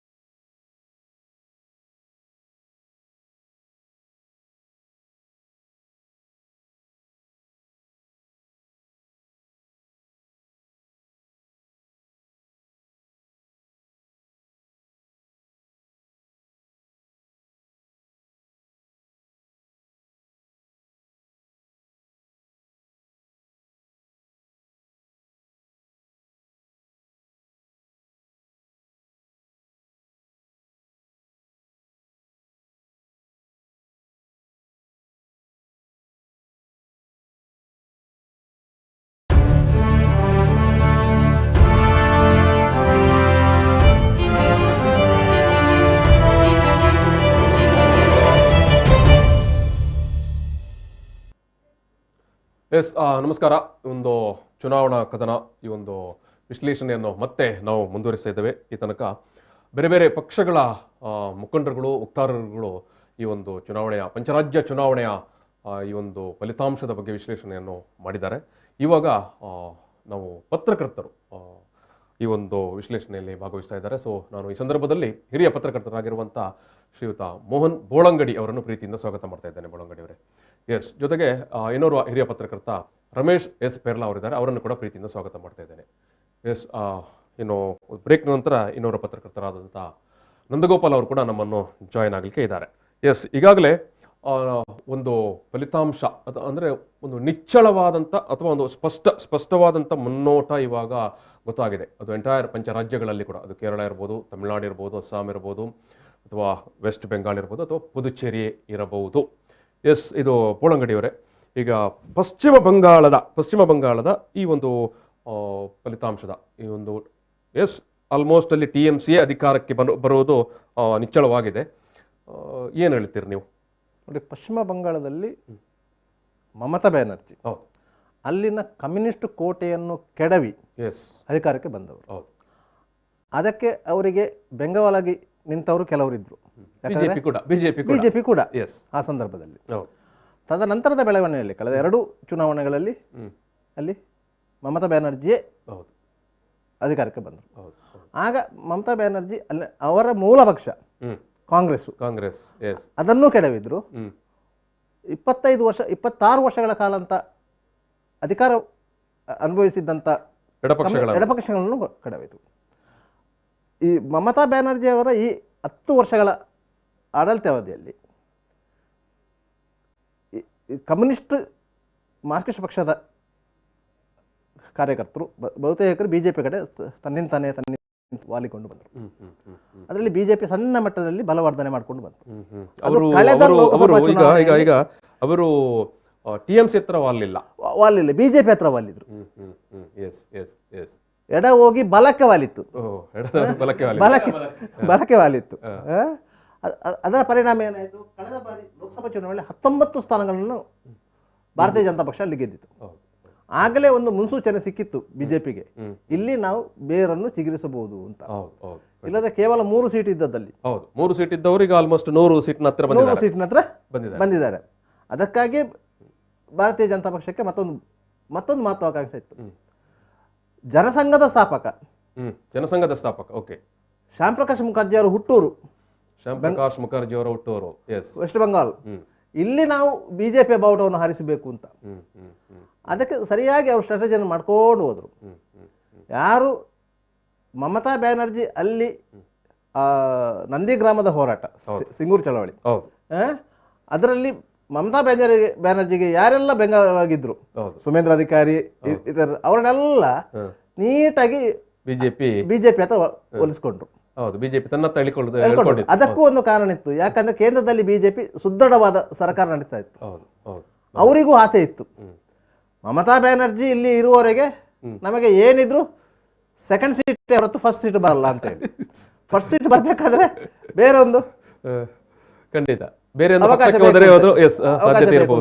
ಅದಕ್ಕಾಗಿ ಸುಮೇಂದ್ರ ಅವರು ಅಧಿಕಾರಿ ಅವರು ಬಿಜೆಪಿಗೆ ಬಂದಿರೋದು. ಅವರೊಟ್ಟಿಗೆ ಕೆಲವು TMC ಲೀಡರ್ಗಳು ಬಂದರು. ಹೊರತು ಅವರಿಗೆ ಅಲ್ಲಿ TMC ತಳಮಟ್ಟದ ನಾಯಕರನ್ನು ಹೇಳಲಿಕ್ಕೆ ಆಗಲಿಲ್ಲ, ಮೇಲ್ಮಟ್ಟದ ನಾಯಕರನ್ನ ಹೇಳಿದ್ರು. ಮೇಲ್ಮಟ್ಟದ ನಾಯಕರನ್ನ ಹೇಳಿದಕ್ಕೆ ಇಷ್ಟು ಸೀಟು ಬಂದಿದೆ. ಅದೇ ರೀತಿಯಲ್ಲಿ ತಳಮಟ್ಟದ ನಾಯಕರುಗಳನ್ನು ಅವರು ಉಳಿಸ್ಕೊಂಡು ಬರ್ತಾ ಇದ್ರೆ ಇನ್ನೂ ಸ್ವಲ್ಪ ಸೀಟುಗಳನ್ನು ಇದು ಮಾಡಬಹುದಿತ್ತು. ಆದರೂ ಬಿಜೆಪಿ ಅದು ಸಾಧನೆ ಮೆಚ್ಚಬೇಕಾದ್ದು. ಇನ್ನು ಮುಂದಿನ ಎಲೆಕ್ಷನ್ಗಾದರೂ ನಾವು ರೆಡಿ ಇದ್ದೇವೆ, ನಾವು ಟ್ರಾವೆಲ್ ಈಗಲೇ ಆಸಿದ್ದೇವೆ. ಈ ಸೀಟಿಗೆ, ಮುಖ್ಯಮಂತ್ರಿ ಸೀಟಿಗೆ ನಾವು ಟ್ರಾವೆಲ್ ಆಸಿದ್ದೇವೆ. ಅದರಿಂದಾಗಿ ನೀವು ಜಾಗೃತರಾಗಿ ಇರಬೇಕು ಅನ್ನೋದನ್ನು ಈ ಫಲಿತಾಂಶ ತೋರಿಸಿಕೊಟ್ಟಿದೆ. ಮತ್ತೊಂದು ನೀವು ಗಮನಿಸಬೇಕಾದ್ರಲ್ಲಿ ಪ್ರಾದೇಶಿಕ ಪಕ್ಷ TMC, ಪ್ರಾದೇಶಿಕ ಪಕ್ಷ, ಈ ಪ್ರಾದೇಶಿಕ ಪಕ್ಷ ಬಂದು ರಾಷ್ಟ್ರೀಯ ಪಕ್ಷವನ್ನು ಎದುರಿಸುವ ರೀತಿ, ಅದನ್ನು ಯಾವ ರೀತಿ ಎದುರಿಸಬೇಕನ್ನೋದನ್ನು ಮಮತಾ ಬ್ಯಾನರ್ಜಿ ಇಲ್ಲಿ ತೋರಿಸಿಕೊಟ್ರು.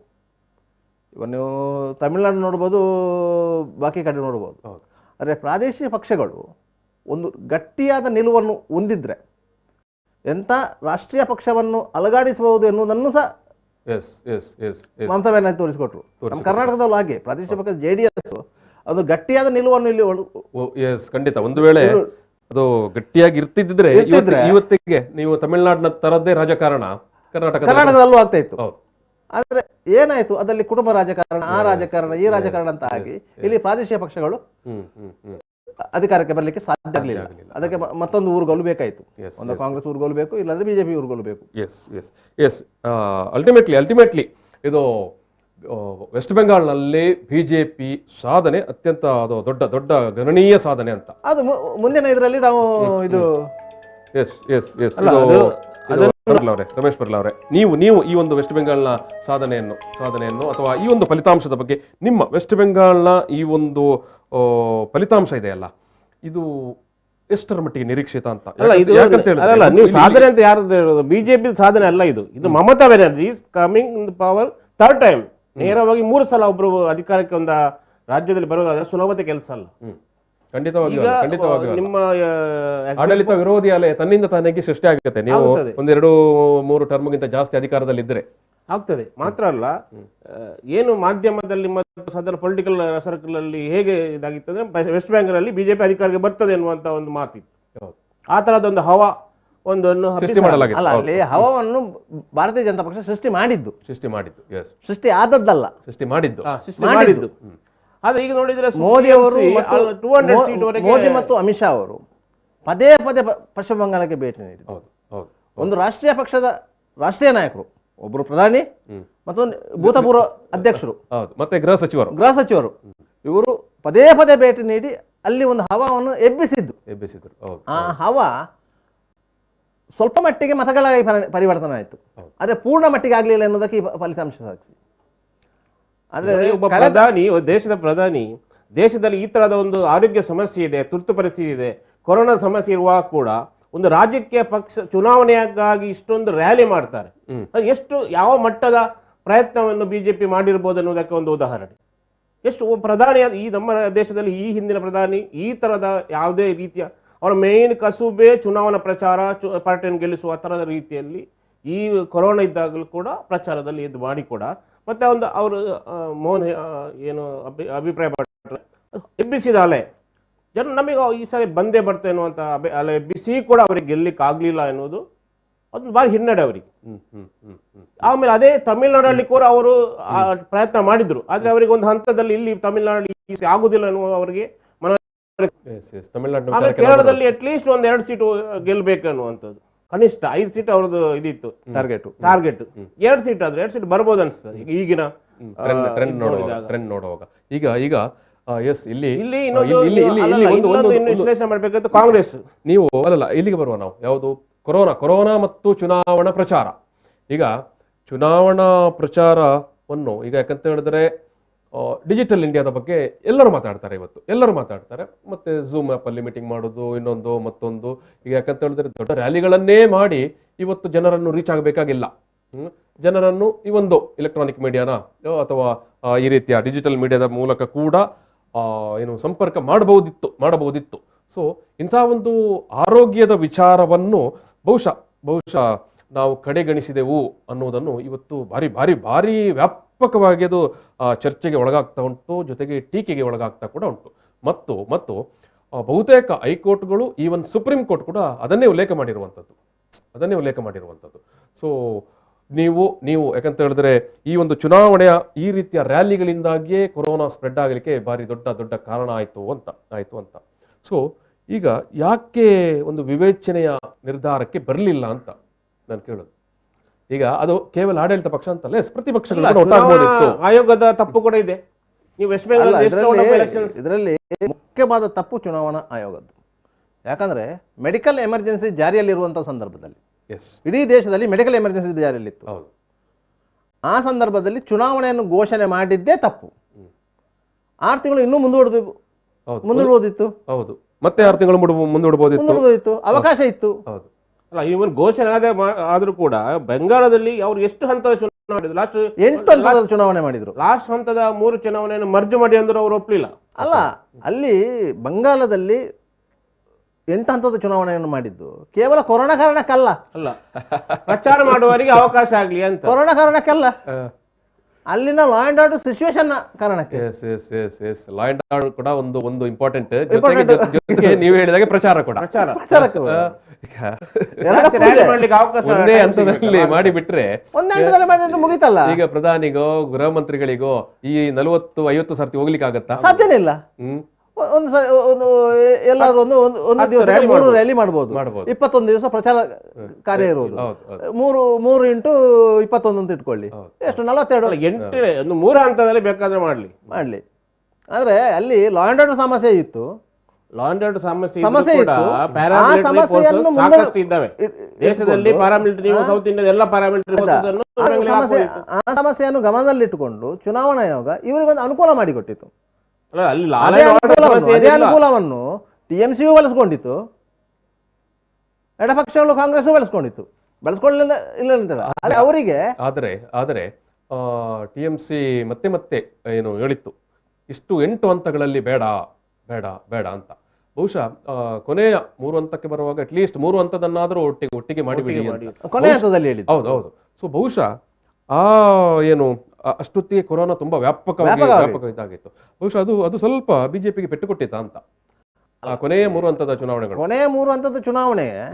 ಯಾಕಂದ್ರೆ ಇಂಥ ಆತಂಕಕಾರಿ ಪರಿಸ್ಥಿತಿಯಲ್ಲಿ ಕೂಡ ಕೇಂದ್ರ ಅಥವಾ ಚುನಾವಣಾ ಆಯೋಗ ಕೇಳಿಸ್ತಾ ಇಲ್ಲಲ್ಲ, ಬಂಗಾಳದ ಮಾತನ್ನು ಕೇಳಿಸ್ತಾ ಇಲ್ಲಲ್ಲ. ಆ ಮಾತನ್ನು ಜನರ ಮುಂದೆ ಇಟ್ಟಿತ್ತು, ಮಾತನ್ನು ಜನರ ಮುಂದೆ ಇಟ್ಟಿತ್ತು.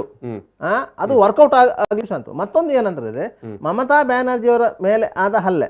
ಹೌದು, ಈಗ ಹಲ್ಲೆಯ ಬಗ್ಗೆ ಏನು ಅದು ಡೈರೆಕ್ಟ್ ಆದ ಅಟ್ಯಾಕೋ ಅನ್ನೋದ್ರ ಬಗ್ಗೆ ಸಾಕಷ್ಟು ಅನುಮಾನಗಳಿದ್ದಾವೆ.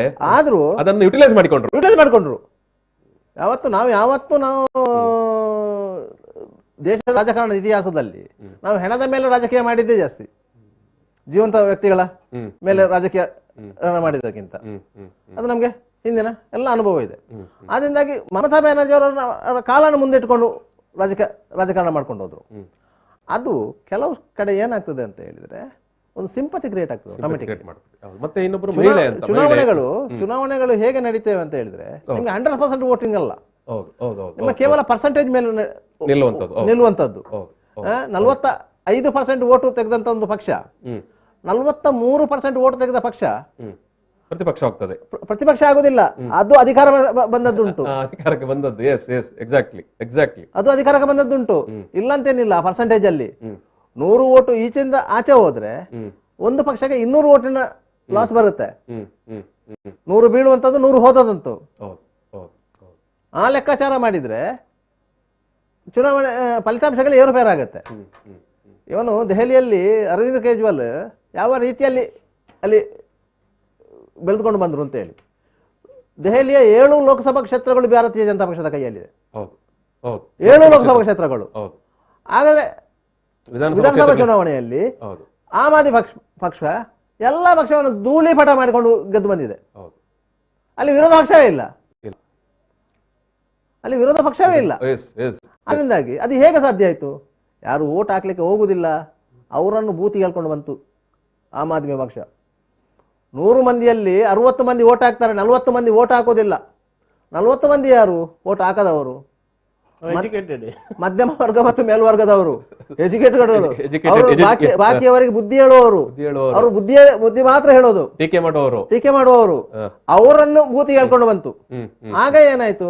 ಪರ್ಸೆಂಟೇಜ್ ಓಟು ಜಾಸ್ತಿ ಆಯ್ತು, ಬೀಳುವ ಓಟುಗಳ ಸಂಖ್ಯೆ ಜಾಸ್ತಿ ಆಯ್ತು. ತಮಿಳುನಾಡಿನ ಬ್ರೇಕಿಂಗ್ ಮೇ 6ರಂದು ಸ್ಟಾಲಿನ್ ಪದಗ್ರಹಣಕ್ಕೆ ಮುಹೂರ್ತ. 10 ವರ್ಷದ ಬಳಿಕ ಮತ್ತೆ ಡಿಎಂಕೆ ಅಧಿಕಾರಕ್ಕೆ ಬಂದಿರುವಂತದ್ದು. ತಮಿಳುನಾಡಿನಲ್ಲಿ ಸ್ಟಾಲಿನ್ ಯುಗಾರಂಭ. ತಮಿಳುನಾಡಿನಲ್ಲಿ 10 ವರ್ಷಗಳ ಬಳಿಕ ಸ್ಟಾಲಿನ್ ಅಧಿಕಾರಕ್ಕೆ ಬರ್ತಾ ಇದ್ದಾರೆ. ಮೇ 6ರಂದು ಸ್ಟಾಲಿನ್ ಅವರದು ಏನು ಅಧಿಕಾರ ಸ್ವೀಕಾರಕ್ಕೆ ಆಲ್ಮೋಸ್ಟ್ ಸಿದ್ಧತೆಗಳು ನಡೀತಾ ಉಂಟು ಅನ್ನುವಂಥ ಒಂದು ಬ್ರೇಕಿಂಗ್ ಇದು. ತಮಿಳುನಾಡಿನಲ್ಲಿ ಸ್ಟಾಲಿನ್ ಇದು ಕರುಣಾನಿಧಿಯ ಬಳಿಕ ಒಂದು ಹಂತದಲ್ಲಿ ಕರುಣಾನಿಧಿಯ ಮನೆಯ ಒಳಗಡೆನೆ ಒಂದಷ್ಟು ಬಿರುಕುಗಳಿತ್ತು.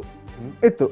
ಅವೆಲ್ಲವನ್ನು ಬ್ರೇಕ್ ಮಾಡಿ ಕೂಡ ಆದ್ರೆ ಚುನಾವಣೆಯ ಸಂದರ್ಭದಲ್ಲಿ ಅವರು ಒಳಗಿನ ಬಿರುಕನ್ನು ತೋರಿಸಲಿಲ್ಲ. ಯಾಕಂದ್ರೆ ಅವರಿಗೆ ಸಮಾನ ವೈರಿ ADMK ಎಲ್ರಿಗೂ. ಈಗ ಉದಯನಿಧಿಗಾಗ್ಲಿ ಸ್ಟಾಲಿನ್ಗಾಗ್ಲಿ ಸಮಾನ ವೈರಿ ADMK.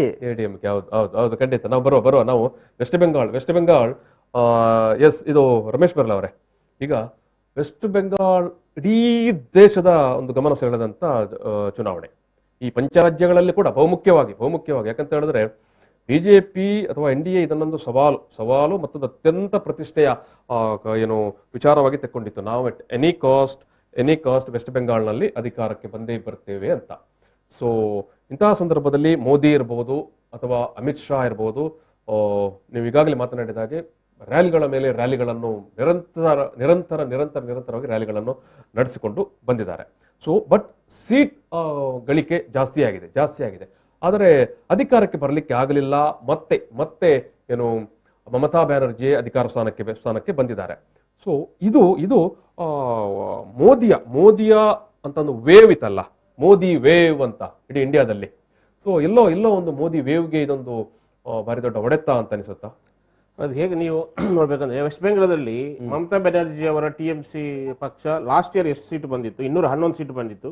ಅದು ಈ ಸಲ 211 ಬಂದಿಲ್ಲ, 200ಕ್ಕೆ ಜಾಸ್ತಿ ಹೋಗಿದೆ. ಅಂದ್ರೆ ತುಂಬಾ ಡಿಫರೆನ್ಸ್ ಏನಿಲ್ಲ, ಒಂದು 8-4 ಸೀಟ್ ಅವರು ಈಗಿನ ಲೀಡಿಂಗ್ ಪ್ರಕಾರ. ಹೌದು.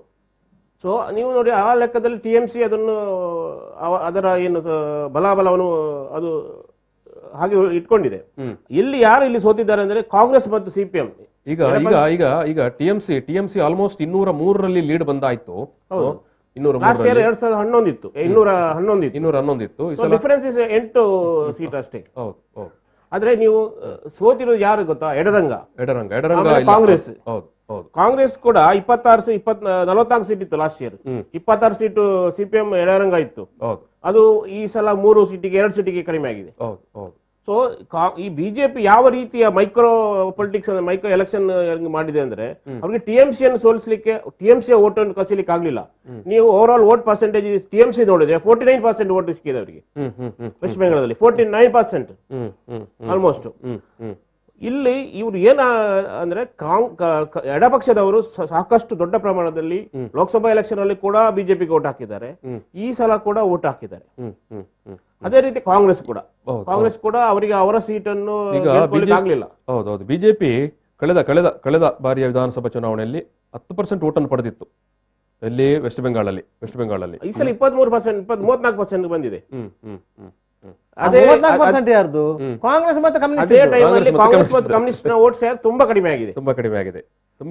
ನೀವು ಏನು ಮೋದಿ ಅವರ ಅಲೆ ಮತ್ತು ಈ ಅಮಿತ್ ಶಾ ಅವರ ಪೊಲಿಟಿಕಲ್ ಏನು ಮಾರ್ಕೆಟಿಂಗ್ ಏನಿದೆ ಅದರ ತಂತ್ರಗಾರಿಕೆನೆ ವರ್ಕೌಟ್ ಆಗೋದು ಹೊರತು ಅಲೆ ಏನು ವರ್ಕೌಟ್ ಆಗೋದಿಲ್ಲ. ತಂತ್ರಗಾರಿಕೆ ಹಾಗಿದ್ರೆ ತಂತ್ರಗಾರಿಕೆ ಈಗ ಇಲ್ಲಿ ಇದು ಯಾರು ಮಮತಾ ಬ್ಯಾನರ್ಜಿಯ ಹಿಂದೆ ತಂತ್ರಗಾರಿಕೆಗೆ ಯಾರು ಪ್ರಶಾಂತ್ ಕಿಶೋರ್ ನಿಂತಿದ್ದ ಅಲ್ವಾ?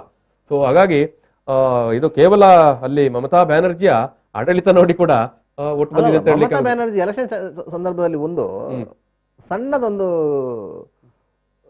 ಪಾನ್ ಹಾಕಿದ್ರು. ಏನು ಗೊತ್ತಾ? ಭಾರತೀಯ ಜನತಾ ಪಕ್ಷ ಏನಾದ್ರು ಅಧಿಕಾರಕ್ಕೆ ಬಂದ್ರೆ ವೆಸ್ಟ್ ಬೆಂಗಾಲಲ್ಲಿ CA ಅನ್ನು ಜಾರಿ ಮಾಡ್ತದೆ. ಅದನ್ನು ಬಿಜೆಪಿ ಅವರು ಕಂಡ ತುಂಡವಾಗಿ ಹೇಳಿ ನಾವು ಖಂಡಿತವಾಗಿ ಜಾರಿ ಮಾಡ್ತೇವೆ ಅಂತ. ಅದೇ ಅಸ್ಸಾಮಲ್ಲಿ ಅವರು ಅದನ್ನು ತೋರಿಕೆಗೆ ಹೇಳಿದ್ದು ಹಿಂದೂ ಮತಗಳು ಕ್ರೋಢೀಕರಣ ಆಗ್ಲಿ ಅಂತ ಹೇಳಿ. ಬಿಜೆಪಿ ಅವರು ಅದನ್ನು ಹೇಳಿದ್ದು ಹಿಂದೂ ಮತಗಳು ಕ್ರೋಢೀಕರಣ ಆಗ್ಲಿ ಅಂತ ಹೇಳಿ ತೋರಿಕೆಗೆ ಹೇಳಿದ್ರು.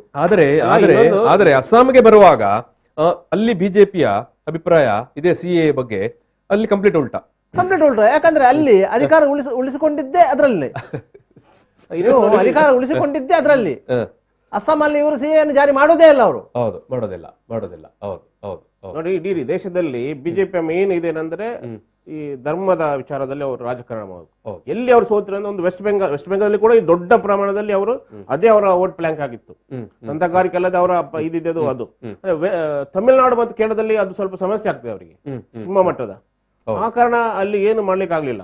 ನಿಮ್ಗೆ ಆ ಜಾತಿ ಧರ್ಮ ಅದು ನಡೀತಾ ಇಲ್ಲ. ಅದು ಬಿಜೆಪಿ ನಾಯಕ ರಾಜಗೋಪಾಲ್ ಅವರೇ ಕೇರಳದಲ್ಲಿ ಹೇಳಿದ್ರು, ಇಲ್ಲಿ ಜನ ಎಲ್ಲ ತುಂಬಾ ವಿದ್ಯಾವಂತರಾಗಿ ನಮಗೆ ಕಷ್ಟ ಆಯ್ತು ಅಂತ. ಹೌದು, ಯಾಕಂದ್ರೆ ದೇವರ ನಾಡು ಅದು. ನಮ್ಗೆ ಆಶ್ಚರ್ಯ ಆಗ್ತಿದೆ, ಅದು ದೇವರ ನಾಡಲ್ಲಿ ಕಮ್ಯುನಿಸ್ಟ್ ಹೇಗೆ ಬಂತು ಅಂತ ಹೇಳಿ. ಅಲ್ಲ, ಕಮ್ಯುನಿಸ್ಟರು ಬಂದ ಮೇಲೆ ಅದನ್ನು ದೇವರ ನಾಡು ಮಾಡಿದ್ದು. ದೇವರ ನಾಡು ಗಾಡ್ಸ್ ಓನ್ ಕಂಟ್ರಿ ಅಂತ ಇದು ಮಾಡಿದ್ದೆ LDF ಇದ್ದಾಗ. ಸೊ ಅದು ಫಸ್ಟ್ ಕಮ್ಯುನಿಸ್ಟ್ ಬಂದು ಮತ್ತೆ ಅದು ದೇವರ ನಾಡಾಗಿದ್ದು. ಎಸ್ ನಾವು ಸಣ್ಣ ಬ್ರೇಕ್ ತಗೊಳ್ಳೋ. ಬ್ರೇಕ್ ನಂತರ ನಾನು ಈ ಒಂದು ಸಂವಾದವನ್ನು ವಿಶ್ಲೇಷಣೆಯನ್ನು ಮುಂದುವರಿಸ್ತೇನೆ. ಈಗ ಒಂದು ಸಣ್ಣ ಬ್ರೇಕ್.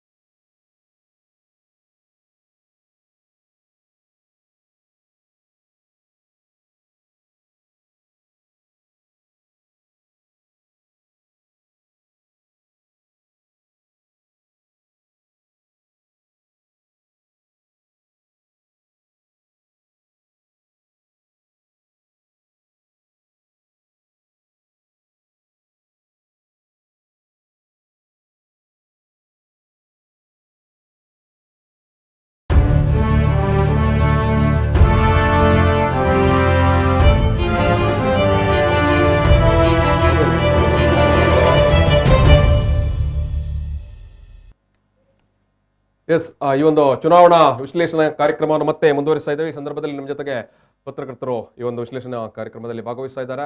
ಹಿರಿಯ ಪತ್ರಕರ್ತರಾಗಿರುವಂಥ ಮೋಹನ್ ಒಳಂಗಡಿ ಅವರು, ಜೊತೆಗೆ ರಮೇಶ್ ಎಸ್ ಪೆರ್ಲಾ ಅವರು, ಮತ್ತೆ ಇವಾಗ ಬ್ರೇಕ್ ನಂತರ ನಂದಗೋಪಾಲ್ ಅವರು ಸೇರಿದ್ದಾರೆ. ನಾನು ನಂದಗೋಪಾಲ್ ಅವರನ್ನು ಈ ಒಂದು ಶೋಗೆ ಪ್ರೀತಿಯಿಂದ ಸ್ವಾಗತ ಮಾಡ್ತಾ ಇದ್ದೇನೆ. ಎಸ್, ನಂದಗೋಪಾಲ್ ಅವರು ಹಿರಿಯ ಪತ್ರಕರ್ತರು, ಈ ಮೊದಲು ಟೈಮ್ಸ್ ಆಫ್ ಇಂಡಿಯಾ ಪತ್ರಿಕೆಯಲ್ಲಿ ಕೆಲಸ ಮಾಡ್ತಾ ಇದ್ದವರು ಮತ್ತು ಪ್ರಸಕ್ತ ಹವ್ಯಾಸಿ ಪತ್ರಕರ್ತರಾಗಿರೋರು, ಜೊತೆಗೆ ಬೀದರ್ನ ಶಾಹೀನ್ ಶಿಕ್ಷಣ ಸಂಸ್ಥೆಯಲ್ಲಿ ಇವರು ಕಾರ್ಯನಿರ್ವಹಿಸ್ತಾ ಇದ್ದಾರೆ. ಅಲ್ಲಿ ಕೂಡ ಅವರು ಮೋಟಿವೇಶನ್ ಮಾಡುವಂಥದ್ದು, ಜೊತೆಗೆ ಏನು ಜರ್ನಲಿಸಮ್ ಸಂಬಂಧಪಟ್ಟ ಹಾಗೆ ರಿಸರ್ಚ್ ಮಾಡುವಂಥ ವಿಂಗಿನಲ್ಲಿ ಅದರ ಒಂದು ಕೆಲಸ ಕಾರ್ಯಗಳನ್ನು ನಡೆಸ್ಕೊಂಡು ಬರ್ತಾ ಇದ್ದಾರೆ.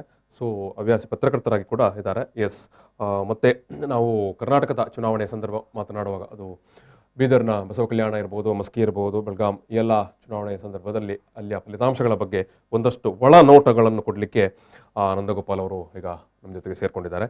ಎಸ್, ನಾವು ಈ ಒಂದು ಮಾತುಕತೆಯನ್ನು ಮುಂದುವರಿಸುವ ಸಂದರ್ಭದಲ್ಲಿ ನಾವು ಕರ್ನಾಟಕದ ಫಲಿತಾಂಶದ ಒಮ್ಮೆ ಗಮನ ಹರಿಸಿ ನಾವು ಆನಂತರ ಕೇರಳ, ಆಮೇಲೆ ತಮಿಳುನಾಡು, ಆಮೇಲೆ ಅಸ್ಸಾಂ, ಆಮೇಲೆ ಪುದುಚೇರಿ ಬಗ್ಗೆ ಮಾತಾಡಲಿಕ್ಕಿದ್ದೇವೆ. ಎಸ್, ನಾವು ಈಗಾಗಲೇ ಕರ್ನಾಟಕದ ವಿಚಾರಕ್ಕೆ ಬರೆದಿದ್ದರೆ ಬೆಳಗಾವಿಯಲ್ಲಿ ಬಿಜೆಪಿ ಆಲ್ಮೋಸ್ಟ್ ಗೆಲುವು ಪಡೆದಿದೆ ಅಂತಲೇ ಹೇಳ್ಬೋದು.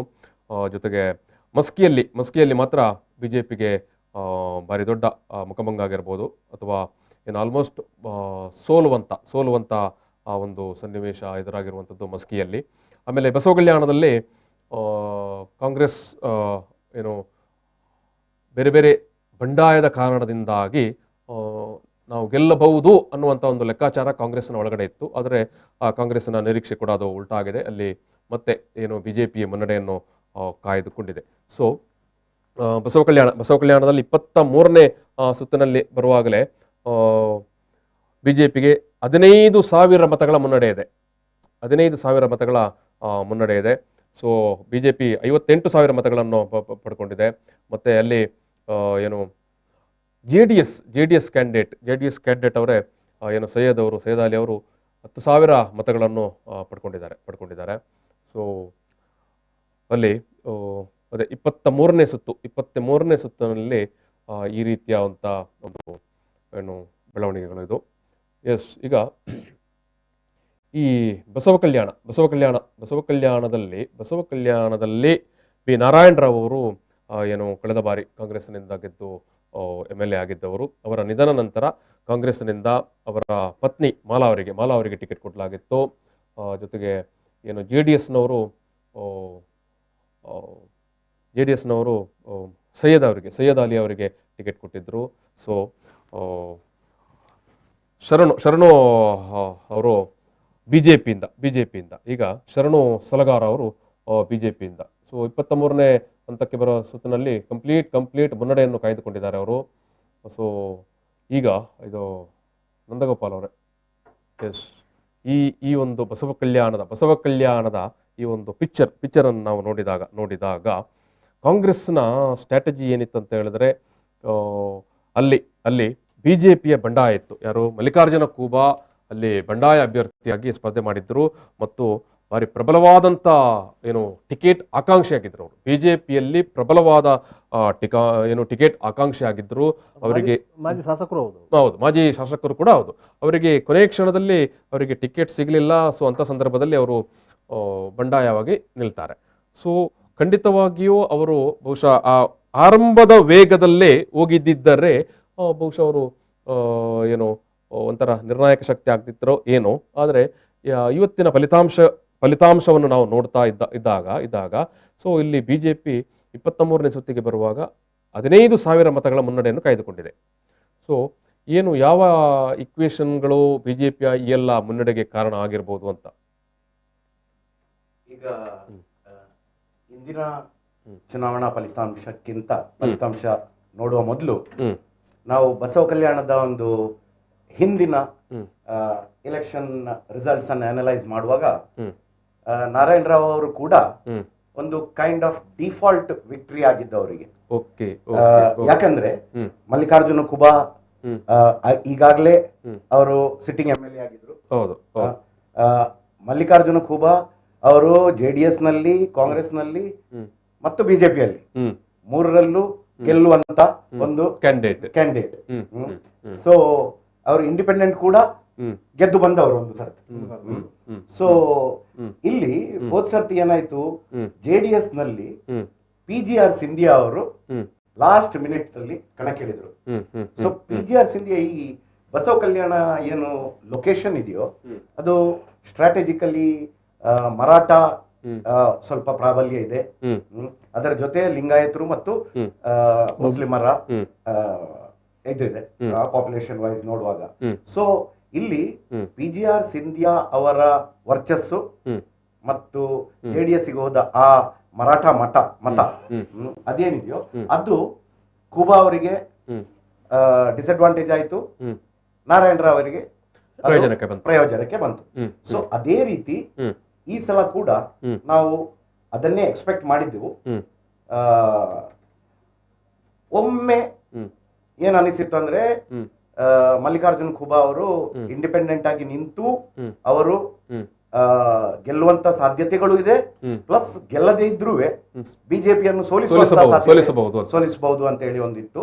ಆದ್ರೆ ಚುನಾವಣೆಯ ಸ್ವಲ್ಪ ದಿನಗಳ ಹಿಂದೆ ನಾವು ನೋಡಿದ್ರೆ ಖೂಬಾ ಅವರ ಏನು ಎಂಥೂಸಿಯಾಸಮ್ ಇತ್ತೋ, ಉತ್ಸಾಹ ಇತ್ತೋ, ಬಂಡಾಯವಾಗಿ ನಿಲ್ಲುವ ಅಂತ ಒಂದು ಉತ್ಸಾಹ ಏನಿತ್ತೋ ಅದು ಕಂಡು ಬರ್ತಾ ಇರ್ಲಿಲ್ಲ. ಒಂದು ಕಂಡು ಬರ್ತಾ ಇರ್ಲಿಲ್ಲ, ಇನ್ನೊಂದು ಬಿಜೆಪಿಯವರು ನಾಯಕತ್ವದಲ್ಲಿ ಏನು ಅವರ ಏನು ನಡೆದಿದೆ, ಮಲ್ಲಿಕಾರ್ಜುನ ಖೂಬಾ ಅವರನ್ನು ಸೈಲೆಂಟ್ ಮಾಡಿ ಹೇಗೆ ಇದಾಗಿದೆ, ಅವರೊಂದು ಪ್ರತಿಷ್ಠೆಗೋಸ್ಕರ ಇಂಡಿಪೆಂಡೆಂಟ್ ಆಗಿ ಒಂದು ಕ್ಯಾಂಡಿಡೇಟ್ ಆಗಿ ನಿಂತಿದ್ರು. ಸೊ ಇಲ್ಲಿ ಈ ರಿಸಲ್ಟ್ ಅಲ್ಲಿ ಅದು ವೆರಿ ಕ್ಲಿಯರ್ಲಿ ಕಂಡು ಬರ್ತಾ ಇದೆ. ಅಂದ್ರೆ ಒಂದು ಆಡಳಿತಾರೂಢ ಬಿಜೆಪಿ ಅವರನ್ನು ಸೈಲೆಂಟ್ ಮಾಡುವಲ್ಲಿ ಕೂಡ ಯಶಸ್ವಿ ಆಯ್ತು. ಯಾಕಂದ್ರೆ 18 ಮಂದಿ ಟಿಕೆಟ್ ಆಕಾಂಕ್ಷಿಗಳಿದ್ರು, 18 ಮಂದಿ ಬಿಜೆಪಿಯಲ್ಲಿ ಟಿಕೆಟ್ ಆಕಾಂಕ್ಷಿಗಳಿದ್ರು, ಒಬ್ಬರಿಗಿಂತ ಒಬ್ಬರು ಘಟಾನುಘಟಿಗಳು. ಸೊ ಆ ರೀತಿ ಇರುವಾಗ 18 ಮಂದಿಯನ್ನು ಸಹ ನಾಯಕತ್ವ, ಬಿಜೆಪಿ ನಾಯಕತ್ವ ಸೈಲೆಂಟ್ ಮಾಡಿ 10-15 ಸಾವಿರ ಮತಗಳಿಂದ ಮುನ್ನಡೆ ಸಾಧಿಸಿದೆ ಅಂತ ಹೇಳಿದ್ರೆ ಅದು ಬಿಜೆಪಿಯ ಸ್ಟ್ರಾಟಜಿ. ಮೋಹನ್ ಬೋಳಂಗಡಿ ಅವರೇ ನೋಡಿ, ಅಲ್ಲಿ ಮಲ್ಲಿಕಾರ್ಜುನ ಖೂಬಾ ಅವರು ಟಿಕೆಟ್ ಆಕರ್ಷಣೆ ಆಗಿದ್ರು. ಕಳೆದ ಸಾರಿ ಚುನಾವಣೆಯಲ್ಲಿ ಸೋತಿದ್ದರು, ನಾರಾಯಣರಾವ್ ವಿರುದ್ಧ ಸೋತಿದ್ದರು. ಅವರಿಗೆ ಟಿಕೆಟ್ ಕೊಡಬೇಕು ಅನ್ನೋದು ಪಕ್ಕ ಬಿಜೆಪಿಯಲ್ಲಿ, ಇಲ್ಲ ಅಂತ ಇಲ್ಲ. ಆದ್ರೆ ಅಂತಿಮ ಹಂತದಲ್ಲಿ ಬಿಜೆಪಿಯ ಒಳಗೆ ಕೆಲವೊಂದು ಸ್ಥಳೀಯವಾಗಿ ಮಲ್ಲಿಕಾರ್ಜುನ ಖೂಬಾ ಅವರಿಗೆ ವಿರೋಧ ಇತ್ತು. ಮುಂದುವರಿಸುವ ಮಸ್ಕಿಯಲ್ಲಿ ಕಾಂಗ್ರೆಸ್ ಅಭ್ಯರ್ಥಿ ಬಸನಗೌಡ ಅವರು ಗೆಲುವು ಆಲ್ಮೋಸ್ಟ್ ಡಿಕ್ಲೇರ್ ಆಯಿತು. ಇಲ್ಲಿ ಬಿಜೆಪಿ ಅಭ್ಯರ್ಥಿ ಪ್ರತಾಪ್ ಗೌಡ ಅವರು ಸೋತಿದ್ದಾರೆ. ಬಸನಗೌಡ ಅವರು ಚುನಾವಣಾ ಆಯೋಗದಿಂದ ಅಧಿಕೃತ ಘೋಷಣೆ ಮಾತ್ರ ಬಾಕಿ. ಮಸ್ಕಿ ವಿಧಾನಸಭಾ ಕ್ಷೇತ್ರದಲ್ಲಿ ಕಾಂಗ್ರೆಸ್ ಗೆಲುವು. ಮಸ್ಕಿ 26,000 ಮತಗಳ ಅಂತರದಿಂದ ಇದು ಇಲ್ಲಿ ಗೆಲುವಾಗಿದೆ. 26,000 ಮತಗಳ ಅಂತರ, ಭಾರಿ ದೊಡ್ಡ ಭರ್ಜರಿ ಅಂತ ಹೇಳ್ಬೋದು. 26,000 ಮತಗಳ ಅಂತರ. ಅದೇನೋ ವಿಧಾನಸಭಾ ಚುನಾವಣೆಯಲ್ಲಿ ಅದು ದೊಡ್ಡ ಅಂತರ ಅದು. ಎಸ್ ಮಸ್ಕಿಯಲ್ಲಿ ಎಸ್. ಇದು ಮೋಹನ್ ಬೋಳಂಗಡಿ ಅವರೇ ನೋಡಿ, ಮಲ್ಲಿಕಾರ್ಜುನ ಖೂಬಾ ಅವರಿಗೆ ಟಿಕೆಟ್ ಕೊಡಬಾರದು ಅಂತ ಹೇಳಿ ಬಿಜೆಪಿಯಲ್ಲಿ ಭಾರಿ ದೊಡ್ಡ ವಿರೋಧ ಇತ್ತು, ಬಿಜೆಪಿ ಒಳಗಡೆ. ಆದ್ರಿಂದಾಗಿ ಬಿಜೆಪಿಯವರು ಶರಣು ಸಾಲಗಾರರನ್ನ ಆಯ್ಕೆ ಮಾಡಿದ್ರು. ಶರಣು ಸಾಲಗಾರ ಸಹ ಅಲ್ಲಿ ಬಿಜೆಪಿಯಲ್ಲಿ ಪ್ರಭಾವಿ. ಅವರಿಗೆ ಮತ್ತೊಂದು ಅಡ್ವಾಂಟೇಜ್ ಏನಾಯ್ತು ಈ ಎಲೆಕ್ಷನ್ ಅಲ್ಲಿ ಗೆಲ್ಲಿಕ್ಕೆ ಅಂತ ಹೇಳಿದ್ರೆ, ಮೊನ್ನೆ ಕೊರೋನಾ ಸಂದರ್ಭದಲ್ಲಿ ಶರಣು ಸಾಲಗಾರ ಕೊರೋನಾ ಮಹಾಮಾರಿಯ ವಿರುದ್ಧ ಏನು ಹೋರಾಟ ಮಾಡಿದ್ರು, ಅಲ್ಲಿ ಜನರಿಗೆ ಹೆಲ್ಪ್ ಮಾಡಿದ್ರು, ಅದನ್ನು ಅವರು ಚುನಾವಣಾ ಪ್ರಚಾರದ ರೀತಿಯಲ್ಲೇ ಬಳಸ್ಕೊಂಡ್ರು. ಅದು ಅವರಿಗೆ ಅಡ್ವಾಂಟೇಜ್. ಕೊರೋನಾ ಬೇರೆ ಚುನಾವಣೆ ಬೇರೆ ಅನಿಸ್ಕೊಳ್ಳಿಲ್ಲ. ಇದು ಚುನಾವಣೆ ಸಂದರ್ಭದಲ್ಲಿ ಏನು ಆಮಿಷಗಳು ನೋಡ್ಲಿಕ್ಕೆ ಆಗುದಿಲ್ಲ, ಚುನಾವಣಾ ಆಯೋಗದ ಕಣ್ಣಿರ್ತದೆ. ಕೊರೋನಾ ಸಂದರ್ಭದಲ್ಲಿ ಆ ಸಮಸ್ಯೆ ಇಲ್ಲ.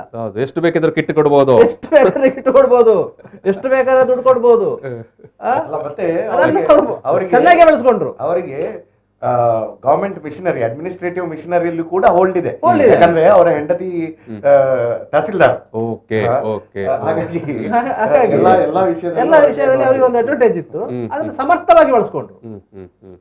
ಅದರಿಂದಾಗಿ ಅಲ್ಲಿ ಅವರು ಗೆಲ್ಲಿಕ್ಕೆ ಸಾಧ್ಯ ಆಯ್ತು. ಇಲ್ಲಿ ನೋಡಿ, ಮಸ್ಕಿ ಮತ್ತು ಬಸವ ಕಲ್ಯಾಣದ ಡಿಫರೆನ್ಸ್ ನೋಡಿ. ಮಸ್ಕಿಯಲ್ಲಿ ಒಂದು ಸೈಡ್ ಅಲ್ಲಿ ಬಿಜೆಪಿ ಓವರ್ ಕಾನ್ಫಿಡೆನ್ಸ್ ಆಯ್ತು, ಇನ್ನೊಂದು ಸೈಡ್ ಅಲ್ಲಿ ಓವರ್ ಕಾನ್ಫಿಡೆನ್ಸ್ ಇತ್ತು. ಇನ್ನೊಂದು ಸೈಡ್ ಅಲ್ಲಿ ಮಸ್ಕಿಯಲ್ಲಿ ಡೈರೆಕ್ಟ್ ಫೈಟ್, ಹೌದು ಹೌದು ಬಿಜೆಪಿ ಮತ್ತು ಕಾಂಗ್ರೆಸ್ ನಲ್ಲಿ ಡೈರೆಕ್ಟ್ ಫೈಟ್. ಹೌದು. ವೆರಸ್ ಬಸವ ಬಸವ ಕಲ್ಯಾಣದಲ್ಲಿ ಈ ನಿಮ್ಮ JDS ಹೌದೌದು ಸೈಯದ್ ಅಲಿ ಅವರು 10,000 ಓಟುಗಳನ್ನು ಪಡ್ಕೊಂಡಿದ್ದಾರೆ. Last time PGR Scindia factor same factor ಇಲ್ಲೂ ಆಗಿದೆ, ಆದ್ರೆ ಅದು ಬಿಜೆಪಿಗೆ ಇಫೆಕ್ಟ್ ಆಗ್ಲಿಲ್ಲ. ಸೊ ಇದು ಡಿಫರೆನ್ಸ್ ಮಸ್ಕಿ ಮತ್ತೆ ಬಸವ ಕಲ್ಯಾಣದಲ್ಲಿ ಕಾಣ್ತಾ ಇರುವಂತದ್ದು. ಮತ್ತೆ ಅಲ್ಲಿ ಬಸವ ಕಲ್ಯಾಣದಲ್ಲಿ ಮುಖ್ಯಮಂತ್ರಿ ಯಡಿಯೂರಪ್ಪನವರು ಬಸವ ಕಲ್ಯಾಣ ಅಭಿವೃದ್ಧಿ ಮಾಡುವ ವಿಚಾರದಲ್ಲಿ ಆ ವಿಚಾರದಲ್ಲಿ ಕೆಲವೊಂದು 500 ಕೋಟಿಯ ಯೋಜನೆಯನ್ನು ಯೋಜನೆ ಮಾಡಿ ಕಲ್ಯಾಣ ಕರ್ನಾಟಕ ಬಸವ ಕಲ್ಯಾಣಕ್ಕೆ ಅನುಭವ ಮಂಟಪದ ನೆಲೆಯಲ್ಲಿ ಮಾಡಿದ್ರು. ಅದಕ್ಕೊಂದು ಪ್ರಾಧಿಕಾರ ರಚನೆ ಮಾಡಿದ್ರು. ಇದೆಲ್ಲವೂ ಜನರ ಮೇಲೆ ಸಣ್ಣ ಮಟ್ಟದ ಪ್ರಭಾವ ಬೀರುತ್ತೆ ಖಂಡಿತವಾಗಿ ಬೀರುತ್ತೆ. ಯಾಕಂತ ಹೇಳಿದ್ರೆ ಕೋಟ್ಯಾಂತರ ದುಡ್ಡು ಕ್ಷೇತ್ರಕ್ಕೆ ಬರುತ್ತೆ ಅಂತ ಆಗುವಾಗ ಸ್ವಾಭಾವಿಕವಾಗಿ ಜನ ಮತ್ತೆ ಅದು ಆ ಬಸವ ಕಲ್ಯಾಣ ಅನ್ನುವ ಕ್ಷೇತ್ರಕ್ಕೆ ಎಷ್ಟು ದುಡ್ಡು ಕೂಡ ಬಿಡುಗಡೆ ಮಾಡಲಿಕ್ಕೆ ಸರ್ಕಾರಕ್ಕೆ ಒಂದು ಅವಕಾಶ ಇತ್ತು.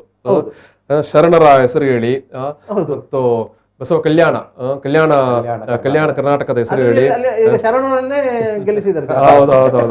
ಹೌದು ಎಸ್ ಶರಣು ಸಲಗಾರ ಅವರನ್ನು. ಎಸ್ ಇದು ರಮೇಶ್ ಬರ್ಲಾ ಬಸವ ಕಲ್ಯಾಣದ ಈ ಎರಡು ಇದರಲ್ಲಿ ಬಸವ ಕಲ್ಯಾಣ ಮಸ್ಕಿಯಲ್ಲಿ ಗಮನಿಸಬೇಕಾದ್ದೇನೆಂದ್ರೆ ನಾರಾಯಣ ರಾವ್ ಕಾಂಗ್ರೆಸ್ ಅಲ್ಲಿ ಇದ್ರು, ಅವರು ನಿಧನ ಆದ ಕಾರಣ ಇದಾಯ್ತು, ಬೈ ಎಲೆಕ್ಷನ್ ಆಯ್ತು. ಇಲ್ಲಿ ಒಂದು ಮಸ್ಕಿಲ್ ನೀವು ಗಮನಿಸಬೇಕಾದ ಏನಂದ್ರೆ ಇವ್ರು ಇವತ್ತು ಯಾರು ಬಿಜೆಪಿಯಿಂದ ಸೋತಿದ್ದಾರೆ ಅವರು ಕಾಂಗ್ರೆಸ್ ಪಕ್ಷಾಂತರ ಹೌದು. ಮತ್ತೆ ಇಬ್ಬರು ಕೂಡ ಉಲ್ಟಾ ಗೆದ್ದಿದ್ದವ್ರು ಯಾರು ಬಿಜೆಪಿಯಿಂದ ಕಾಂಗ್ರೆಸ್ಗೆ ಪಕ್ಷಾಂತರ ಮಾಡಿದ್ರು. ಸೊ ಇದು ಒಂದು ಇದು ಯಾಕಂದ್ರೆ ಇವರು ರಿಸಲ್ಟ್ ಬರೋ ಮೊದಲೇ, ನಿಮ್ಮ ರಿಸಲ್ಟ್ ಅಲ್ಲ, ನೀವು ಕೌಂಟಿಂಗ್ ಮುಗಿಯೋ ಮೊದಲೇ ಅವರು ಸ್ಟೇಟ್ಮೆಂಟ್ ಕೊಟ್ಟರು, ನನಗೆ ಅನ್ಯಾಯ ಆಗಿದೆ, ಜನ ದ್ರೋಹ ಮಾಡಿದ್ರು, ಜನ ಅಂತ ವಿಶ್ವಾಸ ದ್ರೋಹ ಮಾಡಿದ್ರು ಅಂತ. ದ್ರೋಹ ಮಾಡ್ಲಿಲ್ವಾ ಲಾಸ್ಟ್ ಟೈಮ್ ಇವ್ರು ಓಟು ಕೊಟ್ಟ ಮೇಲೆ ಇವ್ರು ಪಾರ್ಟಿ ಬದಲಿಸಿದಾಗ? ಪಾರ್ಟಿ ಬದಲಿಸಿದೇನು ಆ ಸಂದರ್ಭದಲ್ಲಿ ನೋಡ್ಬೇಕಿತ್ತು. ಇವರು ಪಾಟೀಲ್ ಪಾರ್ಟಿ ಬದಲಾಗ ಅವರು ಹುಷಾರಿಲ್ಲ ಅಂತ ಹೇಳಿ ಬೆಳಗಾವಿಯಿಂದ ಫ್ಲೈಟ್ ಹತ್ತಿ ಬಾಂಬೆಗೆ ಹೋಗಿರೋದು. ಬಾಕಿ ಅವರು ಎದುರೆದ್ರಲ್ಲಿ ಹೋಗಿದ್ದಾರೆ. ಆಮೇಲೆ ಇಲ್ಲಿಗ ಎರಡು ಕ್ಷೇತ್ರದಲ್ಲಿ ನೋಡಿ ಕಾಂಗ್ರೆಸ್ ಅವರ ಮಡದಿಗೆ ಇಲ್ಲಿ ಬಸವ ಕಲ್ಯಾಣದಲ್ಲಿ ಅವರ ಮಡದಿಗೆ ಟಿಕೆಟ್ ಕೊಟ್ಟಿದೆ ಹೊರತು ಯಾವ ಸ್ಟ್ರಾಟಜಿಯನ್ನು ಮಾಡ್ಲಿಲ್ಲ, ಗೆಲ್ಲುವಂತ ಯಾವ ಪ್ರಯತ್ನವನ್ನು ಅವ್ರು ಮಾಡ್ಲಿಲ್ಲ, ಹೋಗಿ ಪ್ರಚಾರ ಮಾಡಿ ಬಂದಿದ್ದಾರೆ. ಬಟ್ ಇಲ್ಲಿ ಏನಾಗಿದೆ ಮಸ್ಕಿಯಲ್ಲಿ ಅವರು ಸ್ವಂತ ಪ್ರಯತ್ನದಿಂದ ಇವರು ಆ ಕ್ಯಾಂಡಿಡೇಟ್ ವಿನ್ ಆಗಿದ್ದಾರೆ ಹೊರತು ಇದ್ರ ಪಾತ್ರ ಏನಿಲ್ಲ. ಓಕೆ ಅಂದ್ರೆ ಕ್ಯಾಂಡಿಡೇಟ್ ಅವರ ವರ್ಚಸ್ಸಿನಲ್ಲಿ ಗೆದ್ದಿದ್ದಾರೆ ಅಂತ. ಅವರು ಕಳೆದ ಸಾರಿ ಭಾರತೀಯ ಜನತಾ ಪಕ್ಷದಲ್ಲಿ ಎಲೆಕ್ಷನ್ ನಿಂತು ಸೋತವರು. ಅವರು ಈ ಸಾರಿ ಆಕಾಂಕ್ಷಿ ಅವರು ಆಯ್ತಾ. ಕಾಂಗ್ರೆಸ್ನವರು ಮಾಡಿದ ಸ್ಟ್ರಾಟಜಿ ಏನಂತಲ್ಲ, ಅವರನ್ನು ಎಳ್ಕೊಂಡು ಬಂದಿರೋದು. ಕೆಲವು ಬಿಜೆಪಿ ಮಾಡೋದನ್ನ ಕಾಂಗ್ರೆಸ್ ಮಾಡಿದೆ. ಮೊದಲ ಕಾಂಗ್ರೆಸ್ ಇಂಥದನ್ನೆಲ್ಲ ಮಾಡ್ತಾ ಇತ್ತು, ಆನಂತರ ಬಿಜೆಪಿ ಮಾಡ್ಲಿಕ್ಕೆ ಶುರು ಮಾಡಿತ್ತು. ಈಗ ಪುನಃ ಕಾಂಗ್ರೆಸ್ನವರು ಅದನ್ನು ಮಾಡಿದ್ರು. DK ಶಿವಕುಮಾರ್ ಏನು KPCC ಅಧ್ಯಕ್ಷರಾದ ತನಕ ಏನು ತಕ್ಷಣವೇ ಕೂಡ ಇದೇ ರೀತಿ ಸಿಂದಗಿಯಲ್ಲಿ ಒಂದು ಬೈ ಎಲೆಕ್ಷನ್ ಬಾಕಿ ಇದೆ, ಅಲ್ಲಿ JDS ಕ್ಯಾಂಡಿಡೇಟ್ ತಂದು ಕಾಂಗ್ರೆಸ್ನವರಿಗೆ ರೆಡಿ ಮಾಡ್ತಾ ಇದ್ದಾರೆ. ಲಾಸ್ಟ್ ಟೈಮ್ JDS ಅಲ್ಲಿ ಯಾರು ಇದಾಗಿದ್ರು ಅವರನ್ನು ತಂದು ಕಾಂಗ್ರೆಸ್ ಅಲ್ಲಿ ಇದು ಮಾಡ್ತಾ ಕ್ಯಾಂಡಿಡೇಟ್. ಸಾಧಾರಣವಾಗಿ ಎಲೆಕ್ಷನ್ ಸಂದರ್ಭದಲ್ಲಿ ಬಿಜೆಪಿ ಲೆಕ್ಕಾಚಾರಗಳು ತಪ್ಪುದು ಬಾರಿ ಕಡಿಮೆ, ಭಾರಿ ಕಡಿಮೆ. ಲಾಸ್ಟ್ ಟೈಮ್ ಹೊಸಕೋಟೆಯಲ್ಲಿ ತಪ್ಪಿತ್ತು ಅವ್ರ ಲೆಕ್ಕ. ಹೊಸಕೋಟೆಯಲ್ಲಿ ಹುಣಸೂರಲ್ಲಿ ಅದೇ ರೀತಿ ತಪ್ಪಿತ್ತು. ಅದೇ ಹುಣಸೂರಲ್ಲಿ ವಿಶ್ವನಾಥ್ ಅವರಿಗೆ ಹೇಳಿದ್ರು ನೀವು ಓಟಿಗೆ ನಿಲ್ಬೇಡಿ, ಕಷ್ಟ ಆಗುತ್ತೆ ಅಂತ ಹೇಳಿ. ಆದ್ರೆ ಕೇಳಲಿಲ್ಲ. ಬಿಜೆಪಿ ಅಸೆಸ್ಮೆಂಟ್ ಕರೆಕ್ಟ್ ಇತ್ತು, ಸೋಲ್ತಾರೆ, ಬೇರೆ ಯಾರಾದ್ರೂ ಕ್ಯಾಂಡಿಡೇಟ್ ಆಗಿದ್ರೆ ಗೆಲ್ಬಹುದು. ಆದ್ರೆ ಹೊಸಕೋಟೆಯಲ್ಲಿ ಅವರದೇ ಕ್ಯಾಂಡಿಡೇಟ್ ಅನ್ನು ಅವರಿಗೆ ವಾಪಸ್ ತೆಗಿಸ್ಲಿಕ್ಕೆ ಆಗ್ಲಿಲ್ಲ. ಬಚ್ಚೇಗೌಡರ ಮಗನನ್ನು ಶರತ್ ಅವರನ್ನು ವಾಪಸ್ ತೆಗಿಸ್ಲಿಕ್ಕೆ ಆಗ್ಲಿಲ್ಲ MTB ಇದರಲ್ಲಿ. ಯಾಕಂದ್ರೆ ಇವರಿಗೆ ಮತ್ತೊಂದು ಆಯ್ತು, MTBಯ ದುಡ್ಡಿನ ಇದರಲ್ಲಿ ಶರತ್ತನ್ನು ಏನು ಮಾಡ್ಲಿಕ್ಕೆ ಆಗುದಿಲ್ಲ ಅಂತ ಇತ್ತು. ಆದ್ರೆ ಶರತ್ ಕಳೆದ ಸಾರಿ ಅವರು ಅಲ್ಲಿ ಕ್ಯಾಂಡಿಡೇಟ್ ಆಗಿದ್ರು, MTB ಎದುರು. ಆ ಸಂದರ್ಭದಲ್ಲಿ ಏನೆಲ್ಲ ಸ್ಟ್ರಾಟಜಿ ಮಾಡಿದ್ರು ಅದನ್ನು ಹಾಗೇ ಉಳಿಸ್ಕೊಂಡಿದ್ರು. ಅವರಿಗೆ MTB ಅವರು ಪಕ್ಷಾಂತರ ಮಾಡಿದಾಗ ಅವರಿಗೆ ಖುಷಿಯಾಗಿತ್ತು, ನೆಕ್ಸ್ಟ್ ನಾನೇ ಇಲ್ಲಿ ಕ್ಯಾಂಡಿಡೇಟ್ ಆಗ್ತೇನೆ ಅಂತ ಹೇಳಿ. ಅಡೆತಡೆಗಳೆಲ್ಲ ಖಾಲಿ ಆಯ್ತು ಅಂತ ಮುಂದಕ್ಕೆ ನಾನೇ ಅಂತ ಹೇಳಿ. ಆದ್ರಿಂದಾಗಿ ಅವರು ಅದೇ ಸ್ಟ್ರಾಟಜಿಯನ್ನು ಉಳಿಸ್ಕೊಂಡು ಗೆದ್ದು ಬಂದ್ರು.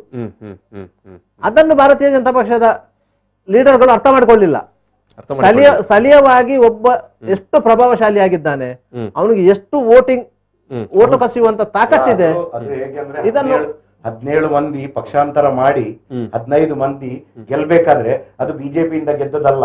ಅಲ್ಲಪ್ಪ, ಅವರವರ ತಾಕತ್ತಿನಿಂದಲೇ ಗೆದ್ದದ್ದು. ಇಂಡಿವಿಜುವಲ್ ಕೆಪಾಸಿಟಿ Individual capacity ಇಂದಲೇ ಗೆದ್ದದ್ದು. ಅವರ ಸಂಪನ್ಮೂಲ ಸಂಪನ್ಮೂಲ ದುಡ್ಡು ಅಂತ ಹೇಳುದು ಬೇಡ, ಸಂಪನ್ಮೂಲ ಅದರಿಂದಲೇ ಗೆದ್ದದ್ದು.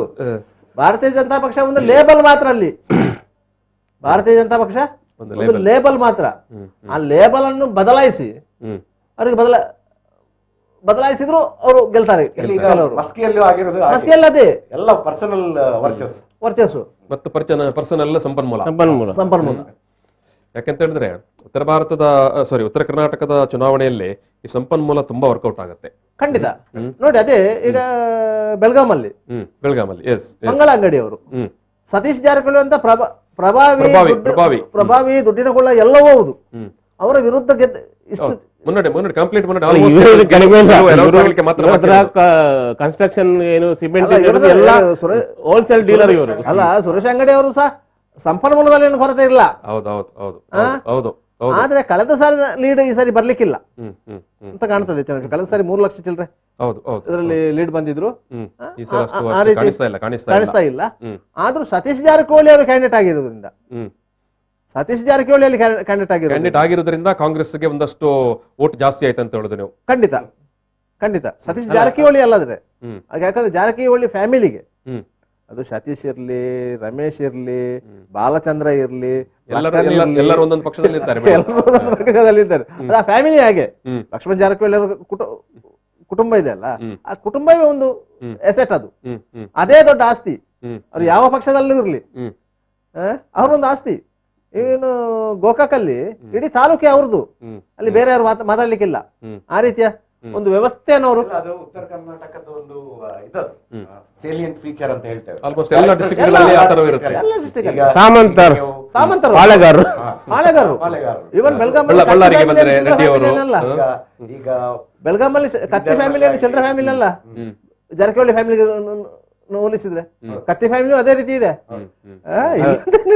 ಫ್ಯಾಮಿಲಿಗಳೇ ಇದೆ ಇರೋದಲ್ಲಿ. ಈಗ ಬಾಲ್ಕಿಯಲ್ಲಿ ಹೇಗೆ ಖಂಡ್ರೆ ಫ್ಯಾಮಿಲಿ ಇದೆ, ಜಾರಕಿಹೊಳಿ ಫ್ಯಾಮಿಲಿ, ಗುತ್ತೇದಾರ್ ಫ್ಯಾಮಿಲಿ. ಒಂದು ಮಧ್ಯ ಸಣ್ಣ ಬ್ರೇಕಿಂಗ್ ಇದೆ, ನೋಡ್ಕೊಳ್ಳೋಣ. ಮಮತಾ ಬ್ಯಾನರ್ಜಿಗೆ 1500 ವೋಟ್ಗಳ ಮುನ್ನಡೆ ಬಂದಿರುವಂತದ್ದು. ಅದು ನಂದಿಗ್ರಾಮದಲ್ಲಿ ಸುವೇಂದು ಅವರಿಗೆ ಹಿನ್ನಡೆ ಆಗಿದೆ. ಭಾರಿ ಜಿದ್ದಿನ ಸ್ಪರ್ಧೆ ನಡೀತಾ ಉಂಟು. ಮತ್ತೆ ಇಡೀ ಬಂಗಾಳದಲ್ಲಿ ಇಡೀ ಬಂಗಾಳದಲ್ಲಿ ಟಿಎಂಸಿ ಮುಂದುವರೆದಿದ್ದರೂ ಕೂಡ ಮಮತಾ ಬ್ಯಾನರ್ಜಿ ಹಿನ್ನಡೆಯಲ್ಲಿದ್ದರು ಇದುವರೆಗೆ.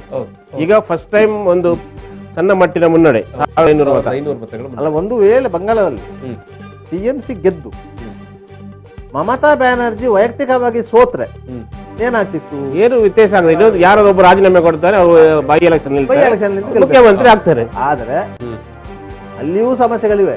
ಇಂದಿರಾ ಗಾಂಧಿ ಕಾಲ ಹೋಯ್ತದು. ಇಂದಿರಾ ಗಾಂಧಿ ಸೋತಾಗ 1977ರಲ್ಲಿ ಚಂದ್ರೇಗೌಡರು ರಾಜೀನಾಮೆ ಕೊಟ್ಟು ಚಿಕ್ಕಮಗಳೂರಲ್ಲಿ ಗೆಲ್ಲಿಸಿ ಪುನಃ ಲೋಕಸಭೆ ಕಳಿಸಿದ್ರು. ಆ ಕಾಲ ಈಗ ಇಲ್ಲ. ಆ ಕಾಲದ ಎಲೆಕ್ಷನ್ನೇ ಬೇರೆ, ಆ ಕಾಲದ ಒಂದು ಪಕ್ಷದ ನಿಷ್ಠೆಯೇ ಬೇರೆ. ಈಗಿನ ಕಾಲದಲ್ಲಿ ನೋಡುವಾಗ ಮಮತಾ ಬ್ಯಾನರ್ಜಿ ಸೋತರು ಅಂತಾದ ಕೂಡಲೇ ಟಿಎಂಸಿಯಲ್ಲೇ 6-7 ಮಂದಿ ಸಿಎಂ ಕ್ಯಾಂಡಿಡೇಟ್ಗಳು ಸೃಷ್ಟಿ ಆಗ್ತಾರೆ. ಅಲ್ಲ, ಮೊದಲು ಇದ್ರು ಸೋಮೇಂದು ಅಧಿಕಾರಿ ತುಂಬಾ ಜನ ಇದ್ರು, ಅಂತವರನ್ನೇ ತಗೊಂಡು ಹೋಗಿದ್ದು. ಬಿಜೆಪಿ ಇಷ್ಟು ಲೀಡ್ ಬರ್ಲಿಕ್ಕೆ ಮೇನ್ ಕಾರಣ ಏನಂದ್ರೆ ಆ ಟಾಪ್ ಲೆವೆಲ್ ಲೀಡರ್ಶಿಪ್ ಅನ್ನು ತಗೊಂಡ ಕಾರಣ ಬಿಜೆಪಿಗೆ ಬಲ ಆಗೋದಕ್ಕಿಂತ ಹೆಚ್ಚಾಗಿ ಅಲ್ಲಿ ಟಿಎಂಸಿಗೆ 40ನೇ ಸುತ್ತಿನಲ್ಲಿ ಬೆಳಗಾಂನಲ್ಲಿ ಸತೀಶ್ ಜಾರಕಿಹೊಳಿಗೆ ಸಣ್ಣ ಮುನ್ನಡೆ. ಸಣ್ಣ ಅದು ಸ್ಟಾರ್ಟಿಂಗ್ ಇಂದಲೇ ಆ ಲೋಕಸಭಾ ಚುನಾವಣೆಯ ಫಲಿತಾಂಶ ರಿಸಲ್ಟ್ ಹೇಗೆ ಬರ್ತಿತ್ತು ಅಂದ್ರೆ ಒಮ್ಮೆ ಕಾಂಗ್ರೆಸ್ ಮುನ್ನಡೆ, ಒಮ್ಮೆ ಬಿಜೆಪಿ ಮುನ್ನಡೆ, ಆಮೇಲೆ ಸತತವಾಗಿ ಬಿಜೆಪಿ ಕ್ಯಾಂಡಿಡೇಟ್ ಮುನ್ನಡೆಯಲ್ಲಿ ಇದ್ರು. ಬಟ್ ಅದೊಂದು ಕೆಲವು ಪಾಕೆಟ್ಸ್ ಇದೆ. ಅಂದ್ರೆ ಈಗ ಅದು ಬೆಳಗಾಂನ ಅರ್ಧ ಡಿಸ್ಟ್ರಿಕ್ಟ್ ಅಲ್ಲಿ ಈ ಬೆಳಗಾಂ ಲೋಕಸಭಾ ಬರ್ತದೆ. ಕೆಲವು ಕಡೆ ಬಿಜೆಪಿಯ ಸ್ಟ್ರಾಂಗ್ ಇದೆ, ಕೆಲವು ಕಡೆ ಜೆಡಿಎಸ್, ಕೆಲವು ಕಡೆ ಕಾಂಗ್ರೆಸ್. ಒಂದೊಂದು ವಿಧಾನಸಭಾ ಕ್ಷೇತ್ರದಲ್ಲಿ ಆ ತರ ನೋಡಿ, ಅಲ್ಲಿ 8 ವಿಧಾನಸಭಾ ಕ್ಷೇತ್ರದಲ್ಲಿ 6 ವಿಧಾನಸಭಾ ಕ್ಷೇತ್ರಗಳು ಬಿಜೆಪಿಯ ಕೈಯಲ್ಲಿದೆ. ಇದು ಅದೇ ಒಂಥರ ಅಚ್ಚರಿ ಅಂತ ಹೇಳ್ಬೋದು. 40ನೇ ಸುತ್ತಿಗೆ ಬರುವಾಗ ಒಂದು ಸಣ್ಣ ನಮಗೆ ಒಂದು ಮಧ್ಯೆ ಒಂದು ಪಬ್ಲಿಕ್ ಕಾಲ್ ಇದೆ. ಹಲೋ ಸಚಿನ್ ಪಂಪೆಲ್ ಮಾತಾಡುದು. ನಮಸ್ಕಾರ ಸಚಿನ್ ಅವರೇ. ತಾರನಾಥ್ ಗಟ್ಟಿ ಅವರೇ, ಇದು ಏನೆಂದ್ರೆ ಈ ದೇಶದಲ್ಲಿ ಸಾಮ್ರಾಜ್ಯಶಾಹಿ ಮತ್ತೆ ಈ ಬಂಡವಾಳಶಾಹಿಗಳ ಅಟ್ಟಹಾಸ ನಡೀತಾ ಇದೆ.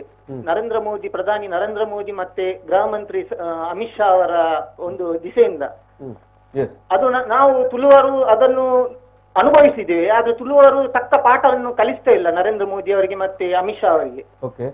ವೆಸ್ಟ್ ಬಂಗಾಲ್ನ ಜನರು ತಕ್ಕ ಪಾಠವನ್ನು ಕಲಿಸಿದ್ದಾರೆ ನರೇಂದ್ರ ಮೋದಿ ಮತ್ತೆ ಅಮಿತ್ ಶಾ ಅವರಿಗೆ. ಈ ಫಲಿತಾಂಶ ಏನಿದೆಯೋ ಅದು ರಾಜಸ್ಥಾನ, ಮಧ್ಯಪ್ರದೇಶ, ಛತ್ತೀಸ್ಗಢದ್ದು 2017 ಅಲ್ಲಿ ಅದೇ ಫಲಿತಾಂಶ ಈಗ ಪುನರಾವರ್ತನೆ ಆಗಿದೆ. ಆದ್ರೆ ಅಧರ್ಮದಲ್ಲಿ, ಅನ್ಯಾಯದಲ್ಲಿ, ಅನೀತಿಯಲ್ಲಿ ಮಧ್ಯಪ್ರದೇಶದಲ್ಲಿ ಮತ್ತೆ ಛತ್ತೀಸ್ಗಢದಲ್ಲಿ ಬಿಜೆಪಿ ಪುನಃ ಅಧಿಕಾರಕ್ಕೆ ಬಂದಿದೆ. ಅದು ಒಂದು ಏನಂದ್ರೆ ಸುಪ್ರೀಂ ಕೋರ್ಟ್ ಅನ್ನು ಅಧೀನದಲ್ಲಿ ಮಾಡ್ಕೊಂಡಿದ್ದಾರೆ, ಸಿಬಿಐ ಅನ್ನು, ಸೆಂಟ್ರಲ್ ಬ್ಯೂರೋ ಆಫ್ ಇನ್ವೆಸ್ಟಿಗೇಷನ್ ಅನ್ನು ಅಧೀನದಲ್ಲಿ ಮಾಡ್ಕೊಂಡಿದ್ದಾರೆ, ಇಲೆಕ್ಷನ್ ಇಡಿ ಅನ್ನು ಅಧೀನದಲ್ಲಿ ಮಾಡ್ಕೊಂಡಿದ್ದಾರೆ, ಮತ್ತೆ ಇನ್ಕಮ್ ಟ್ಯಾಕ್ಸ್ ಡಿಪಾರ್ಟ್ಮೆಂಟ್ ಅನ್ನು ಅಧೀನದಲ್ಲಿ ಮಾಡ್ಕೊಂಡಿದ್ದಾರೆ. ಯಾರು? ನಮ್ಮ ನರೇಂದ್ರ ಮೋದಿ ಅವರು ಮತ್ತೆ ಅಮಿತ್ ಶಾ ಅವರು. ಮತ್ತೆ ನಮ್ಮ ಮಂಗಳೂರಿನ 5 ಬ್ಯಾಂಕ್ ಅನ್ನು ನಿರ್ನಾಮ ಮಾಡಿದ್ದಾರೆ ನರೇಂದ್ರ ಮೋದಿ ಮತ್ತೆ ಅಮಿತ್ ಶಾ ಅವರು. ಅದು ನಮ್ದು ಸಿಂಡಿಕೇಟ್ ಬ್ಯಾಂಕ್ ಆಗ್ಲಿ, ಕಾರ್ಪೊರೇಷನ್ ಬ್ಯಾಂಕ್ ಆಗ್ಲಿ, ವಿಜಯ ಬ್ಯಾಂಕ್ ಆಗ್ಲಿ. ಅದಕ್ಕೆ ನಮ್ಮ ಊರಿನವರೇ ಏನು ಮಾತಾಡ್ಲಿಲ್ಲ ಸಚಿನ್ ಅವರೇ. ಸಚಿನ್ ಅವರೇ ಒಂದ್ ನಿಮಿಷ ಹೇಳ್ತೇನೆ.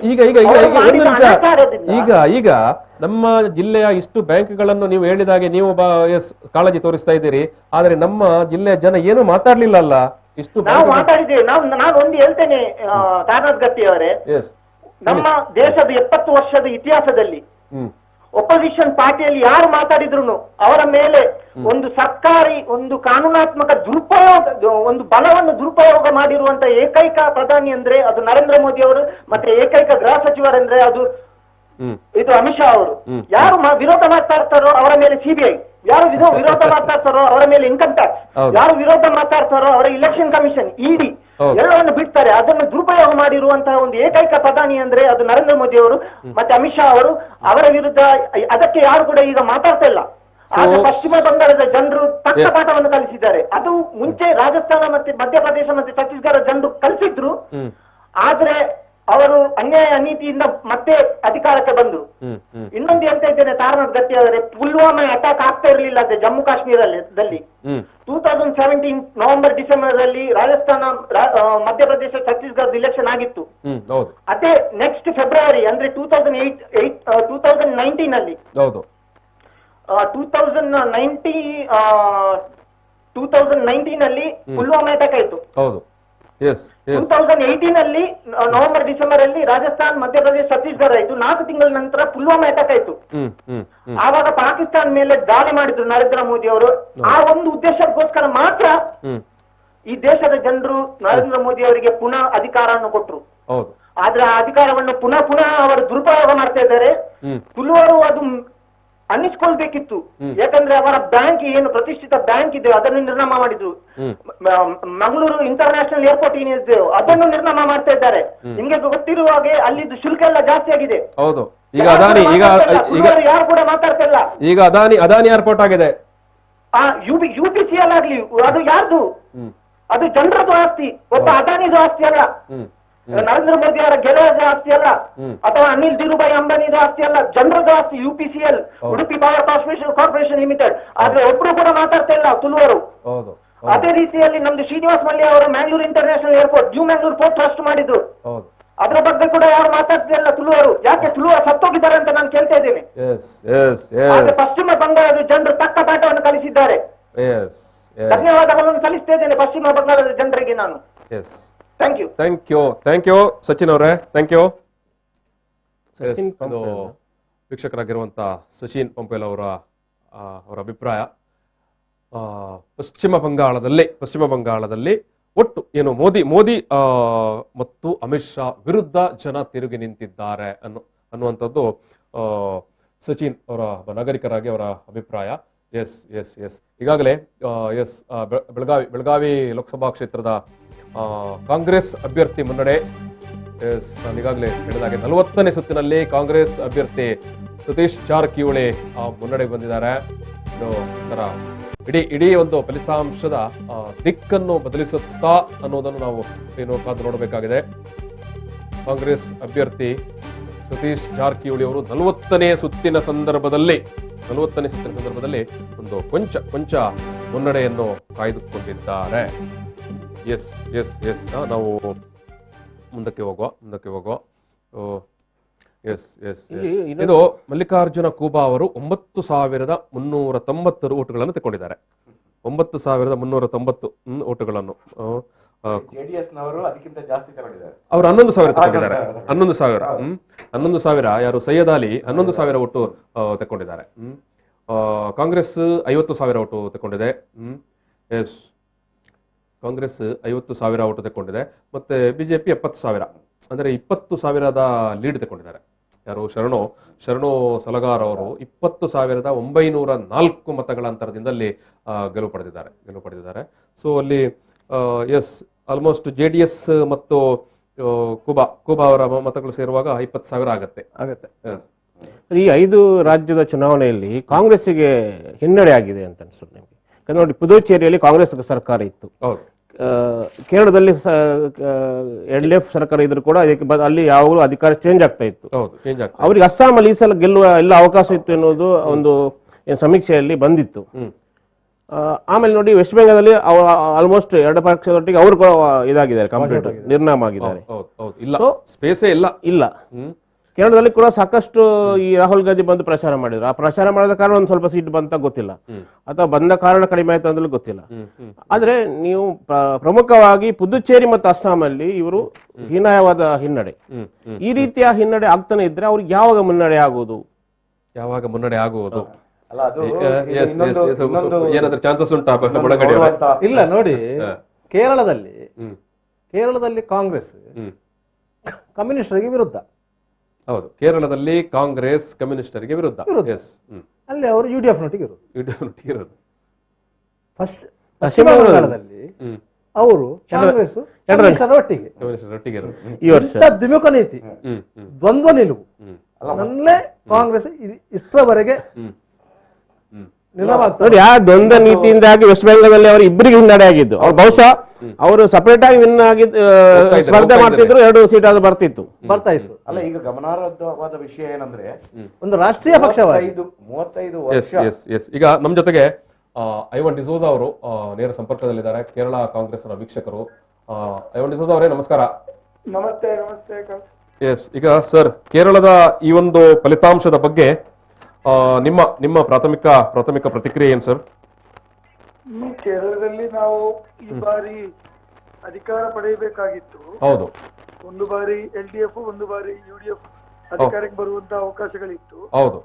ಆದ್ರೆ ಇತ್ತೀಚೆಗೆ ನಡೆದಂತ ಕೆಲವು ಬೆಳವಣಿಗೆಗಳು ಮತ್ತು LDF ಸರ್ಕಾರದಲ್ಲಿ ಅವರು ಕೈಗೊಂಡಿರ್ತಕ್ಕಂಥ ಕೆಲ ಕಾರ್ಯಕ್ರಮಗಳನ್ನು ನಾವು ಸರಿಯಾಗಿ ಜನರ ಮುಂದೆ ಕೊಂಡೋಗಿ ಹೇಳಲಿಕ್ಕೆ ವಿಫಲರಾಗಿದ್ದೆವು. ಮತ್ತು ನಮ್ಮ ಪಕ್ಷದ ಆಂತರಿಕವಾಗಿ ಕೆಲವೊಂದು ಬದಲಾವಣೆಗಳು ಮಾಡಬೇಕಾಗಿತ್ತು, ಮಾಡದೇ ಇದ್ದುದರಿಂದ ಈ ಒಂದು ಅಧಿಕಾರಕ್ಕೆ ಬರುವಂತ ಕನಸು ಇವತ್ತು ನೆನಸಾಗಲಿಲ್ಲ.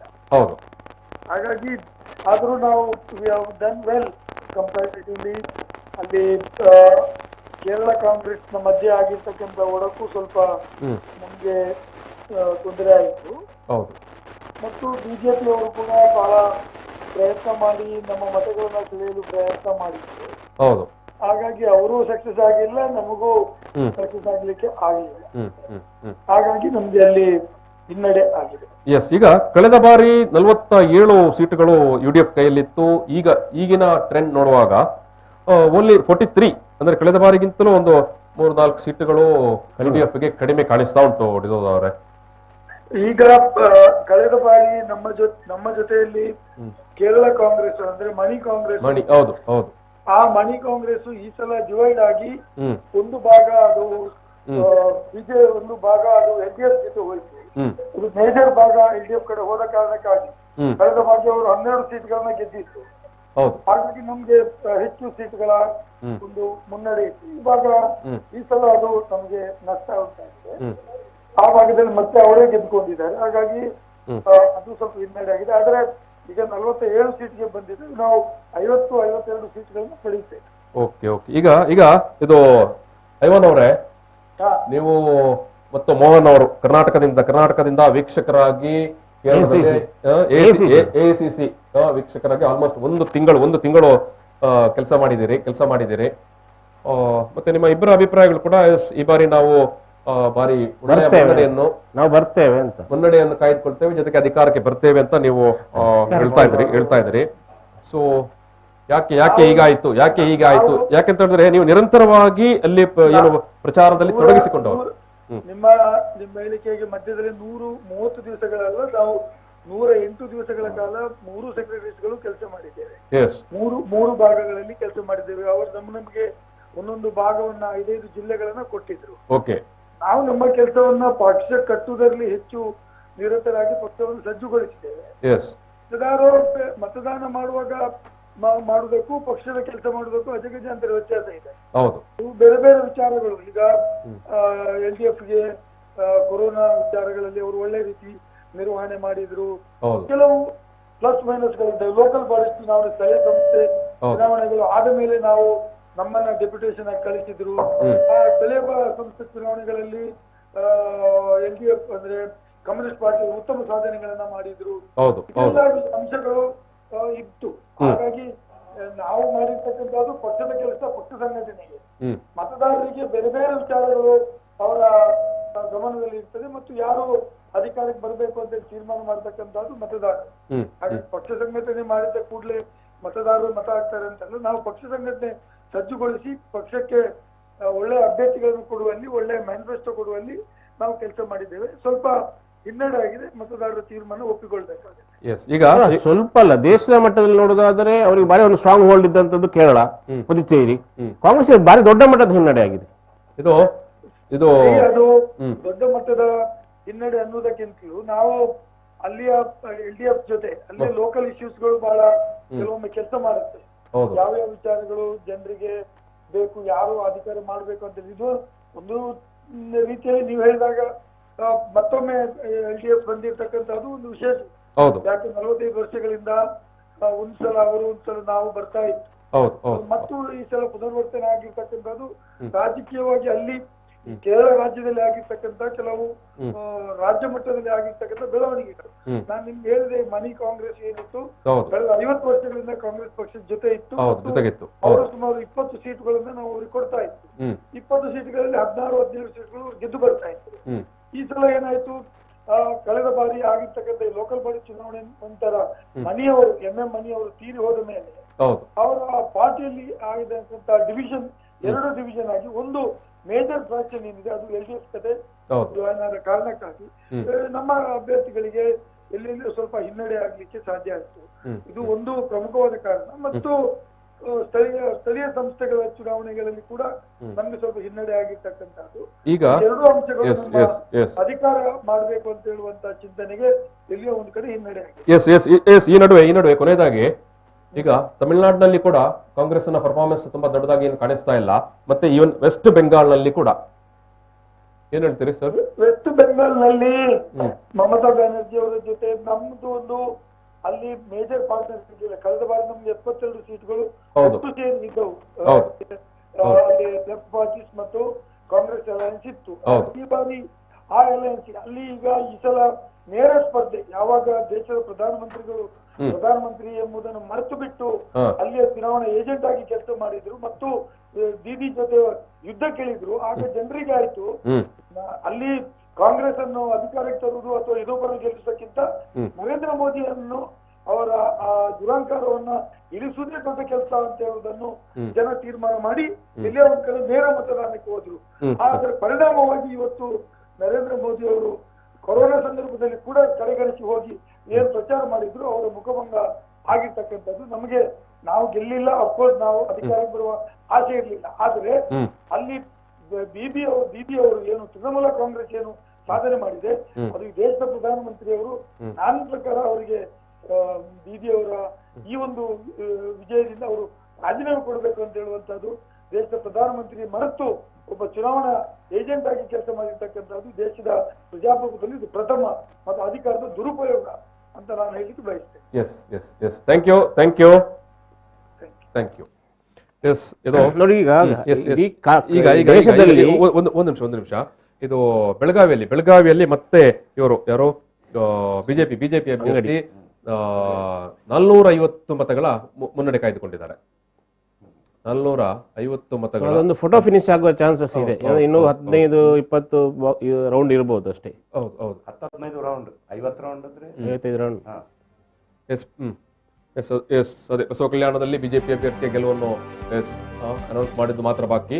20,904 ಮತಗಳ ಅಂತರದಲ್ಲಿ ಏನಲ್ಲಿ ಬಿಜೆಪಿ ಅಭ್ಯರ್ಥಿ ಗೆಲುವು ಸಾಧಿಸಿದ್ದಾರೆ. ಅಲ್ಲಿ ಈ ಹಿಂದಿನ ಏನು ಕಾಂಗ್ರೆಸ್ ಶಾಸಕರಾಗಿದ್ದಂಥ ನಾರಾಯಣರಾವ್ ಅವರ ಪತ್ನಿ ಅವರು ಸೋತಿದ್ದಾರೆ. ಮಾಲಾ ಬಿ ನಾರಾಯಣರಾವ್ ಅವರು ಸೋತಿದ್ದಾರೆ. 20,000 ಮತಗಳ ಅಂತರದಿಂದ ಅಲ್ಲಿ ಬಿಜೆಪಿ ಆಡಳಿತಾರೂಢ ಬಿಜೆಪಿ ಅಲ್ಲಿ ಗೆಲುವನ್ನು ಸಾಧಿಸಿದೆ. Yes yes yes yes yes Ramesh Prakash ಈಗ ಇವನ್ ಮಾತಾಡಿದ ಅಂದ್ರೆ ನೋಡಿ, ಇಡೀ ದೇಶದಲ್ಲಿ ಕಾಂಗ್ರೆಸ್ ಅಂದ್ರೆ ಕೇರಳ ಕಾಂಗ್ರೆಸ್ನವರು ಇರುವುದಲ್ಲಿ ಸಂಪೂರ್ಣ ದೇಶದ ಕಾಂಗ್ರೆಸ್ನ ಏನು ಇದು ಚುಕ್ಕಾಣಿ ಇದೆ, ಅದು ವೇಣುಗೋಪಾಲ್ ಹಿಡಿದು ಆಂಟನಿ ಹಿಡಿದು ನೀವು ಅಲ್ಲಿ ಎಲ್ಲ ನೀವು ಆಫೀಸ್ ಬೇರೆಸ್ ತೆಗೆದ್ರೆ ಅದೆಲ್ಲ ಕಾಂಗ್ರೆಸ್, ಕೇರಳ ಕಾಂಗ್ರೆಸ್ನ ಅಂದ್ರೆ ಕೇರಳ ಘಟಕ ಏನಿದೆ ಅವರ ಲೀಡರ್ಸೇ ಅಲ್ಲಿ ದೆಹಲಿಯಲ್ಲಿ ಇರುವುದು. ಸೊ ಅವರೇ ಇದು ಜಾರಕಿಹೊಳಿ 2,600 ಮತಗಳ ಮುನ್ನಡೆ. ಮತ್ತೆ ಈಗ 42ನೇ ಸುತ್ತಿನಲ್ಲಿ ಜಾರಕಿಹೊಳಿ 2,400 ಮತಗಳ ಮುನ್ನಡೆಗೆ ಬಂದಿದ್ದಾರೆ. ಇಲ್ಲ, ಈ ಸೀಸಾ ಆಗ್ತಾ ಇರ್ತದೆ. ಒಂದು 4-5 ಸುತ್ತು ಒಂದು ಫೋಟೋ ಫಿನಿಶ್ ಆಗ್ತದೆ. ಸ್ಟೆಬಿಲೈಸ್ ಆಗುವ ತನಕ ಇದು ಒಂದು ಮೇಲೆ ಸ್ಟೆಬಿಲೈಸ್ ಒಂದು ಸಂದರ್ಭದಲ್ಲಿ ಸ್ಟೆಬಿಲೈಸ್ ಆಗಿತ್ತು ಇನ್ ಫೇವರ್ ಬಿಜೆಪಿ. ಬಟ್ ಈಗ ಆಚೆ ಈಚೆ ಆಗ್ತಾ ಇದೆ. ಫೋಟೋ ಫಿನಿಶ್ ಆಗಬಹುದು. ಯಾರು ಗೆಲ್ತಾರೆ ಅನ್ನೋದು ಈಗಲೂ ಕಷ್ಟ. ಲೋಕಸಭಾ ಚುನಾವಣೆಯಲ್ಲಿ 1,000-2,000 ಮತಗಳು ದೊಡ್ಡ ಡಿಫರೆನ್ಸ್ ಆಗುದಿಲ್ಲ. ಲಾಸ್ಟ್ ಒಂದು ಬೂತ್ ಅಲ್ಲಿ ಕೂಡ ಅದು ಚೇಂಜ್ ಆಗುವ ಸಾಧ್ಯತೆಗಳಿದೆ. ಸಿದ್ದರಾಮಯ್ಯನವರು ಚಾಮುಂಡೇಶ್ವರಿಯಲ್ಲಿ ಬೈ ಎಲೆಕ್ಷನ್ ನಿಂತಾಗ ಚಾಮುಂಡೇಶ್ವರಿ ಬೈ ಎಲೆಕ್ಷನ್ ಶೋಭಸಪ್ಪ ಅವರು JDS ಕ್ಯಾಂಡಿಡೇಟ್ ಆಗಿದ್ರು. ಅಂತಿಮ ಹಂತದಲ್ಲೂ ಶೋಭಸಪ್ಪ ಗೆಲ್ತಾರಂತಿತ್ತು. ಕೊನೆಯ ಹಂತದಲ್ಲಿ ಸಿದ್ದರಾಮಯ್ಯನ ಸ್ವಗ್ರಾಮ ಸಿದ್ದರಾಮನ ಹುಂಡಿಯ ಮತಗಟ್ಟೆಯಲ್ಲಿ 100% ಮತಗಳು ಸಿದ್ದರಾಮಯ್ಯನವರಿಗೆ ಬಿದ್ದಿದ್ರಿಂದ 794 ಮತಗಳಿಂದ ಗೆದ್ರು ಅವರು. ಅಲ್ಲ 264 ಇಲ್ಲ, ಅದು ಏನಾಯ್ತು ಅಂದ್ರೆ ಆಕ್ಚುಲಿ 100 ಸಿದ್ದರಾಮನ ಹುಂಡಿಯಲ್ಲಿ ಎಷ್ಟು ಮಂದಿ ವೋಟ್ ಹಾಕಿದಾರ, 2,000 ಚಿಲ್ಲರೆ ಮಂದಿ ವೋಟ್ ಹಾಕಿದ್ದಾರೆ, ಅಷ್ಟೂ ಮತಗಳು ಸಿದ್ದರಾಮಯ್ಯನಿಗೆ ಬಿದ್ದಿದೆ. ಬರೀ ಅಲ್ಲಿ ಅಲ್ಲ, ಸುಮಾರು ಒಂದು 5-6 ಬೂತ್ ಅಲ್ಲಿ 90% ಗಿಂತ ಜಾಸ್ತಿ ವೋಟ್ ಸಿದ್ದರಾಮಯ್ಯನಿಗೆ ಬಿದ್ದಿದೆ. ಆದ್ರೆ ಸಿದ್ದರಾಮನ ಹುಂಡಿಯಲ್ಲಿ 100% ಗ್ರಾಮ ಅದನ್ನ ನಂಬಹುದು. ಯಾಕಂದ್ರೆ ಸಿದ್ದರಾಮಯ್ಯ ಬಗ್ಗೆ ಅವರಿಗೆ ಅಭಿಮಾನ, ಅವರ ಬ್ರದರ್ ಮತ್ತೆ ಫ್ಯಾಮಿಲಿ ಅವರೆಲ್ಲ ಅಲ್ಲೇ ಇದ್ದಾರೆ. ಇದರಿಂದಾಗಿ ಅವರು ಶೋಭಸಪ್ಪನ ಎದುರು ಗೆದ್ದದ್ದು. ಅಲ್ಲ, ಅವರು ಅಷ್ಟು ಕಡಿಮೆ ಅಂತರ ಬರ್ಲಿಕ್ಕೆ ಕಾರಣ ಏನಾಯ್ತು ಅಂದ್ರೆ ಈ ಟೌನ್ ಏರಿಯಾದಲ್ಲಿ, ಚಾಮುಂಡೇಶ್ವರಿ ಟೌನ್ ಏರಿಯಾದಲ್ಲಿ ಏನಿದೆ ಮತ್ತು ಮೈನಾರಿಟಿ ಪಾಪ್ಯುಲೇಷನ್ ಏನಿದೆ ಅಲ್ಲಿ ಓಟಿನ ಸಂಖ್ಯೆ ಪ್ರಮಾಣ ಕಡಿಮೆ ಆಗಿತ್ತು, ವೋಟಿಂಗ್ ಕಡಿಮೆ ಆಗಿತ್ತು. ಅದಕ್ಕೆ ಕಾಂಗ್ರೆಸ್ ಲೀಡರ್ಸ್ ಕಾರಣ. ನಾನು ಆ ಸಂದರ್ಭದಲ್ಲಿ ಮೈಸೂರಿದ್ದ ಕಾರಣ ನಾವು ಒಂದು ಅನಾಲಿಸಿಸ್ ಮಾಡಿದಾಗ ನೀವು 90%, 95% ವರೆಗೂ ಕೆಲವು ಒಂದು ಬೂತ್ ಅಲ್ಲಿ ಅವರ ಏರಿಯಾದಲ್ಲಿ ವೋಟಿಂಗ್ ಆಗಿತ್ತು in favour of Congress. But ಮಾತ್ರ ಅಲ್ಲ, ಕೆಲವು ಕಡೆ ಅಷ್ಟು ವೋಟಿಂಗ್ ಆಗಿತ್ತು. ನಾವು ಫಲಿತಾಂಶ ಬರೋ ಮೊದಲ ನೋಡಿದ ರಿವ್ಯೂ ಮಾಡಿದಾಗ. ಆದ್ರೆ ಈ ಸಿಟಿ ಏರಿಯಾದಲ್ಲಿ ಎಸ್ಪೆಷಲಿ ಮೈನಾರಿಟಿ ವೋಟ್ ಇದ್ದ ಕಡೆಯಲ್ಲಿ ಪಾಪ್ಯುಲೇಷನ್ ಇದು ವೋಟಿಂಗ್ ಪರ್ಸೆಂಟೇಜ್ ತುಂಬಾ ಕಡಿಮೆ ಆಗಿದೆ. ಮತ್ತೊಂದು ನೋಡಿ, ಅದೇ ಇದು ಬೆಳಗಾವಿಯಲ್ಲಿ ಮತ್ತೆ ಏನು ಸತೀಶ್ ಜಾರಕಿಹೊಳಿ ಮುನ್ನಡೆ ಪಡ್ಕೊಂಡಿದ್ದಾರೆ. 43ನೇ ಸುತ್ತಿಗೆ ಬರುವಾಗ 4,000 ಮತಗಳ ಮುನ್ನಡೆಯನ್ನು ಸತೀಶ್ ಜಾರಕಿಹೊಳಿ ಪಡ್ಕೊಂಡಿದ್ದಾರೆ. ಇದು 43ನೇ ಸುತ್ತಿನಲ್ಲಿ ಸತೀಶ್ ಜಾರಕಿಹೊಳಿಗೆ 4,000 ಮತಗಳ ಮುನ್ನಡೆ. 4,000 ಮತಗಳ ಮುನ್ನಡೆ ನೀವು ಹೇಳಿದಾಗ ಅತ್ಯಂತ ಒಂದು ರೋಚಕವಾದಂತ ಫಲಿತಾಂಶ ಇಲ್ಲಿ ಕಾಣುತ್ತೋ ಏನೋ, ಆ ರೀತಿಯ ಒಂದು ಹಂತಕ್ಕೆ ಇಲ್ಲಿ ನಾವೀಗ ಕಾಣ್ತಾ ಇದ್ದೇವೆ. ಈ ಬೈ ಎಲೆಕ್ಷನ್ ಫಲಿತಾಂಶ ಈ ರಾಜ್ಯ ಸರ್ಕಾರದ ಮೇಲೆ ಏನು ಪರಿಣಾಮ ಬೀರ್ತದೆ? ಸಂಖ್ಯಾಬಲದಲ್ಲಿ ಹೆಚ್ಚು ಕಡಿಮೆ ಆಗಲ್ಲ. ಸಂಖ್ಯಾಬಲದಲ್ಲಿ ಹೆಚ್ಚು ಕಡಿಮೆ ಆಗಲ್ಲ. ಆದ್ರೆ ಏನು ಪರಿಣಾಮ ಬೀರಬಹುದು? ಪ್ರತಿಷ್ಠೆ ಅಲ್ಲ, ಒಂದು ನೀವು ಪಾರ್ಲಿಮೆಂಟ್ ಕ್ಷೇತ್ರವನ್ನು ಕೇಳೋದಾ? ಪಾರ್ಲಿಮೆಂಟ್ ಮತ್ತು ಎರಡು ಕೂಡ ರಾಜ್ಯ ರಾಜಕಾರಣದಲ್ಲಿ ಎರಡು ಮೂರು ಕೂಡ ಈಗ ಮೂರು ಫಲಿತಾಂಶ ಕೂಡ ಬದಲಾವಣೆಯನ್ನು ಖಂಡಿತ ತರ್ತದೆ. ಯಾವ ಬದಲಾವಣೆಯನ್ನು? ಸರ್ಕಾರ ಬದಲಾವಣೆ ಆಗ್ಲಿಕ್ಕಿಲ್ಲ, ಬಿಜೆಪಿ ಒಳಗೆ ಬದಲಾವಣೆಯನ್ನು ತರ್ತದೆ. ಯಾಕಂದ್ರೆ ಬಸವ ಕಲ್ಯಾಣದಲ್ಲಿ ಬಿಜೆಪಿ ಅಭ್ಯರ್ಥಿ ಸೋತಿರುವುದು, ಬಿಜೆಪಿ ಅಭ್ಯರ್ಥಿ ಬಿಜೆಪಿ ಗೆದ್ದಿರೋದು, ಮಸ್ಕಿಯಲ್ಲಿ ಬಿಜೆಪಿ ಅಭ್ಯರ್ಥಿ ಸೋತಿರುವುದು ಬಿಜೆಪಿಯ ಯಡಿಯೂರಪ್ಪರ ಮುಂದಿನ ಉತ್ತರಾಧಿಕಾರಿ ಎಂದು ಮಾಧ್ಯಮಗಳಲ್ಲಿ ಬಿಂಬಿತವಾಗಿದ್ದ ವಿಜಯೇಂದ್ರರಿಗೆ. ಅಲ್ಲಿ ವಿಜಯೇಂದ್ರ ಅಲ್ಲಿ ಇನ್ಚಾರ್ಜು. ಹೌದು, ಇನ್ಚಾರ್ಜ್. ಹೌದು, ಹೌದು. KR ನಗರದಲ್ಲಿ ಗೆಲ್ಲಿಸಿದಾಗ, ಶಿರಾದಲ್ಲಿ ಗೆಲ್ಲಿಸಿದಾಗ ಹೇಗೆ ವಿಜಯೇಂದ್ರ ಮುಂದಿನ ಉತ್ತರಾಧಿಕಾರಿ ಎಂಬ ರೀತಿಯಲ್ಲಿ ಬಿಂಬಿಸಲ್ಪಟ್ಟಿದ್ರು. ಒಂದು ಟೈಪಲ್ಲಿ ಡಿಫ್ಯಾಕ್ಟೋ ಸಿಎಂ ಆಗಿ ಇದ್ರು. ರಾಜಕೀಯ ಚಾಣಕ್ಯ ತರ, ಮತ್ತೆ ಚುನಾವಣಾ ಚಾಣಕ್ಯ ಅಂತ ಅಂತೆಲ್ಲ ನೀವೆಲ್ಲ ಮಾಧ್ಯಮದಲ್ಲಿ ಹೇಳಿದಾಗೆಲ್ಲ ಆಚೆ ಈಶ್ವರಪ್ಪ ಇನ್ನೊಬ್ಬರೆಲ್ಲ ಶುರು ಮಾಡಿದ್ರು, ಯಾಕೆ ವಿಜಯೇಂದ್ರನಿಗೆ ಪ್ರಯಾರಿಟಿ ಜಾಸ್ತಿ ಅಂತ. ಅದೇ ಕಾರಣಕ್ಕಾಗಿ ಅಲ್ಲಿ ಮಸ್ಕಿಯಲ್ಲಿ ಉಲ್ಟಾ ಹೊಡೀತು. ಅಲ್ಲ, ಇನ್ನೊಂದು ಕೂಡ ಇದೆ. ಈ ಬಸವ ಕಲ್ಯಾಣದಲ್ಲಿ ಆಕ್ಚುಲಿ ಕ್ಯಾಂಡಿಡೇಟ್ ಯಾರು? ನಿಮ್ಮ ವಿಜಯೇಂದ್ರ. ಆಕ್ಚುಲಿ ಕ್ಯಾಂಡಿಡೇಟ್ ಇದ್ದದ್ದು ವಿಜಯೇಂದ್ರ. ಗೊತ್ತಾಯ್ತಾ? ವಿಜಯೇಂದ್ರನೇ ಅಲ್ಲಿ. ಆಮೇಲೆ ಬಿಜಾಪುರದ ಅವರ ಹೆಸರೇನು, ವಿಜಾಪುರದ MP ಇದಾರಲ್ಲ, ಮಾಜಿ ಕೇಂದ್ರ ಸಚಿವರು, ಅವರು ವಿರೋಧ ಮಾಡಿದ ಕಾರಣ ಮಾತ್ರ ವಿಜಯೇಂದ್ರ ಕ್ಯಾಂಡಿಡೇಟ್ ಮಾಡಲಿಲ್ಲ. ಅಲ್ಲಲ್ಲ, ಇವರು ಯತ್ನಾಳ್. ಆಯ್ತಾ? ಹಾಗೆ ಇದರಿಂದಾಗಿ ಬಿಜೆಪಿಯ ಒಳಗೆ ಒಂದು ವರ್ಗ ಇದೆ, ಯಡಿಯೂರಪ್ಪನವರನ್ನು ವಿರೋಧಿಸುವುದು. ಆ ವರ್ಗ ತನ್ನಿಂತಾನೇ ಚುರುಕುಗೊಳ್ತದೆ ಈಗ ಆಟೋಮೆಟಿಕಲಿ. ಅಲ್ಲ, ಈಗಾಗಲೇ ಕೊರೋನಾ ಸಂದರ್ಭದಲ್ಲಿ ಅದು ಚುರುಕಾಗಿದೆ, ಸೋಷಿಯಲ್ ಮೀಡಿಯಾದಲ್ಲಿ ತುಂಬಾ ಚುರುಕಾಗಿದೆ. ತನ್ನಿಂತಾನೇ. ಯಾಕಂದ್ರೆ ಯಡಿಯೂರಪ್ಪನವರು ಸಂಘ ಪರಿವಾರದಿಂದಲೇ ಬಂದಿರ್ಬೋದು, ಇಲ್ಲ ಅಂತ ಹೇಳೋದು. ಆದ್ರೆ ಬಿಜೆಪಿಯನ್ನು ಕಟ್ಟಿದವರು ಹೌದು, ಅವರೇ ಅಲ್ಲ ಅಂತ ಇಲ್ಲ. ಆದ್ರೆ ಯಡಿಯೂರಪ್ಪನವರ ವಿರುದ್ಧ ಬಿಜೆಪಿ ಒಳಗೆ, ಸಂಘ ಪರಿವಾರದ ಒಳಗೂ ಅಸಮಾಧಾನಗಳು ಕೆಲವು ಕಡೆ ಇದೆ, ಇಂಟರ್ನಲ್ ಇದೆ. ಅದು ಬಹಿರಂಗ ಆಗೋದಿಲ್ಲ. ಅದು ಸಂಘದ ಶಿಸ್ತು. ಅದು ಯಡಿಯೂರಪ್ಪನವರ ಫಸ್ಟ್ ಟರ್ಮ್ ಅಲ್ಲೂ ನೋಡಿದ್ದೇವೆ. ಅದರಿಂದಾಗಿ ಆ ಸಂಘದ ಶಿಸ್ತು ಇದೆ, ಅದರಿಂದಾಗಿ ಅದು ಬಹಿರಂಗ ಆಗುದಿಲ್ಲ. ಅದು ಯಾವಾಗ ಕೆಲಸ ಮಾಡುದು ಅಂದ್ರೆ ಇಂಥ ಸಂದರ್ಭದಲ್ಲಿ ಕೆಲಸ ಮಾಡ್ತದೆ. ಮತ್ತೆ ನೋಡಿ, ಚುನಾವಣೆ ಗೆಲ್ಲಿಕ್ಕೆ ಇಲ್ಲಿ ಯಡಿಯೂರಪ್ಪರೇ ಬೇಕು ಅನ್ನುವಂತ ಪರಿಸ್ಥಿತಿ ಬಿಜೆಪಿಗೆ ಇಲ್ಲ. ಈಗ ಬಿಜೆಪಿ ಮೊದಲಾದ್ರೆ ಆ ಬಿಜೆಪಿ ನಮ್ಮ ಪ್ರಶ್ನಾತೀತ ನಾಯಕ ಹೇಗೆ ಅಂತ ಹೇಳಿ, ಯಡಿಯೂರಪ್ಪನವರು ಇಲ್ಲದೆ ಬಿಜೆಪಿ ಹೇಗೆ, ಯಡಿಯೂರಪ್ಪನ ಇದ್ದು ಬಿಜೆಪಿ ಹೇಗೆ ಅಂತ ಹೇಳಿ. ಯಡಿಯೂರಪ್ಪನವರು ಇಲ್ಲದ ಬಿಜೆಪಿಯನ್ನು ನಾವು ನೋಡಿದ್ದೇವೆ. ಅವರು ಕೆಜೆಪಿ ಕಟ್ಟಿದಾಗ ಆ ಪರಿಸ್ಥಿತಿ ಈಗ ಇಲ್ಲ. ಆ ಪರಿಸ್ಥಿತಿ ಈಗ ಇಲ್ಲ. ಆ ಪರಿಸ್ಥಿತಿ ಈಗಿಲ್ಲ. ಆ ಪರಿಸ್ಥಿತಿ ಈಗ ಇಲ್ಲ. ಆದರೆ ಬರುವಂತ ಎಲ್ಲ ಎಲೆಕ್ಷನ್ಗಳನ್ನು ಗೆದ್ದು ತೋರಿಸಿ, ನನ್ನಿಂದಲೇ ಗೆದ್ದದ್ದು ಅಂತ ತೋರಿಸ್ಬೇಕಲ್ಲ. ಬಟ್ ಇಲ್ಲ, ಈಗ ಸರ್ಕಾರದ ವೈಫಲ್ಯವನ್ನು ಬಿಜೆಪಿ ಅವರೇ ಒಪ್ಪುತ್ತಾರೆ. ಅವರು ಸರ್ಕಾರಿ ವೈಫಲ್ಯ ಇದೆ ನಿಮ್ಗೆ. ಕೊರೋನಾ ಸಂದರ್ಭದಲ್ಲಿ ಇವರು ಏನ್ ಕೆಲಸ ಮಾಡಿದ, ಏನ್ ಮಾಡಿಲ್ಲ, ಯಾವ ರೀತಿಯ ಆದೇಶ ಬರ್ತಾ ಇದೆ ನಿಮ್ಗೆ, ಮಧ್ಯಾಹ್ನ ಒಂದು ಆದೇಶ, ಸಂಜೆ ಒಂದು ರೀತಿಯ ಆಡಳಿತ ವ್ಯವಸ್ಥೆ, ಏನು ಆಡಳಿತ ಯಂತ್ರ ಅಂತ ಹೇಳ್ತೇವೆ. ಒಂದು ಸುಪ್ರೀಮೋ ಇರುವಾಗ, ಒಂದು ಮುಖ್ಯಮಂತ್ರಿ ಇರುವಾಗ ಕೇವಲ ಟ್ರಾನ್ಸ್ಫರ್ ನಿಮ್ಮ ದಂಧೆ ಅಲ್ಲ. ನಿಮ್ಮ ಟ್ರಾನ್ಸ್ಫರ್ ನಿಮ್ಮ ದಂಧೆ ಅಲ್ಲ.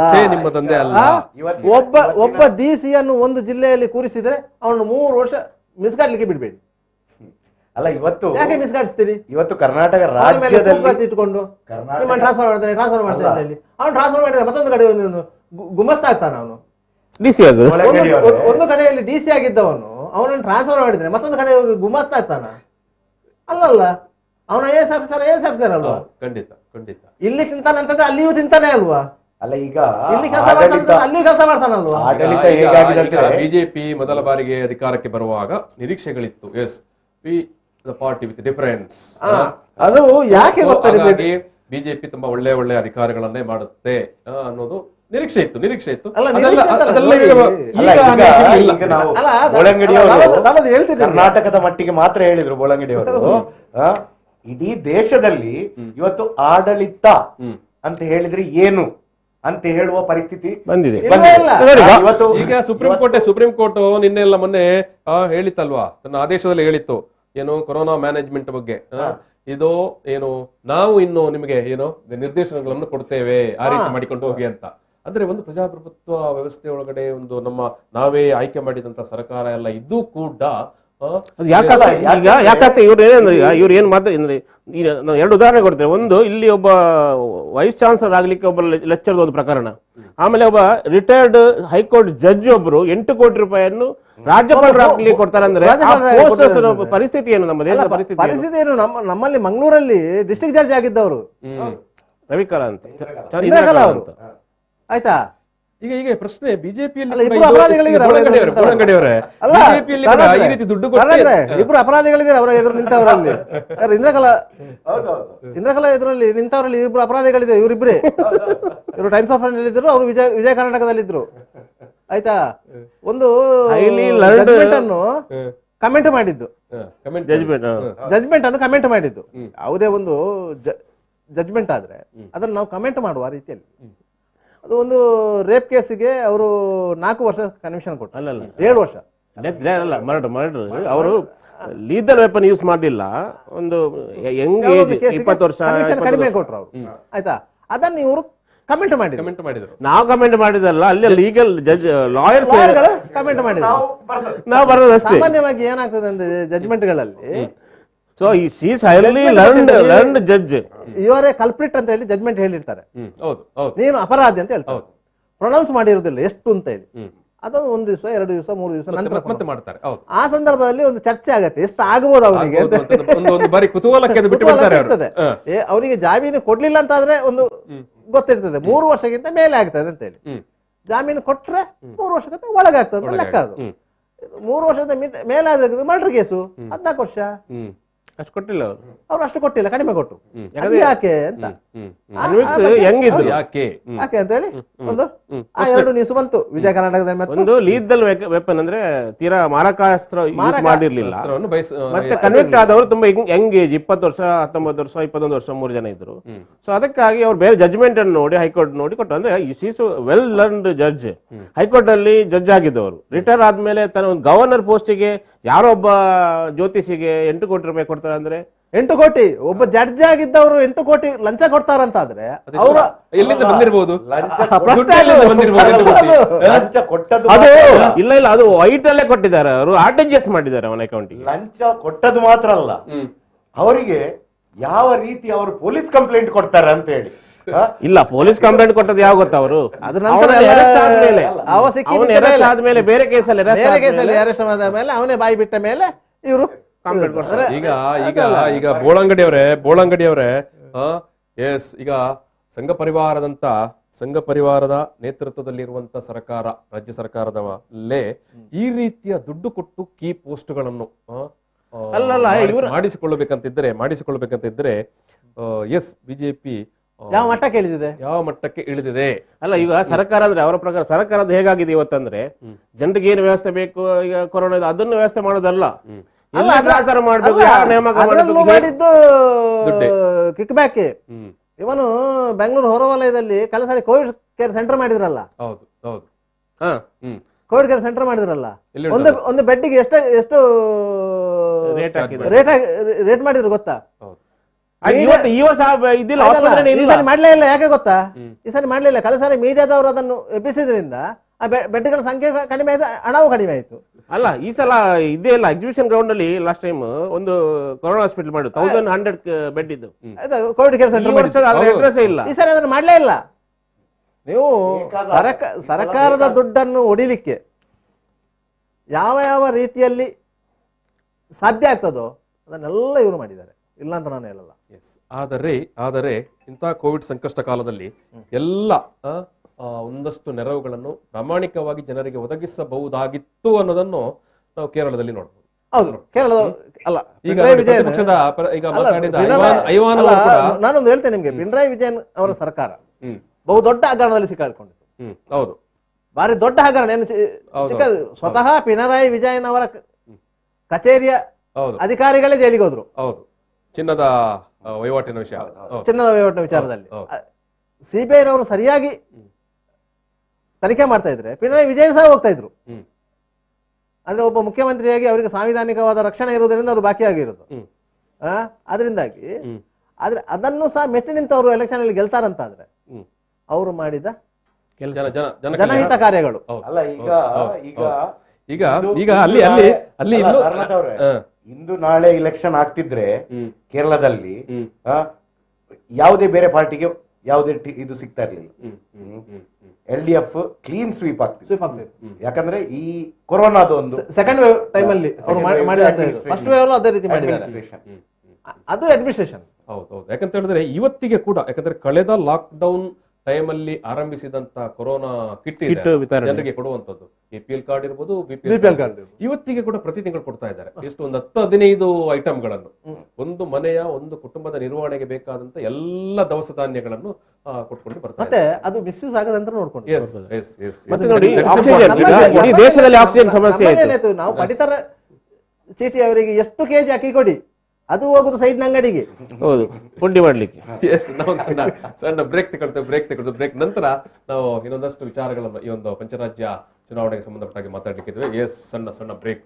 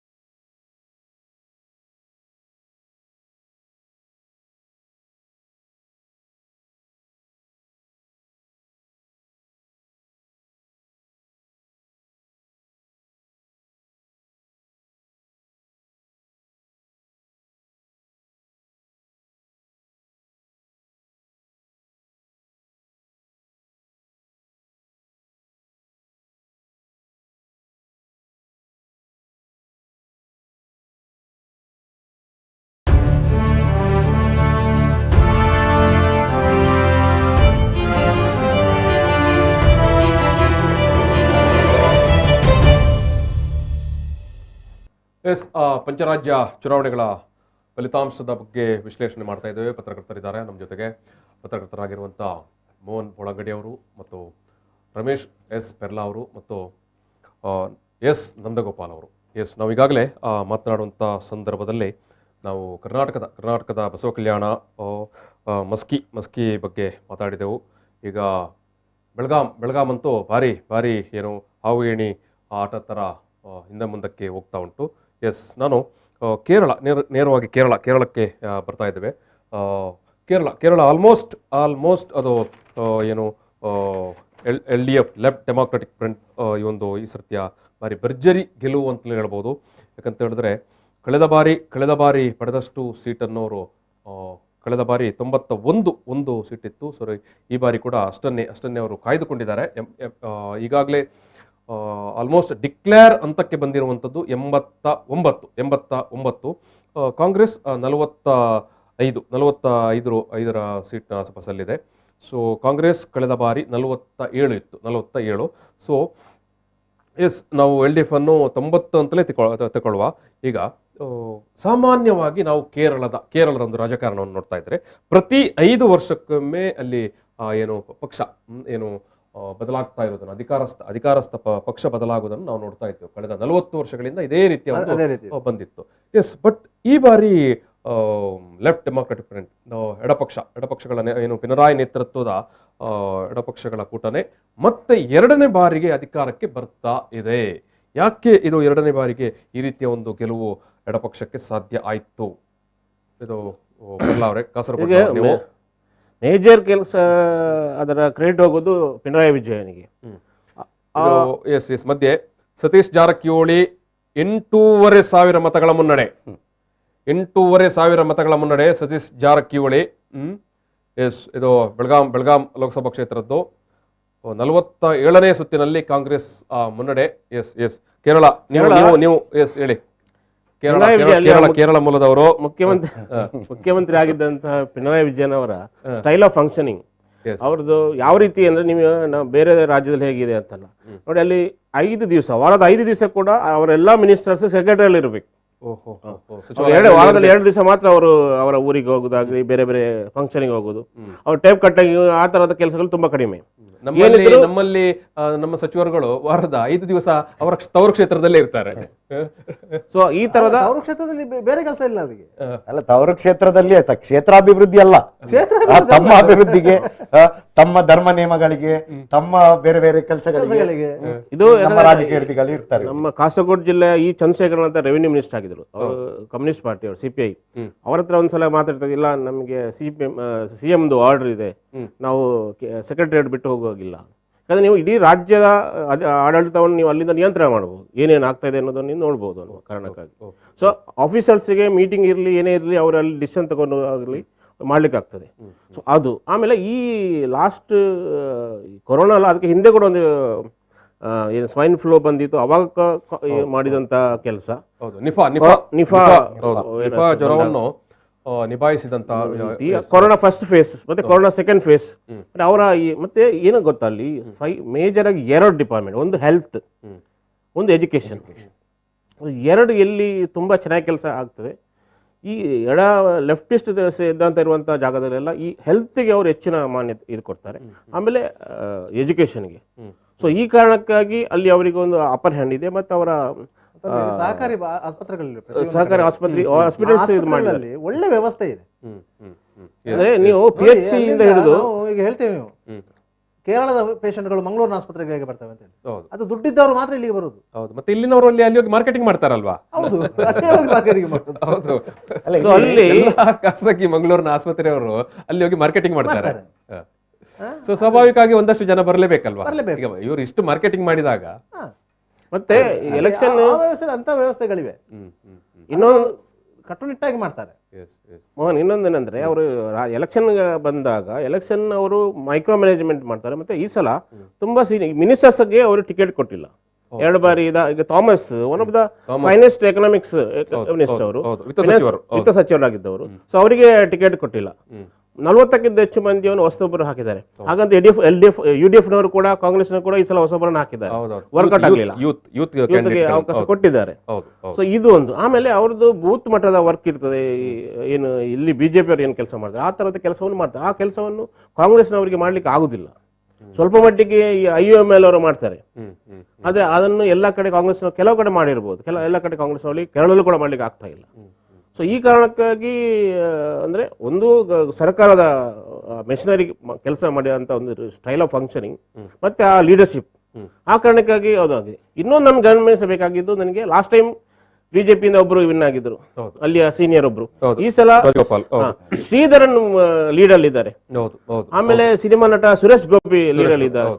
ಇದು ಕೂಡ ಒಂದು ಮಹತ್ವದ ಅಂಶ. ಯಾಕಂದ್ರೆ ನಾನು ಈ ಶ್ರೀಧರನ್ ವಿನ್ ಆಗ್ತಾರೆ ಅಂತ ನಾನು ಎನಿಸಲಿಲ್ಲ, ಅಥವಾ ಅವರಿಗೆ ಇಷ್ಟೊಂದು ಓಟ್ ಬರ್ತದೆ, ಇಷ್ಟೊಂದು ಬೆಂಬಲ ಬರ್ಬೋದು ಅಂತ. ಯಾಕಂದ್ರೆ ಶಿವರಾಮ್ ಕಾರಂತರು ಕೇಂದ್ರದಲ್ಲಿ ಓಟ್ ನಿಂತಾಗ ಅವ್ರಿಗೆ ಯಾರು ಓಟ್ ಹಾಕ್ಲಿಲ್ಲ. ಬಹುಶಃ ಇವತ್ತು ಮಹಾತ್ಮ ಗಾಂಧೀಜಿ ಬಂದು ಇಲ್ಲಿ ಓಟ್ ನಿಂತರು ಯಾರು ಓಟ್ ಹಾಕಲಿಲ್ಲ. ಶ್ರೀಧರನ್ಗೆ ಓಟ್ ಹಾಕಿದ್ದಾರೆ ಅಂದ್ರೆ ಅದು ಬಿಜೆಪಿ ಓಟ್ ಅಲ್ಲ. ಯಾಕಂದ್ರೆ ಶ್ರೀಧರನ್ ಅವರ ಸಾಧನೆ ಮತ್ತೆ ಒಬ್ಬ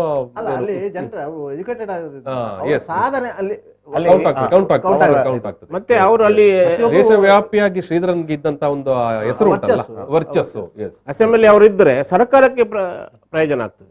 ಅದು ಯಾವುದೇ ಪಾರ್ಟಿ ಇರಲಿ, ಅವರು ಸರ್ಕಾರ ಯಾವುದೇ ಇರಲಿ, ಶ್ರೀಧರನ್ ಅಂತ ಒಬ್ಬ ಅನುಭವಿ ಸರ್ಕಾರದ ವಿಧಾನಸೌಧದಲ್ಲಿ ಇದ್ರೆ ಅನ್ನುವ ಕಾರಣಕ್ಕಾಗಿ ಬುದ್ಧಿವಂತ ಮತ್ತೆ ಸುಶಿಕ್ಷಿತ ಮತದಾರರು ಈ ರೀತಿಯ ಒಂದು ಫಲಿತಾಂಶ ಕೊಟ್ಟಿದ್ದಾರೆ. ಈಗ ನನ್ನ ಪ್ರಕಾರ ಇಲ್ಲಿ ಒಂದು ಸೈಡ್ ಇಂದ ಪೆರ್ಲಾ ಅವರು ಹೇಳಿದ ಹಾಗೆ ಆಡಳಿತ ವ್ಯವಸ್ಥೆ, ಇನ್ನೊಂದು ಸೈಡ್ ಇಂದ ಈಗ ನಾವು ಐವನ್ ಡಿಸೂಜನ್ ಅವರ ಹತ್ರನೇ ಕೇಳುವಾಗ ಅವ್ರು ನೋಡಿ, ಅವರು ಈಗ ಸಹ ಪಕ್ಷದ ಅಭಿವೃದ್ಧಿಗೋಸ್ಕರ ಅಂತ ಹೇಳಿ ಹೇಳ್ತಾ ಇದ್ದಾರೆ.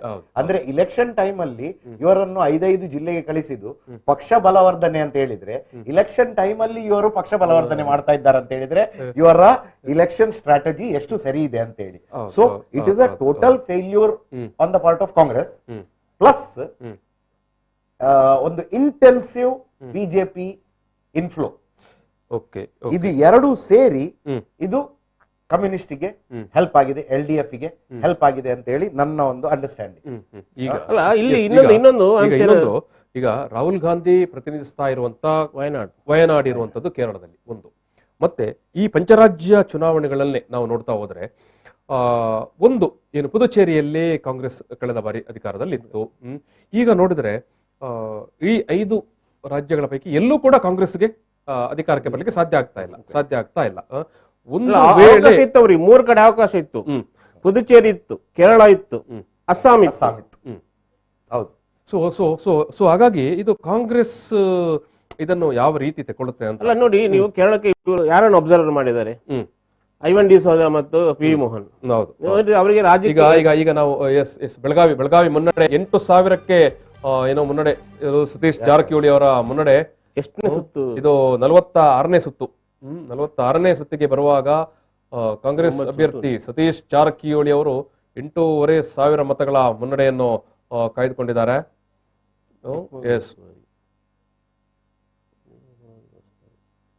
ಕಾಂಗ್ರೆಸ್ ಅಭ್ಯರ್ಥಿ ಸತೀಶ್ ಜಾರಕಿಹೊಳಿ ಅವರು ಮುನ್ನಡೆ ಕಾಯ್ದುಕೊಂಡಿರುವಂತದ್ದು ಅತ್ಯಂತ ಬಹುಶಃ ರೋಚಕವಾದಂತ ಫಲಿತಾಂಶ ಇಲ್ಲಿ ಕೂಡ ನಮ್ಮ ಕಾಣಲಿಕ್ಕೆ ಸಾಧ್ಯ ಉಂಟು. ಯಾವ ರೀತಿ ಕಳೆದ ಎಲೆಕ್ಷನ್ ನಲ್ಲಿ ಸುರೇಶ್ ಅಂಗಡಿ ಅವರು 3 ಲಕ್ಷಕ್ಕೂ ಅಧಿಕ ಮತಗಳಿಂದ ಗೆದ್ದರು. 3 ಲಕ್ಷಕ್ಕಿಂತಲೂ ಇದು 48ನೇ ಸುತ್ತು. 3 ಲಕ್ಷಕ್ಕಿಂತಲೂ ಹೆಚ್ಚಿನ ಡಿಫರೆನ್ಸ್ ಈ ಬಾರಿ ನೋಡುವಾಗ ಬಹುಶಃ ಇದು ಯಾರು ಗೆದ್ರು ಕೂಡ ಆಲ್ಮೋಸ್ಟ್ ಒಂದು 10-15 ಸಾವಿರ ಡಿಫರೆನ್ಸ್ಗೆ ಮಾತ್ರ ಅಂತ ಕಾಣುತ್ತೆ. 48ನೇ ಸುತ್ತು ಬರ್ತಾ ಉಂಟು. ಇನ್ನೊಂದು 6 ಸುತ್ತು ಇರ್ಬೋದು ಅಷ್ಟೇ, 6-7 ಸುತ್ತು. ಹೌದು. ಅಲ್ಲ, 48ನೇ ಸುತ್ತು ನೋಡಿ. ಅದರಿಂದ ಆ ಲೀಡ್ ಅನ್ನು 9,000 ಆಯ್ತು. ಈಗ 9,000 ಆಯ್ತು. ಈಗ ಮುನ್ನಡೆ 9,500 ಆಯ್ತು. 9,500 ಆಯ್ತು. ಈಗಿನ ಈ ಕ್ಷಣದ ಲೇಟೆಸ್ಟ್ ಏನು ಡೆವಲಪ್ಮೆಂಟ್ ಪ್ರಕಾರ 9,500 ಮುನ್ನಡೆಯನ್ನು ಜಾರಕಿಹೊಳಿ ಅವರು 49ನೇ ಸುತ್ತಿನಲ್ಲಿ ಈ ನಡುವೆ ನಮಗೆ ಮಮತಾ ಬ್ಯಾನರ್ಜಿ ಅವರು ಮುನ್ನಡೆಯಲ್ಲಿದ್ದಾರೆ. ಈಗ ಮಮತಾ ಬ್ಯಾನರ್ಜಿ ಅವರು ಕೂಡ ಮುನ್ನಡೆಯಲ್ಲಿದ್ದಾರೆ. ಈ ನಡುವೆ ನಮ್ಮ ಜೊತೆಗೆ ನಮ್ಮ ಮಂಜೇಶ್ವರದ ವರದಿಗಾರರಾಗಿರುವಂತಹ ರೆಹಮಾನ್ ಅವರು ಸಂಪರ್ಕದಲ್ಲಿದ್ದಾರೆ. ರೆಹಮಾನ್, ನಮಸ್ಕಾರ. ಮಂಜೇಶ್ವರ, ಏನಾಯ್ತು? ಮಂಜೇಶ್ವರದ UDF ಕ್ಯಾಂಡಿಡೇಟ್ ಬಿಜೆಪಿನ ಪ್ರತಿಸ್ಪರ್ಧಕ್ಕೆ ಬಿಜೆಪಿಯ ಸುರೇಂದ್ರರಿಂದ ಸುಮಾರು 5,900 ಮತಗಳ ಅಂತರದಲ್ಲಿ ಮುಂದಕ್ಕೆ ಸಾಗ್ತಾ ಇದ್ದಾರೆ. ಈಗ 11ನೇ ಸುತ್ತಿನ 5ನೇ ಸುತ್ತಿನ ಇದು ಮತ ಎಣಿಕೆ ನಡೀತಾ ಇದೆ. ಇನ್ನು 2 ಸುತ್ತಿನ ಮತ ಎಣಿಕೆ ಮಾತ್ರ ಬಾಕಿ ಇರುವುದು. ಮೊತ್ತ ಕೇರಳದಲ್ಲಿ LDF ತರಂಗ ವ್ಯಕ್ತವಾಗ್ತಾ ಇದೆ. ಮಾತ್ರ ಅಲ್ಲ, ಬಹುತೇಕ ಕಡೆಗಳಲ್ಲಿಯೂ ಬಿಜೆಪಿ ನಿರೀಕ್ಷೆ ಇಟ್ಟಿದ್ದ ಎಲ್ಲಾ ಕಡೆಗಳಲ್ಲಿಯೂ ಕೂಡ ಬಿಜೆಪಿ ಉಸೇಗ್ತಾ ಉಂಟು. 2 ಕಡೆಯಲ್ಲಿ ಸುರೇಂದ್ರನ್ ಅವರು ವಿಜಯ ಸಾಧ್ಯತೆಯನ್ನು ಪರಿಗಣಿಸಿದರು. 2 ಕಡೆಯಲ್ಲಿ ಕೂಡ ಅವರ ಇದು ಸಾಧ್ಯತೆ ಕಮ್ಮಿ ಆಗ್ತಾ ಉಂಟು. ಇನ್ನು 2 ಕ್ಷೇತ್ರಗಳ 2 ಸುತ್ತಣಿಕೆಯಲ್ಲಿ ಬಾಕಿ ಇರುವ ಸುತ್ತಣಿಕೆ ಅಂತ ಬಿಜೆಪಿಗೆ ಬಲವಾಗಿರುವಂತಹ ಅವರ ಪ್ರದೇಶವಾಗಿದೆ, ಮತದಾನ ಕೇಂದ್ರವಾಗಿದೆ ಅದು. ಅದು ಕೂಡ ಅಲ್ಲಿ ಕೂಡ ಇಷ್ಟೊಂದು ಮೀರಿ ಬರ್ಲಿಕ್ಕಿಲ್ಲ ಅಂತ ಒಂದು ನಿರೀಕ್ಷೆ. ಅದು ಕೂಡ ಇಲ್ಲಿ UDF ಇಂಡಿಯನ್ ಯೂನಿಯನ್ ಮುಸ್ಲಿಂ ಲೀಗಿನ ಸ್ಥಾನಾರ್ಥಿ ಅಭ್ಯರ್ಥಿ AK ಮಶ್ರಫ್ ಅವರು ವಿಜಯ ಗಳಿಸುವ ಸಾಧ್ಯತೆ ಕಾಣ್ತಾ ಉಂಟು. ಅದೇ ರೀತಿ ಕೇರಳದಲ್ಲಿ ಎಡತರಂಗ ಸಂಪೂರ್ಣವಾಗಿ 92 ಸೀಟ್ಗಿಂತ ಮೇಲೆ ಬಲವಾದ ರೇಮಾನ್ ಕೇರಳದಲ್ಲಿ ಬಿಜೆಪಿ ಎಲ್ಲಿ ಮುನ್ನಡೆ ಇರುವಂತದ್ದು? 2 ಸೀಟ್ ಕೋಣಿಯಲ್ಲಿ ಮತ್ತು ಪಾಲಘಾಟಿ. ಕೋಣಿ ಮತ್ತು ಪಾಲ್ಘಾಟ್. ಹೌದು. ಯಾರು ಇದು ಶ್ರೀಧರನ್ ಮತ್ತು ಸುರೇಶ್ ಗೋಪಿ? ಹೌದು, ಸುರೇಶ್ ಗೋಪಿ ಹೋಗಿದ್ದಾರೆ, 3ನೇ ಸ್ಥಾನಕ್ಕೆ ತಳ್ಳಲ್ಪಟ್ಟಿದ್ದಾರೆ. 3ನೇ ಸ್ಥಾನಕ್ಕಿದ್ದಾರಾ? ಹೌದು. ಹಾಗಾದ್ರೆ ಯಾರಿದ್ದಾರೆ ಈಗ? 2 ಅಂತ ಹೇಳಿದ್ರಲ್ಲ, ಯಾರೆಲ್ಲ ಮುನ್ನಡೆ ಇರುವವರು? ಅವರ ಅಲ್ಲಿ LDF ಮುಂದಕ್ಕೆ LDF. Okay okay okay. ಕಮಲಂ ರಾಜಶೇಖರ್. ರಾಜಶೇಖರ್. ಓಕೆ. ರಾಜಗೋಪಾಲ್ ಗೆದ್ದ ಕ್ಷೇತ್ರದಲ್ಲಿ. ಇದು ರೆಮಾನ್, ಮಂಜೇಶ್ವರದಲ್ಲಿ ಈ ಬಾರಿ ಸುರೇಂದ್ರನ್ ಗೆದ್ದೇ ಗೆಲ್ತಾರೆ ಅನ್ನುವಂತ ಒಂದು ವಾತಾವರಣ ಇತ್ತಲ್ಲ? ಗೆದ್ದೆ ಗೆಲ್ತೇನೆ ಮಾತ್ರವಲ್ಲ, 2 ಕಡೆಯಲ್ಲಿ ನಿಂತುಕೊಂಡು ಇಲ್ಲಿ ಹೆಲಿಕಾಪ್ಟರ್ ಅಲ್ಲಿ ಬಂದಿಳಿದು ಅವರು ಅವರ ಸಾಹಸವನ್ನು ಕೂಡ ಹೌದು, ಆದ್ರೂ ಕೂಡ ಅದು ಯಾವುದೇ ಪ್ರಯೋಜನಕ್ಕೆ ಬಾರದ ರೀತಿಯಲ್ಲಿ ಕಾಣ್ತಾ ಉಂಟು. ಆದ್ರೂ ಕೂಡ ಇನ್ನು ಬಾಕಿಯಲ್ಲಿರುವ ಈ ಮುತ್ತಿಗೆಯಲ್ಲಿರುವ ಆ ಭಾಗಗಳಲ್ಲಿರುವ 2 ಮತ ಎಣಿಕೆ ಕೇಂದ್ರಗಳು ಮಾತ್ರ ಇನ್ನು ಬಾಕಿ ಇದೆ. 17 ಸುತ್ತಿನ ಮತ ಎಣಿಕೆ, 15 ಸುತ್ತಿನ ಮತ ಎಣಿಕೆ ನಡೆಯುವಾಗ 5,000 ಚಿಲ್ಲರೆ ಮತಕ್ಕೆ UDF ನ AK ಮಶ್ರಫ್ ಅವರು ಮುನ್ನಡೆಯನ್ನು ಸಾಧಿಸ್ತಾ ಇದ್ದಾರೆ. LDF ನ BV ರಮೇಶ್ ಅವರು 3ನೇ ಸ್ಥಾನದಲ್ಲಿದ್ದಾರೆ. ಓಹೋ, ರಮೇಶ್ ಅವರು 3ನೇ ಸ್ಥಾನದಲ್ಲಿದ್ದಾರೆ. ಈಗ ರೆಮಾನ್, ಇದು ಸುರೇಂದ್ರನ್ ಅವರು ಇನ್ನೊಂದು ಕಡೆ ಸ್ಪರ್ಧೆ ಮಾಡಿರುವಂತದ್ದು ಪಟ್ಟಣದಿಟ್ಟಂ ಅಲ್ವಾ? ಶಬರಿಮಲೆ ಇರುವಂತ ಕ್ಷೇತ್ರ. ಇಲ್ಲ, ಶಬರಿಮಲೆಯಲ್ಲಿ ಅಲ್ಲಿ ಪಟ್ಟಣದಿಟ್ಟಂನಲ್ಲಿ ಅವರು ಇಲ್ಲ ತಳ್ಳಲ್ಪಟ್ಟಿದ್ದಾರೆ. ಅಲ್ಲಿ ಅವರು ಜನರು ಅವರನ್ನು LDF ಅಭ್ಯರ್ಥಿಯನ್ನು ಅಲ್ಲಿ ಗೆಲುವಿನಂತೆ ಸಾಧಿಸಿದ್ದಾರೆ. ರೆಮಾನ್, ಈ ಬಾರಿ ಕೂಡ LDF ಯಾಕೆ ಅಧಿಕಾರಕ್ಕೆ ಬರ್ತಾ ಉಂಟು? ಅದು ಈ ಬಾರಿ ಕೂಡ ಜನರ ಇದರ ಪ್ರಕಾರ ಮುಖ್ಯಮಂತ್ರಿಯವರ ಸಹಾಯ ಹಸ್ತ ಮಾತ್ರ ಅಲ್ಲ, ಪ್ರಜೆಗಳನ್ನು ತಮ್ಮ ಮತದಾರರನ್ನು ಯಾವುದೇ ಜಾತಿ ಮತ ಭೇದವಿಲ್ಲದೆ ಯಾವುದೇ ಇದಿಲ್ಲದೆ ಸಂಕಷ್ಟವಾದ ಸಂದರ್ಭಗಳಲ್ಲಿ ಕೂಡ ಜನರ ಕೈಯನ್ನು ಹಿಡಿದುಕೊಂಡು ಮೇಲಕ್ಕೆತ್ತುವ ಪ್ರಯತ್ನವನ್ನು ನಡೆಸಿರುವುದೇ ಈ ಗುರಿ ಅವರ ವಿಜಯದ ಸಾಧ್ಯತೆ ಅಂತೇಳಿ ಹೇಳ್ಬೋದು. ಎಸ್ ಓಕೆ ರೆಮಾನ್, ಥ್ಯಾಂಕ್ ಯು. ಆಮೇಲೆ ಸಂಪರ್ಕ ಮಾಡ್ತೇವೆ ನಿಮ್ಮನ್ನು. ಅಲ್ಲ, ಬಾರಿ ವಿಶೇಷ ಅಂದ್ರೆ ಶಬರಿಮಲೆ ಇಶ್ಯೂ, ಗೋಲ್ಡ್ ಸ್ಕ್ಯಾಮ್, ಹೌದು, ಮತ್ತೆ ಇಂಥದೆಲ್ಲ ದೊಡ್ಡ ಬಿಜೆಪಿ ಅವರು ಅದನ್ನು ಒಂದು ಸ್ಟ್ರಾಂಗ್ ಹೋಲ್ಡ್ ಇಟ್ಕೊಂಡು ಕಾಂಗ್ರೆಸ್ ಕೂಡ ಇಟ್ಕೊಂಡು ಈ ಒಂದು ಫೈನಲ್ ರಿಸಲ್ಟಿಗೆ ಒಂದೇ ಒಂದು ಯಾವುದು ಅಡ್ಮಿನಿಸ್ಟ್ರೇಷನ್. ಈಗ ರೆಹಮಾನ್ ಕೂಡ ಅದನ್ನೇ ಹೇಳಿದ್ದು ನೋಡಿ. ಈಗ ನಮ್ಮ ಮಂಜೇಶ್ವರ ಪ್ರತಿನಿಧಿ ರೆಹಮಾನ್ ಕೂಡ ಯಂತ್ರವನ್ನು ಕಂಟ್ರೋಲ್ ಅಲ್ಲಿ ಇಟ್ಕೊಂಡು ಕೆಲಸ ಹೇಗೆ ಮಾಡಬಹುದು ಮತ್ತೆ ಹೇಗೆ ಮಾಡಿದ್ರೆ ಜನ ಹೇಗೆ ಸ್ಪಂದಿಸ್ತಾರೆ ಅಂತ ಇದೊಂದು. ಮತ್ತೆ ಚಿನ್ನದ ಕೇಸಿನ ವಿಷಯದಲ್ಲಿ ಇಲ್ಲಿ ಇನ್ನೂ ಒಂದಷ್ಟು ಗೊಂದಲಗಳಿತ್ತು. ಯಾಕಂತ ಹೇಳಿದ್ರೆ ಅದರಲ್ಲಿ ವಿಜಯನ್ ವಿರುದ್ಧ ಸ್ಟೇಟ್ಮೆಂಟ್ ಕೊಟ್ಟಂತ ಹೆಣ್ಮಗಳಿದ್ದಾಳಲ್ಲ, ಅವಳು ಹೌದು, ಅವಳು ಪ್ರಕರಣದಲ್ಲಿ ಮುಖ್ಯಮಂತ್ರಿ ಕಚೇರಿ ಭಾಗಿಯಾಗಿದೆ ಅಂತ ಸ್ಟೇಟ್ಮೆಂಟ್ ಕೊಡ್ತಾಳೆ. ಅದನ್ನೇ ಇಡೀ UDF ಮತ್ತು ಬಿಜೆಪಿ ಪ್ರಚಾರದ ವಸ್ತುವಾಗಿ ಬಳಸಿಕೊಳ್ಳುತ್ತೆ. ಆದರೆ ಬಹುಶಃ ಅದು ಪಿನರಾಯಿ ವಿಜಯನ್ ತಾಕತ್ತೇ ಇರಬಹುದು. ಅವರು ಇಡಿ ವಿರುದ್ಧನೇ ಕೇಸ್ ಬುಕ್ ಮಾಡ್ತಾರೆ. ಏನಂತ ಈ ಹೆಣ್ಮಗಳನ್ನು ಸುಳ್ಳು ಸ್ಟೇಟ್ಮೆಂಟ್ ಕೊಡ್ಲಿಕ್ಕೆ, ಮುಖ್ಯಮಂತ್ರಿ ವಿರುದ್ಧ ಸುಳ್ಳು ಸ್ಟೇಟ್ಮೆಂಟ್ ಕೊಡ್ಲಿಕ್ಕೆ ಇಡಿ ಬಳಸಿಕೊಂಡಿತ್ತು ಅಂತ ಹೇಳಿ ಇಡಿ ವಿರುದ್ಧ ಒಂದು ಪ್ರಕರಣ ದಾಖಲಿಸ್ತಾರೆ. ಮತ್ತು ಇಡೀ ದೇಶದಲ್ಲೇ ಇಡಿ ವಿರುದ್ಧ ಒಂದು ರಾಜ್ಯ ಸರ್ಕಾರ ಆ ಪ್ರಕರಣ ದಾಖಲಿಸಿಕೊಂಡದ್ದು ಒಂದು ಅಪರೂಪದ ಪ್ರಕರಣ ಅದು. ಸೊ ಹಾಗಾಗಿ ಅದನ್ನು ಕೂಡ ಅವರು ಜನರ ಮುಂದೆ ಆ ರೀತಿ ಕೊಂಡೋಗ್ತಾರೆ, ತಗೊಂಡೋದ್ರು. ಯಾಕಂದ್ರೆ ಅವರಿಗೆ ಅದೊಂದು ಇಶ್ಯೂ ಚುನಾವಣೆಯಲ್ಲಿ. ತನ್ನ ಮೇಲೆ ಬಂದಿರುವಂತ ಆರೋಪಗಳನ್ನ ನಾವು ಡಿಫೆಂಡ್ ಮಾಡುವ ರೀತಿ ಇದೆ ಅಲ್ಲ, ಜನರಿಗೆ ಮುಟ್ಟುವಂತ ಇರಬೇಕು. ಒಟ್ಟಾರೆ ಗಾಳಿಯಲ್ಲಿ ತೇಲಿಸಿಕೊಂಡು ಹೋದ್ರೆ ಜನ ಹೌದಾ ಅಲ್ವಾ ಅಂತ ಜನ ಆಲೋಚನೆ ಮಾಡ್ತಾರೆ. ಇಲ್ಲ, ಇಲ್ಲಿ ಇಡಿಯ ವಿರುದ್ಧವೇ ಅವರು ಕೇಸ್ ಮಾಡಿದಾರಂತ ಇಡಿ ಅವರು ತಪ್ಪು ಮಾಡಿದಾರೆ ಅಂತ ಅರ್ಥ. Yes, ಅದು yes. ಅವರ ಹೌದು ಅದೇ ಕೆಪಾಸಿಟಿ, ಅದೇ ಕೆಪಾಸಿಟಿ ಅನ್ನೋದು ಕೇರಳದ ಜನ ಬಹುಶಃ ಜನ ಪಿನರಾಯಿ ಜೊತೆ ನಿಂತದ್ದು ಅದೇ ಕಾರಣಕ್ಕೆ. ಇಲ್ಲ ಇದ್ರೆ ಕಳೆ ಸಾರಿ ಯಡಿಯೂರಪ್ಪನವರು ಸಿಕ್ಕಿ ಬಿದ್ದು ರಾಜೀನಾಮೆ ಕೊಟ್ಟಾಗ ಆಗ್ತದೆ. ಕಳೆ ಸಾರಿ ಯಡಿಯೂರಪ್ಪ ನಾವು ಯಾವ ಕಾರಣಕ್ಕೂ ಕರ್ನಾಟಕದ ರಾಜಕಾರಣವನ್ನು ಕೇರಳಕ್ಕೆ ಕಂಪೇರ್ ಮಾಡ್ಲಿಕ್ಕೆ ಸಾಧ್ಯನೇ ಇಲ್ಲ. ಮತ್ತೆ ಅದು ಅಲ್ಲಿ ಯಾವುದೇ ಪಕ್ಷ ಆದ್ರೂ ಕೂಡ ಇಲ್ಲಿ ಕಿಟ್ ಕೊಡೋದು ಬಿಡಿ, ಅಕ್ಕಿ ಕೂಡ ಸರಿ ಕೊಡುವುದಿಲ್ಲ ಬಿಡಿ. ಅಲ್ಲ ಈಗ LDF ಆಗ್ಲಿ ಮೊದ್ಲಿನ ಚಾಂಡಿ ಇಲ್ಲ ಆಂಟನಿ ಅವರ ಗವರ್ಮೆಂಟ್ ಅಲ್ಲಿ ಕೂಡ ಈ ಆಡಳಿತ ಅಂತ ಹೇಳುದುಂಟಲ್ಲ, ಅದು ಕೇರಳದ ಈಗ ಯಾಕಂತ ಹೇಳಿದ್ರೆ ಕೇಂದ್ರ ಸರ್ಕಾರದ ಎಲ್ಲ ಏಜೆನ್ಸಿಗಳು ಕೂಡ ಇಲಾಖೆಗಳು ಅವರ ಕೇಂದ್ರ ಸರ್ಕಾರದ ಯೋಜನೆಗಳು ಅತ್ಯಂತ ಯಶಸ್ವಿಯಾಗಿ ಜನರಿಗೆ ಎಲ್ಲೆಲ್ಲಿ ತಲುಪಿದೆ ಅನ್ನೋದನ್ನು ಸಮೀಕ್ಷೆ ಮಾಡುವಾಗ ಪ್ರತಿ ವರ್ಷನೂ ಕೂಡ ಬಹುತೇಕ 90% ಯೋಜನೆಗಳು ಯಶಸ್ವಿಯಾಗಿ ಜನರಿಗೆ ತಲುಪಿದ್ದು ಅದು ಕೇರಳ ಅಂತಲೇ ಕೇಂದ್ರ ಸರ್ಕಾರದ ಏಜೆನ್ಸಿಗಳೇ ಹೇಳುವಂತದ್ದು. ಈ ಬಾರಿ ಕೂಡ ಒಂದು ಕಾರಣ ಅಲ್ಲಿಯ ಪಂಚಾಯತ್ ವ್ಯವಸ್ಥೆ ಇದೆ ಅಲ್ಲ, ಅದು ಪಂಚಾಯತ್ ವ್ಯವಸ್ಥೆ, ಅವರ ಪೊಲಿಟಿಕಲ್ ನಾಲೆಜ್. ಮತ್ತೊಂದು ಏನಂತ ಹೇಳಿದ್ರೆ ಕೇರಳದಲ್ಲಿ ದೊಡ್ಡ ದೊಡ್ಡ ಕೈಗಾರಿಕೆಗಳಿಲ್ಲ. ಯಾವ ಕೈಗಾರಿಕೆಗಳು ಅಲ್ಲಿಗೆ ಹೋಗುವುದಿಲ್ಲ, ಕಮ್ಯುನಿಸ್ಟ್ ಭಯ. ಎಲ್ಲಿ ಇವರು ಕೆಂಪು ಬಾವುಟ ಹಿಡಿತಾರ ಅಂತ. ಆದರೆ ಅವರು 2-3 ಯೋಜನೆಗಳನ್ನು ಜನರಿಗೆ ಏನು ಸಣ್ಣ ಸಣ್ಣ ಮಟ್ಟಿಗೆ ಉದ್ಯೋಗ ಕೊಡುವ ನಿಟ್ಟಿನಲ್ಲಿ ಬಳಸಿಕೊಂಡ್ರು ನೋಡಿ. ಈಗ ದಿನೇಶ್ ಬಿಡಿ ಇತ್ತು, ದಿನೇಶ್ ಬಿಡಿ ಇಂಡಸ್ಟ್ರಿ ಕೊಲಾಪ್ಸ್ ಆಗ್ತಾ ಬಂದಾಗ್ಲೇ ಅವ್ರೇನ್ ಮಾಡಿದ್ರು, ಆ ಇಡೀ ದಿನೇಶ್ ಬಿಡಿ ಆ ಸ್ಟ್ರಕ್ಚರ್ ಉಂಟಲ್ಲ, ಆ ವ್ಯವಸ್ಥೆಯನ್ನು ಬಳಸಿಕೊಂಡು ಪರ್ಯಾಯ ಉದ್ಯೋಗ ಕಲ್ಪಿಸಲಿಕ್ಕೆ ವ್ಯವಸ್ಥೆ ಮಾಡಿದ್ರು. ಹೌದು, ನೀವು ಹೇಳಿದಾಗೆ ಮತ್ತೆ ಕೋಆಪರೇಟಿವ್ ಹಾಸ್ಪಿಟಲ್ ಸಿಸ್ಟಮ್ಗಳನ್ನು, ಈವನ್ ನರೇಗಾ ಸಿಸ್ಟಮ್ ಅನ್ನು ಕೂಡ ಅತ್ಯಂತ ಯಶಸ್ವಿಯಾಗಿ ಬಳಸಿಕೊಂಡದ್ದು. ಜನಶಕ್ತಿ ಅಥವಾ ಏನು ಜನಶ್ರೀ ಯೋಜನೆಗಳನ್ನು ಸ್ಟಾರ್ಟ್ಅಪ್ ವಿಲೇಜ್ ಫಸ್ಟ್ ಮಾಡಿದ್ದೆ ಕೇರಳದಲ್ಲಿ. ಏನು ಹೊಸ ಏನಾದ್ರು ಉದ್ಯಮ ಮಾಡಬೇಕು ಸ್ಟಾರ್ಟ್ಅಪ್, ಆ ತರದಕ್ಕೆ ದೊಡ್ಡ ಮಟ್ಟದಲ್ಲಿ ಹೆಲ್ಪ್ ಮಾಡಿದವರು ಅಥವಾ ಬೆಂಬಲ ಕೊಟ್ಟವರೇ ಸ್ಟಾರ್ಟ್ಅಪ್ ವಿಲೇಜ್ ಅಂತ ಫಸ್ಟ್ ಶುರು ಮಾಡಿದ್ದೆ ಕೇರಳದಲ್ಲಿ. ಈಗ ನಾವು ತಮಿಳ್ನಾಡು ನೋಡುವ. ತಮಿಳ್ನಾಡಿನಲ್ಲಿ ಡಿಎಂಕೆ ಆಲ್ಮೋಸ್ಟ್ ಅಧಿಕಾರಕ್ಕೆ ಏನು ಪದಗ್ರಹಣಕ್ಕೆ ದಿನ ಕೂಡ ನಿಗದಿ ಮಾಡಿ ಆಗಿದೆ.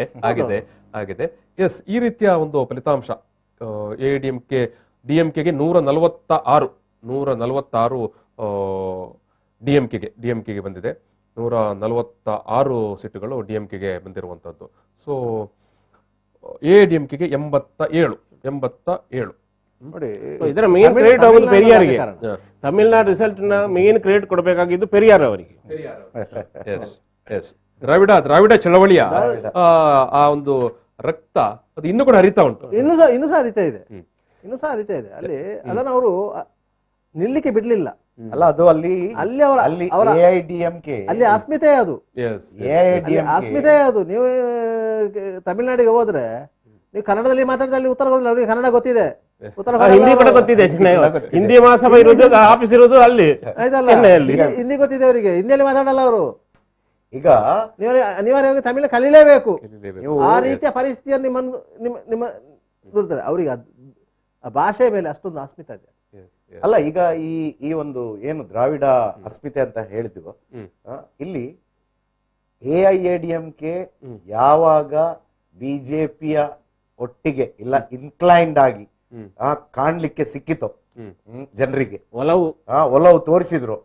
ಯಾಕಂದ್ರೆ ಈಗ ಎಐಎಡಿಎಂಕೆ ಪ್ಲಸ್ ಬಿಜೆಪಿ ಅಂತೇಳಿ ನಾವು ಅಲ್ಲಿದು ಪಾಲಿಟಿಕ್ಸ್ ಅನ್ನು ಅರ್ಥ ಮಾಡಿಕೊಳ್ಬೇಕು. ಸೊ ಅದು ಆದ ಕೂಡ್ಲೆ ಅಲ್ಲಿ ಡಿಎಂಕೆಗೆ ಆಟೋಮ್ಯಾಟಿಕಲಿ ಜನರು ಎಡ್ಜ್ ಸಿಕ್ಕಿತ್ತು. ಒಂದು ಬಿಜೆಪಿ ದ್ರಾವಿಡ ಚಳವಳಿ ಅಲ್ಲಿ ಪ್ರಬಲವಾಗಿ ಮುಂದುವರೆದು ಪ್ರಭಾವಶಾಲಿ ಆಗ್ಲಿಕ್ಕೆ ಅವರ ಹಿಂದಿ ವಿರೋಧಿ ಧೋರಣೆ. ಆಯ್ತಲ್ಲ, ಭಾರತೀಯ ಜನತಾ ಪಕ್ಷ ಹಿಂದಿ ಬೆಲ್ಟ್ ಪಕ್ಷ, ಹಿಂದಿ ಬೇಸ್ಡ್ ಪಕ್ಷ, ಆದ್ರಿಂದಾಗಿ ಅದನ್ನು ತಮಿಳುನಾಡು ಒಪ್ಪಲಿಲ್ಲ. ಮೊದಲು ಒಪ್ಪಲಿಲ್ಲ, ಈಗಲೂ ಒಪ್ಪಲಿಲ್ಲ, ಮುಂದೆ ಒಪ್ಪುದಿಲ್ಲ. ಈಗ ಮೊನ್ನೆ ಏನು ಚುನಾವಣಾ ಪ್ರಚಾರ ಸಂದರ್ಭದಲ್ಲೇ ಡಿಎಂಕೆ ಏನು ಕ್ಯಾಂಡಿಡೇಟ್ಗಳೆಲ್ಲ ಏನೋ ಹ್ಯಾಶ್ ಟ್ಯಾಗ್ ಮಾಡ್ತಾ ಇದ್ರು. ಮೋದಿ ಅವರು ನಮ್ಮ ಕ್ಷೇತ್ರಕ್ಕೂ ಕೂಡ ಬರಲಿ ಅಂತ. ಹೌದು, ಬಂದ್ರೆ ನಮ್ಗೆ ಲಾಭ ಆಗತ್ತೆ ಅಂತ. ಹೌದು. ಮೋದಿ ಅವರು ಬಂದ್ರೆ ಯಾವ್ದೋ ಭಾಷೆಯಲ್ಲಿ ಮಾತಾಡ್ತಾರೆ, ಹಿಂದಿಯಲ್ಲಿ ಮಾತಾಡ್ತಾರೆ. ಅವ್ರಿಗೆ ಬೇಕಿದ್ದದು. ಹೌದು ಹೌದು ಹೌದು. ಅವ್ರದ್ದು ಹಿಂದಿ ವಿರೋಧಿ ಧೋರಣೆ ಉಂಟಲ್ಲ ಜನರದ್ದು, ಅದನ್ನು ಎನ್ಕೇಜ್ ಮಾಡ್ಕೊಳ್ಬಹುದು, ಎನ್ಕೇಜ್ ಮಾಡ್ಕೊಳ್ಲಿಕ್ಕೆ ಆಗತ್ತೆ ಅಂತ. ಸೊ ಅದಕ್ಕಾಗಿ ಇವನ್ ಏನು ನಮ್ಮ ಕರ್ನಾಟಕದ ಸಿಂಗಂ ಯಾರು ಅಣ್ಣಾಮಲೈ ಅವರು ಬಿಜೆಪಿಯಲ್ಲಿ ಸ್ಪರ್ಧೆ ಮಾಡ್ತಾರೆ. ಬಟ್ ಇಡೀ ಅವರ ಕ್ಷೇತ್ರದಲ್ಲಿ ಚುನಾವಣಾ ರಾಜ್ಯ ಉಪಾಧ್ಯಕ್ಷರೇ ಅವರು. ಹೌದು, ರಾಜ್ಯ ಉಪಾಧ್ಯಕ್ಷರು ಇಡೀ ತನ್ನ ಚುನಾವಣಾ ಕ್ಷೇತ್ರದಲ್ಲಿ ಅವರು ಇಡೀ ಒಂದು ಪ್ರಚಾರದ 1 ತಿಂಗಳಲ್ಲಿ ಮೋದಿಯ ಹೆಸರೇ ತೆಗೆಯುವುದಿಲ್ಲ ಅಂತೆ. ಹೌದು, ಇದು ಯಾರು ಶಶಿಕಾಂತ್ ಸೆಂಥಿಲ್ ಅವರು ಇದೇ ವೇದಿಕೆಯಲ್ಲಿ ಏನು ಮಾತುಕತೆಗೆ ಬಂದ ಸಂದರ್ಭದಲ್ಲಿ ಹೇಳಿದ್ದವರು. ಯಾಕಂತ ಹೇಳಿದ್ರೆ ಈವನ್ ಇವರು ಅಣ್ಣಾಮಲೈ ಅಂತಲ್ಲ, ಈವನ್ ಇತರ ಏನು ಬಿಜೆಪಿ ಕ್ಯಾಂಡಿಡೇಟ್ಗಳು ಕೂಡ ಒಬ್ಬರು ಕೂಡ ಮೋದಿ ಹೆಸರಂತ ಹೇಳೋದಿಲ್ಲ ಅವರು ಅಂತ. ನೋಡಿ, ಅದೇ ಕೇಂದ್ರ ಸರ್ಕಾರದಿಂದ ಏನೆಲ್ಲ ಕಾರ್ಯಕ್ರಮಗಳು ಬರ್ಲಿ ಅದನ್ನು ಪರಿಣಾಮಕಾರಿಯಾಗಿ ತೆಗೆದುಕೊಂಡು ಅನುಷ್ಠಾನಗೊಳಿಸುವಲ್ಲೂ ಅವರು ಹುಷಾರಿದ್ದಾರೆ. ಅಲ್ಲ ನೋಡಿ, ಖುಷ್ಬುಗೆ ಅಲ್ಲಿಯ ಜನರು ದೇವಸ್ಥಾನ ಕಟ್ಟಿದ್ದಾರೆ. ಅವಳನ್ನು ಬಿಜೆಪಿ ಅವರು ತಕೊಂಡ ಮೇಲೆ ಅದು ಆಕ್ಚುಲಿ ಬಿಜೆಪಿಗೆ ಮತ್ತೆ AIDMKಗೆ ಅದು ಉಲ್ಟಾನೇ ಹೊಡೆದಿರೋದು. ಆದ್ರೆ ಸೊ ಇಲ್ಲಿ ನಾವು ಕರ್ನಾಟಕದಲ್ಲಿ ಹೇಗೆ ಪರ್ಸನಲ್ ವರ್ಚಸ್ಸು ಅಂತ ಹೇಳಿದ್ವು, ಅದೇ ರೀತಿ ಅಲ್ಲಿ ನೋಡಿ ಖುಷ್ಬುಗೆ ಎಷ್ಟೇ ಪರ್ಸನಲ್ ವರ್ಚಸ್ ಇದ್ರೂ ಆ ಒಂದು ಬಿಜೆಪಿಯ ಹಣೆ ಪಟ್ಟಿ ಬಂದ ಕೂಡ್ಲೆ ಇಲ್ಲ ಬಿಜೆಪಿಯನ್ನು ಸೇರಿದ ಕೂಡ್ಲೆ ಅದು ಹೋಯ್ತು, ಎಲ್ಲ ಬಣ್ಣ ಮಸಿನಿಂಗಿತ್ತು ಅಂತ ಹಾಗೆ ಆಗಿದೆ. ಸೊ ಅಂದ್ರೆ ಮೋದಿ ಅಥವಾ ಅಮಿತ್ ಶಾ ಅವರಿಗೆ ತಮಿಳುನಾಡಿನಲ್ಲಿ ಏನನ್ನು ಮಾಡ್ಲಿಕ್ಕೆ ಆಗ್ಲಿಲ್ಲ, ಇವನ್ ಕೇರಳದಲ್ಲೂ ಏನನ್ನು ಮಾಡ್ಲಿಕ್ಕೆ ಆಗ್ಲಿಲ್ಲ. ಅಲ್ಲ, ಕೇರಳದಲ್ಲಿ ವೋಟ್ ಶೇರ್ ಇನ್ಕ್ರೀಸ್ ಆಗಿದೆ, ವೋಟ್ ಶೇರ್ ಇನ್ಕ್ರೀಸ್ ಆಗಿದೆ. ಅದು ಇನ್ನು ಮುಂದಿನ ಟೈಮ್ ಅಲ್ಲಿ ಹೇಗೆ ಆಗ್ಬಹುದು ಹೇಳಲಿಕ್ಕೆ ಆಗುದಿಲ್ಲ. ಆದ್ರೆ LDF ಬಂದಿರೋದ್ರಿಂದ ಬಿಜೆಪಿ ಅವರಿಗೆ ಆ ಒಂದು ವೋಟ್ ಶೇರ್ ಅನ್ನು ಕ್ಯಾಪಿಟಲೈಸ್ ಮಾಡಿ ಮುಂದೆ ಹೋಗ್ಲಿಕ್ಕೆ ಕಷ್ಟ ಇದೆ. UDF ಬಂದಿದ್ರೆ ಬಿಜೆಪಿ ನೆಕ್ಸ್ಟ್ ಇಲೆಕ್ಷನ್ ನಲ್ಲಿ ಅವರಿಗೆ ಅಡ್ವಾಂಟೇಜ್ ಬರ್ತದೆ, ಇನ್ನೊಂದು ಸ್ಟೆಪ್ ಮೇಲೆ ಹೋಗ್ತಾರೆ. ಯಾಕಂದ್ರೆ UDF ಬಂದಿದ್ರೆ ಬಿಜೆಪಿಗೆ ಬಿಜೆಪಿ ಅಜೆಂಡಾಗಳನ್ನು ಮುಂದುಕೊಂಡು ಹೋಗ್ಲಿಕ್ಕೆ ಸುಲಭ ಆಗ್ತದೆ. ಅವರಿಗೆ ಬಿಜೆಪಿ ಅವ್ರದ್ದು ಏನು ಗೊತ್ತಾ, ದುರಾಲೋಚನೆ ಇದೆ, ದೂರಾಲೋಚನೆ ಇದೆ, ಎರಡೂ ಇದೆ. ಎಸ್, ಬಟ್ ಎಸ್, ಖಂಡಿತ ಪುದುಚೇರಿಯಲ್ಲಿ ಮಾತ್ರ ಏನು ಬಿಜೆಪಿ ಅಥವಾ NDA ಕೂಟ ಮುನ್ನಡೆ ಸಾಧಿಸಿದೆ. ಪುದುಚೇರಿ ರಾಮಸ್ವಾಮಿ ಅವರದ್ದು ಪಾರ್ಟಿ ಮುನ್ನಡೆ ಇದೆ, ಬಿಜೆಪಿ ಒಂದು 3 ಸೀಟನ್ನ ಬಂದಿರಬೇಕು. ನೋಡಿ, ಅಲ್ಲಿ ರಾಹುಲ್ ಗಾಂಧಿ ಹೋದ ಮರು ದಿವಸವೇ ಕಾಂಗ್ರೆಸ್ ಸರ್ಕಾರ ಹೋಗ್ತದೆ. ಅಂದ್ರೆ ಇವರ ನಾಯಕತ್ವ ಯಾವ ರೀತಿ ಇದೆ ಅಂತ ನಾನು ಇದು ಮಾಡಿ, ಚಿಕ್ಕ ಒಂದು ರಾಜ್ಯ, ಆ ಚಿಕ್ಕ ರಾಜ್ಯದಲ್ಲಿ 30 ಜನ MLAs ಇರುವುದು, ಅಂತ ಒಂದು ರಾಜ್ಯವನ್ನು ಇವರಿಗೆ ಅದರ ಕಂಟ್ರೋಲ್ ಮಾಡ್ಲಿಕ್ಕೆ ಆಗುದಿಲ್ಲ. ಅಂದ್ರೆ 30ರಲ್ಲಿ 17 ಇದು NDA ಬಂದಿದೆ, 11 UPA ಬಂದಿದೆ, ಒಂದು ಅದರ್ಸ್ ಇದ್ದಾರೆ. ಅಲ್ಲಿ ಏನು ಗೊತ್ತಾ, ನಿಕಟವಾದ ಫೈಟ್ ಅಲ್ಲಿ ಕೂಡ ಅದು ರಾಮಸ್ವಾಮಿ ಪಾರ್ಟಿ ಅಂತ ಒಂದು ಮಾಡಿದ್ದಾರೆ ಅವರು. ಹೌದು. ಸೊ ಆ ರಾಮಸ್ವಾಮಿಯ ಪ್ರಭಾವದಿಂದ ಅಲ್ಲಿ NDA ಕಾಂಗ್ರೆಸ್ ಹೊಡೆದು ಒಂದು ಗುಂಪಾಯ್ತಲ್ಲ, ಅದು ಬಿಜೆಪಿ. ಅಸ್ಸಾಂ ಬಂದಾಗ ಅಸ್ಸಾಂ ಅಲ್ಲಿ ಕೂಡ NDA ಮುನ್ನಡೆ ಸಾಧಿಸಿದೆ. ಅಸ್ಸಾಂ ಅಲ್ಲಿ ಕೂಡ ಆಂಟಿ ಇನ್ಕಂಬೆನ್ಸಿ ಇತ್ತು, NRC ಇಂದ ಆಂಟಿ ಇನ್ಕಂಬೆನ್ಸಿ ಇತ್ತು, ಅಲ್ಲಿ ಟ್ರೈಬಲ್ ಇಶ್ಯೂಸ್ ಇದೆ, ತುಂಬಾ ಪ್ರಾಬ್ಲಮ್ಸ್ ಇದೆ. ಹೌದು, ಆದ್ರೆ ಇಲ್ಲಿ ಕೂಡ ಬಿಜೆಪಿ 78 ಏನು ಸ್ಥಾನಗಳನ್ನು, ಇಲ್ಲಿ ಕೂಡ ಕಾಂಗ್ರೆಸ್ 48. ಇಲ್ಲಿ ಕೂಡ ಕಾಂಗ್ರೆಸ್ಸಿನ ಸ್ಟ್ರಾಟಜಿ ಟೋಟಲ್ ಫೇಲ್ಯೂರ್ ಅಂತ ಹೇಳಿ. ಅಟ್ ಲೀಸ್ಟ್ ಒಂದು ನೆಕ್ ಅಂಡ್ ನೆಕ್ ಫೈಟ್ ಕೂಡ ಅಲ್ಲಿ ಕೊಡ್ಲಿಲ್ಲ. ಅದು ಸರ್ಕಾರ ಕಾಂಗ್ರೆಸ್ 47, ಬಿಜೆಪಿ 78. ಸೊ ನೋಡಿ, ಕೆಲವು ಟ್ರೈಬಲ್ ಬೆಲ್ಟ್ ಅಲ್ಲಿ ಅವರು ಆಂಟಿ ಬಿಜೆಪಿ ಇದ್ದಾರೆ, ಅದನ್ನು ಎನ್ಕಾಶ್ ಮಾಡ್ಲಿಕ್ಕೆ ಇವ್ರಿಗೆ ಆಗ್ಲಿಲ್ಲ. ಆಮೇಲೆ ಅದೊಂದು ಮೈನಾರಿಟಿ ಪಾರ್ಟಿ ಕೂಡ ಇದೆ, ಅದರೊಟ್ಟಿಗೆ ಕೂಡ ಇವರು ಮಾಡಿದ್ದಾರೆ, ಅದರಿಂದ ಕೂಡ ಇವರಿಗೆ ಲಾಭ ಆಗ್ಲಿಲ್ಲ. ಹೌದು. ಅಂದ್ರೆ ಇವರಿಗೆ ಕಾಂಗ್ರೆಸ್ನವರು ಈಗಲೂ ಚುನಾವಣೆ ಗೆಲ್ಲುವ ಆ ಮೈಕ್ರೋ ಮ್ಯಾನೇಜ್ಮೆಂಟ್ ಗೊತ್ತಿಲ್ಲ. ಈಗ ಮಮತಾ ಬ್ಯಾನರ್ಜಿ ವಿನ್ ಆಗೋದ್ರ ಮರ್ತೋಗಿದೆ. ಅಲ್ಲ, ಆಗಿನ ಇಂದಿರಾ ಗಾಂಧಿ ಇಲ್ಲ, ಆ ಪರಿಸ್ಥಿತಿ ಇಲ್ಲ. ಮೊದಲು ಮಾಡ್ತಿದ್ದು ಇಂದಿರಾ ಗಾಂಧಿ ಹೆಸರಲ್ಲಿ ಇವರು ಓಟ್ ಹೊಡಿತಿದ್ರು, ಆ ಪರಿಸ್ಥಿತಿ ಈಗ ಇಲ್ಲ. ಈಗ ಬಿಜೆಪಿ ಒಂದ್ ಟೈಮ್ ಅಲ್ಲಿ ಮೋದಿ ಈಗ ಬಿಜೆಪಿ ಕೂಡ ಹಿಂದುತ್ವದ ಹೆಸರಲ್ಲಿ ಓಟ್ ಇದು ಮಾಡುದು ಅಲ್ಲದೆ ಬೇರೆ ಯಾವುದೇ ಅಭಿವೃದ್ಧಿ ಇಲ್ಲ, ಕೊರೋನಾ ಮ್ಯಾನೇಜ್ಮೆಂಟ್ ಮ್ಯಾನೇಜ್ಮೆಂಟ್ ಇಲ್ಲ, ಬೂತ್ ಮ್ಯಾನೇಜ್ಮೆಂಟ್. ಅದೇ ನೀವು ವೆಸ್ಟ್ ಬೆಂಗಾಲದಲ್ಲಿ ನೀವು ಪ್ರಶಾಂತ್ ಕಿಶೋರಿಗೆ ಒಂದು ಕ್ರೆಡಿಟ್ ಕೊಡಬೇಕಾಗ್ತದೆ. ವೆಸ್ಟ್ ಬೆಂಗಾಲ್ ನಲ್ಲಿ ಪ್ರಶಾಂತ್ ಕಿಶೋರ್ಗೆ ಒಂದು ಕ್ರೆಡಿಟ್ ಕೊಡಬೇಕಾಗತ್ತೆ ಅಂತ. ಎಸ್. ಆದ್ರೆ ಪ್ರಶಾಂತ್ ಕಿಶೋರಿಗೂ ಕೂಡ ಅವರದೇ ಆದ ಡೌಟ್ಸ್ ಇತ್ತು ಲಾಸ್ಟ್ ಮಿನಿಟ್ ಅಲ್ಲಿ. ಎಲ್ಲೋ ಖಾಸಗಿಯಾಗಿ ಮಾತನಾಡಿಕೊಂಡ್ರು ಅಂತ ಅದು ಕೂಡ ಒಂದು ಇದೆ ಟ್ಯಾಕ್ಟಿಕ್. ಇಲ್ಲಿ ಯಾಕಂತ ಹೇಳಿದ್ರೆ ಇನ್ನು ಅಲ್ಲಿ 3-4 ಫೇಸ್ ಬಾಕಿ ಇತ್ತು ಎಲೆಕ್ಷನ್. ಛತ್ತೀಸ್ಗಢದಲ್ಲಿ ಇದು ನಕ್ಸಲ್ ಅಟ್ಯಾಕ್ ಆಗ್ತದಲ್ಲ, ಆ ವಿಚಾರವನ್ನು 15 ದಿವಸ ಮೊದಲು ಅವ್ರು ಹೇಳ್ತಾರೆ. ಯಾರು? ಈ ಪ್ರಶಾಂತ್ ಕಿಶೋರ್. ಈ ನನ್ನ ಏನು ಇದಿದೆ ಸರ್ವೆ ಇದೆ, ಟಿಎಂಸಿ ವಿನ್ ಆಗ್ತದೆ ಅನ್ನೋದು, ಇದು ಚೇಂಜ್ ಆಗುದಿಲ್ಲ. ಚೇಂಜ್ ಆಗ್ಬಹುದು ಯಾವಾಗ ಅಂದ್ರೆ ಪ್ಯಾರಾಮಿಲಿಟರಿ ಫೋರ್ಸಸ್ ಮೇಲೆ ನಮ್ಮ ದೇಶದಲ್ಲಿ ಯಾವ್ದು ಅಟ್ಯಾಕ್ ಆದ್ರೆ ನನ್ನ ಫಲಿತಾಂಶದಲ್ಲಿ ಏರ್ಪೇರ್ ಆಗ್ಬಹುದು ಅಂತ. ಅದು ಆಗಿದೆ ಕೂಡ, ಆದ್ರೆ ಅದು ಫಲಿತಾಂಶ ಮೇಲೆ ಆಗ್ಲಿಲ್ಲ. ಮತ್ತೆ ಇನ್ನೊಂದು ವೆಸ್ಟ್ ಬೆಂಗಾಲ್ ಅಲ್ಲಿ ಮುಗಿಸ್ತಾ ಇದ್ದೇವೆ ನಂದಗೋಪಾಲ್. ಎಸ್ ಹೇಳಿ. ಲಾಸ್ಟ್ ಒಂದು ವೆಸ್ಟ್ ಬೆಂಗಾಲ್ ಅಲ್ಲಿ ಈ ಏನು ಮಮತಾ ಬ್ಯಾನರ್ಜಿ ಅವರು ಈ 8 ಫೇಸಿನ ಬಗ್ಗೆ ವಿರೋಧ ವ್ಯಕ್ತಪಡಿಸಿದ್ರು, ಆ 8 ಫೇಸೇ ಮಮತಾ ಬ್ಯಾನರ್ಜಿಗೆ ಲಾಭ. ಹೌದು, ಜನರಿಗೆ ಕಷ್ಟ ಕಾಲದಲ್ಲಿ ಒಂದೇ ಫೇಸ್ ಅಲ್ಲಿ ಎಲೆಕ್ಷನ್ ಆಗಿ ಹೋಗಿದ್ದರೆ ಚೆನ್ನಾಗಿತ್ತು ಅಂತ ಜನರಿಗೆ ಕೊಡೋದು ಅರ್ಥ ಆಗಿರ್ಬೋದು. ಅಲ್ಲ, ಕನೆಕ್ಟ್ ಆಗ್ತದೆ. ವೆಸ್ಟ್ ಬೆಂಗಾಲ್ ಮತ್ತೆ ತಮಿಳುನಾಡಲ್ಲಿ ಒಂದು ಫೇಸ್ ಅಲ್ಲಿ ಆಯ್ತಲ್ಲ. ಕೇರಳದಲ್ಲಿ ಆಗಿದೆ. ಕೇರಳದಲ್ಲಿ ಆಗಿದೆ. Yes yes yes. ಇದು ಸತೀಶ್ ಜಾರಕಿಹೊಳಿ 10ನೇ ಏನು 50ನೇ ಸುತ್ತಿನಲ್ಲಿ ಕೂಡ ಮುನ್ನಡೆಯನ್ನು ಸಾಧಿಸಿದ್ದಾರೆ. 50ನೇ ಸುತ್ತಿನಲ್ಲಿ ಕೂಡ ಸತೀಶ್ ಜಾರಕಿಹೊಳಿ ಮುನ್ನಡೆಯನ್ನು ಸಾಧಿಸಿದ್ದಾರೆ. Yes yes yes yes. Almost ಈಗಿನ ಒಂದು ಟ್ರೆಂಡ್ ನೋಡುವಾಗ ಬಿಜೆಪಿಗೆ ಸ್ವಲ್ಪ ಎಲ್ಲೋ ಕಷ್ಟದ ಆದ್ಯ ಅಂತ ಕಾಣಿಸ್ತಾ ಉಂಟು. ಈಗಿನ ಟೋಟಲ್ 5 ರಾಜ್ಯದ್ದು ಮತ್ತೆ ಕೆಲವೊಂದು ತುಂಬಾ ಕಡೆ ಬೈ ಎಲೆಕ್ಷನ್ ಆಗಿದೆ. ಒಂದೊಂದು ಸೀಟು ಲೋಕಸಭೆಗೆ ಮತ್ತು ಇದಕ್ಕೆ ಕೂಡ ವಿಧಾನಸಭೆ ಕೂಡ ಒಂದು 5-6 ರಾಜ್ಯದಲ್ಲಿ ಆಗಿದೆ. ಕಷ್ಟ ಅಂದ್ರೆ ಒಂದು ಜನ ಅರ್ಥ ಮಾಡ್ತಾ ಇದ್ದಾರಾ ಅನ್ನುವಂತ ಒಂದು ಇದು ಅಂದ್ರೆ ಬರೇ ಎಲೆಕ್ಷನ್ ಮಾರ್ಕೆಟಿಂಗ್ ಇಂದಲೇ ಜನರನ್ನು ಓಟ್ ಗೆಲ್ಬಹುದು ಅನ್ನುವಂತ 10,000 ಮುನ್ನಡೆ 50ನೇ ಸುತ್ತಿನಿಗೆ ಬರುವಾಗ ಸ್ವಲ್ಪ ಇಂಟ್ರೆಸ್ಟಿಂಗ್ ಉಂಟು ಬೆಳಗಾಂ. ಯಾಕಂದ್ರೆ ಬೆಳಗಾಂ ನೀವು ಹಿಸ್ಟ್ರಿ ನೋಡಿದ್ರೆ ಬೆಳಗಾಂ ಲೋಕಸಭಾ ಕ್ಷೇತ್ರದ್ದು ಕಾಂಗ್ರೆಸ್ ಒಂದು ದೊಡ್ಡ ಮಟ್ಟದ ಫೈಟ್ ಕೊಟ್ಟೇ ಇಲ್ಲ. ಕೊಟ್ಟಿದ್ದು ಯಾವಾಗ ಲಾಸ್ಟ್ ಎಲೆಕ್ಷನ್ ಅಲ್ಲಿ ಹೆಬ್ಳಿಕರ್ ಲಕ್ಷ್ಮೀ ಹೆಬ್ಬಾಳ್ಕರ್ ಅಂತಾಗ ಸ್ವಲ್ಪ ವೋಟ್ ಶೇರ್ ಜಾಸ್ತಿ ಆಗಿತ್ತು ಕಾಂಗ್ರೆಸ್ಗೆ. ಅದು ಬಿಟ್ರೆ ಇದುವೇ ಫಸ್ಟ್ ಟೈಮ್ ಕಾಂಗ್ರೆಸ್ ಅಲ್ಲಿ ಒಂದು ಈ ತರದ ಈ ಸಲ ಅದೇ ಏನು ಎಲ್ಲಾ ಗ್ರೂಪ್ಗಳನ್ನು ಕೂಡ ತೂಗಿ ಸತೀಶ್ ಜಾರಕಿಹೊಳಿ ತಂದು ಸತೀಶ್ ಜಾರಕಿಹೊಳಿ ಕಾಂಗ್ರೆಸ್ನ 22 ಗ್ರೂಪ್ಗಳು ಒಟ್ಟು ಮಾಡ್ಲಿಕ್ಕೆ ಡಿ ಕೆ ಶಿವಕುಮಾರ್ ಪ್ರಯತ್ನ ಪಟ್ಟಿದ್ದಾರೆ. ಅಲ್ಲಲ್ಲ ಅಲ್ಲಿಂತಲ್ಲ, ಅದು ಅಷ್ಟು ಗ್ರೂಪ್ಗಳು ಎಲ್ಲ ಜಿಲ್ಲೆಗಳಲ್ಲಿ ಅದನ್ನೆಲ್ಲ ಸತೀಶ್ ಜಾರಕಿಹೊಳಿಯನ್ನು ತಂದು ಮ್ಯಾನೇಜ್ ಮಾಡಿದ್ದಾರೆ. ಯಾಕಂದ್ರೆ ಜಾರಕಿಹೊಳಿ ಫ್ಯಾಮಿಲಿಯಲ್ಲಿ ಸತೀಶ್ ಜಾರಕಿಹೊಳಿ ಸ್ವಲ್ಪ ಸೌಮ್ಯ ಮತ್ತು ಅಲ್ಲಿ ನೋಡಿ, ಒಂದು ಲಕ್ಷ್ಮೀ ಹೆಬ್ಬಾಳ್ಕರ್ ಅವರ ಆಸ್ಪಿರೆಂಟ್, ಇನ್ನು ಇವರು ಇದ್ರು ಅನ್ಸುತ್ತೆ ನಮಗೆ ಲಾಸ್ಟ್ ಟೈಮ್. ತುಂಬಾ ಜನ ಇದ್ರು ಕಾಂಗ್ರೆಸ್ ನಲ್ಲಿ ಕೂಡ. ಅಲ್ಲ ಇವರು ನಾವು ಈ ಒಂದು ಏನು ಪಂಚರಾಜ್ಯ ಚುನಾವಣೆಗಳ ವಿಶ್ಲೇಷಣೆಯನ್ನು ಇಲ್ಲಿ ಸಮಾಪನ ಮಾಡ್ತಾ ಇದ್ದೇವೆ. ಆಲ್ಮೋಸ್ಟ್ ಎಲ್ಲ ರಾಜ್ಯಗಳ ಒಂದು ಸ್ಪಷ್ಟವಾದ ಚಿತ್ರಣ ಈಗಾಗಲೇ ನಮ್ಮ ಕಣ್ಣ ಮುಂದೆ ಇದೆ, ಗೊತ್ತಾಗಿದೆ. ಒಂದಷ್ಟು ಫಲಿತಾಂಶಗಳನ್ನು ಅಧಿಕೃತವಾಗಿ ಚುನಾವಣಾ ಆಯೋಗ ಅನೌನ್ಸ್ ಮಾಡೋದಷ್ಟೇ ಬಾಕಿ ಇರುವಂಥದ್ದು. ಇನ್ನೂ ಕೂಡ ಒಂದೆರಡು ಇಂಪಾರ್ಟೆಂಟ್ ಕ್ಷೇತ್ರಗಳ ಫಲಿತಾಂಶ ಸ್ವಲ್ಪ ಹಾವು ಏಣಿ ಓಟದ ತರನೇ ಉಂಟು. ಅದು ನಂದಿಗ್ರಾಮ, ಏನು ಮಮತಾ ಬ್ಯಾನರ್ಜಿ ಸ್ಪರ್ಧೆ ಮಾಡ್ತಾ ಇರುವಂಥದ್ದು, ಮತ್ತು ಕರ್ನಾಟಕದಲ್ಲೇ ಬೆಳಗಾಂ. ಉಳಿದಂತೆ ಅಧಿಕಾರಕ್ಕೆ ಯಾರು ಬರ್ತಾರೆ ಅನ್ನೋದು ಎಲ್ಲ ಕಡೆ ಸ್ಪಷ್ಟ ಆಗಿದೆ. ಅಸ್ಸಾಂನಲ್ಲಿ ಮತ್ತೆ NDA ಬಂದಿದೆ.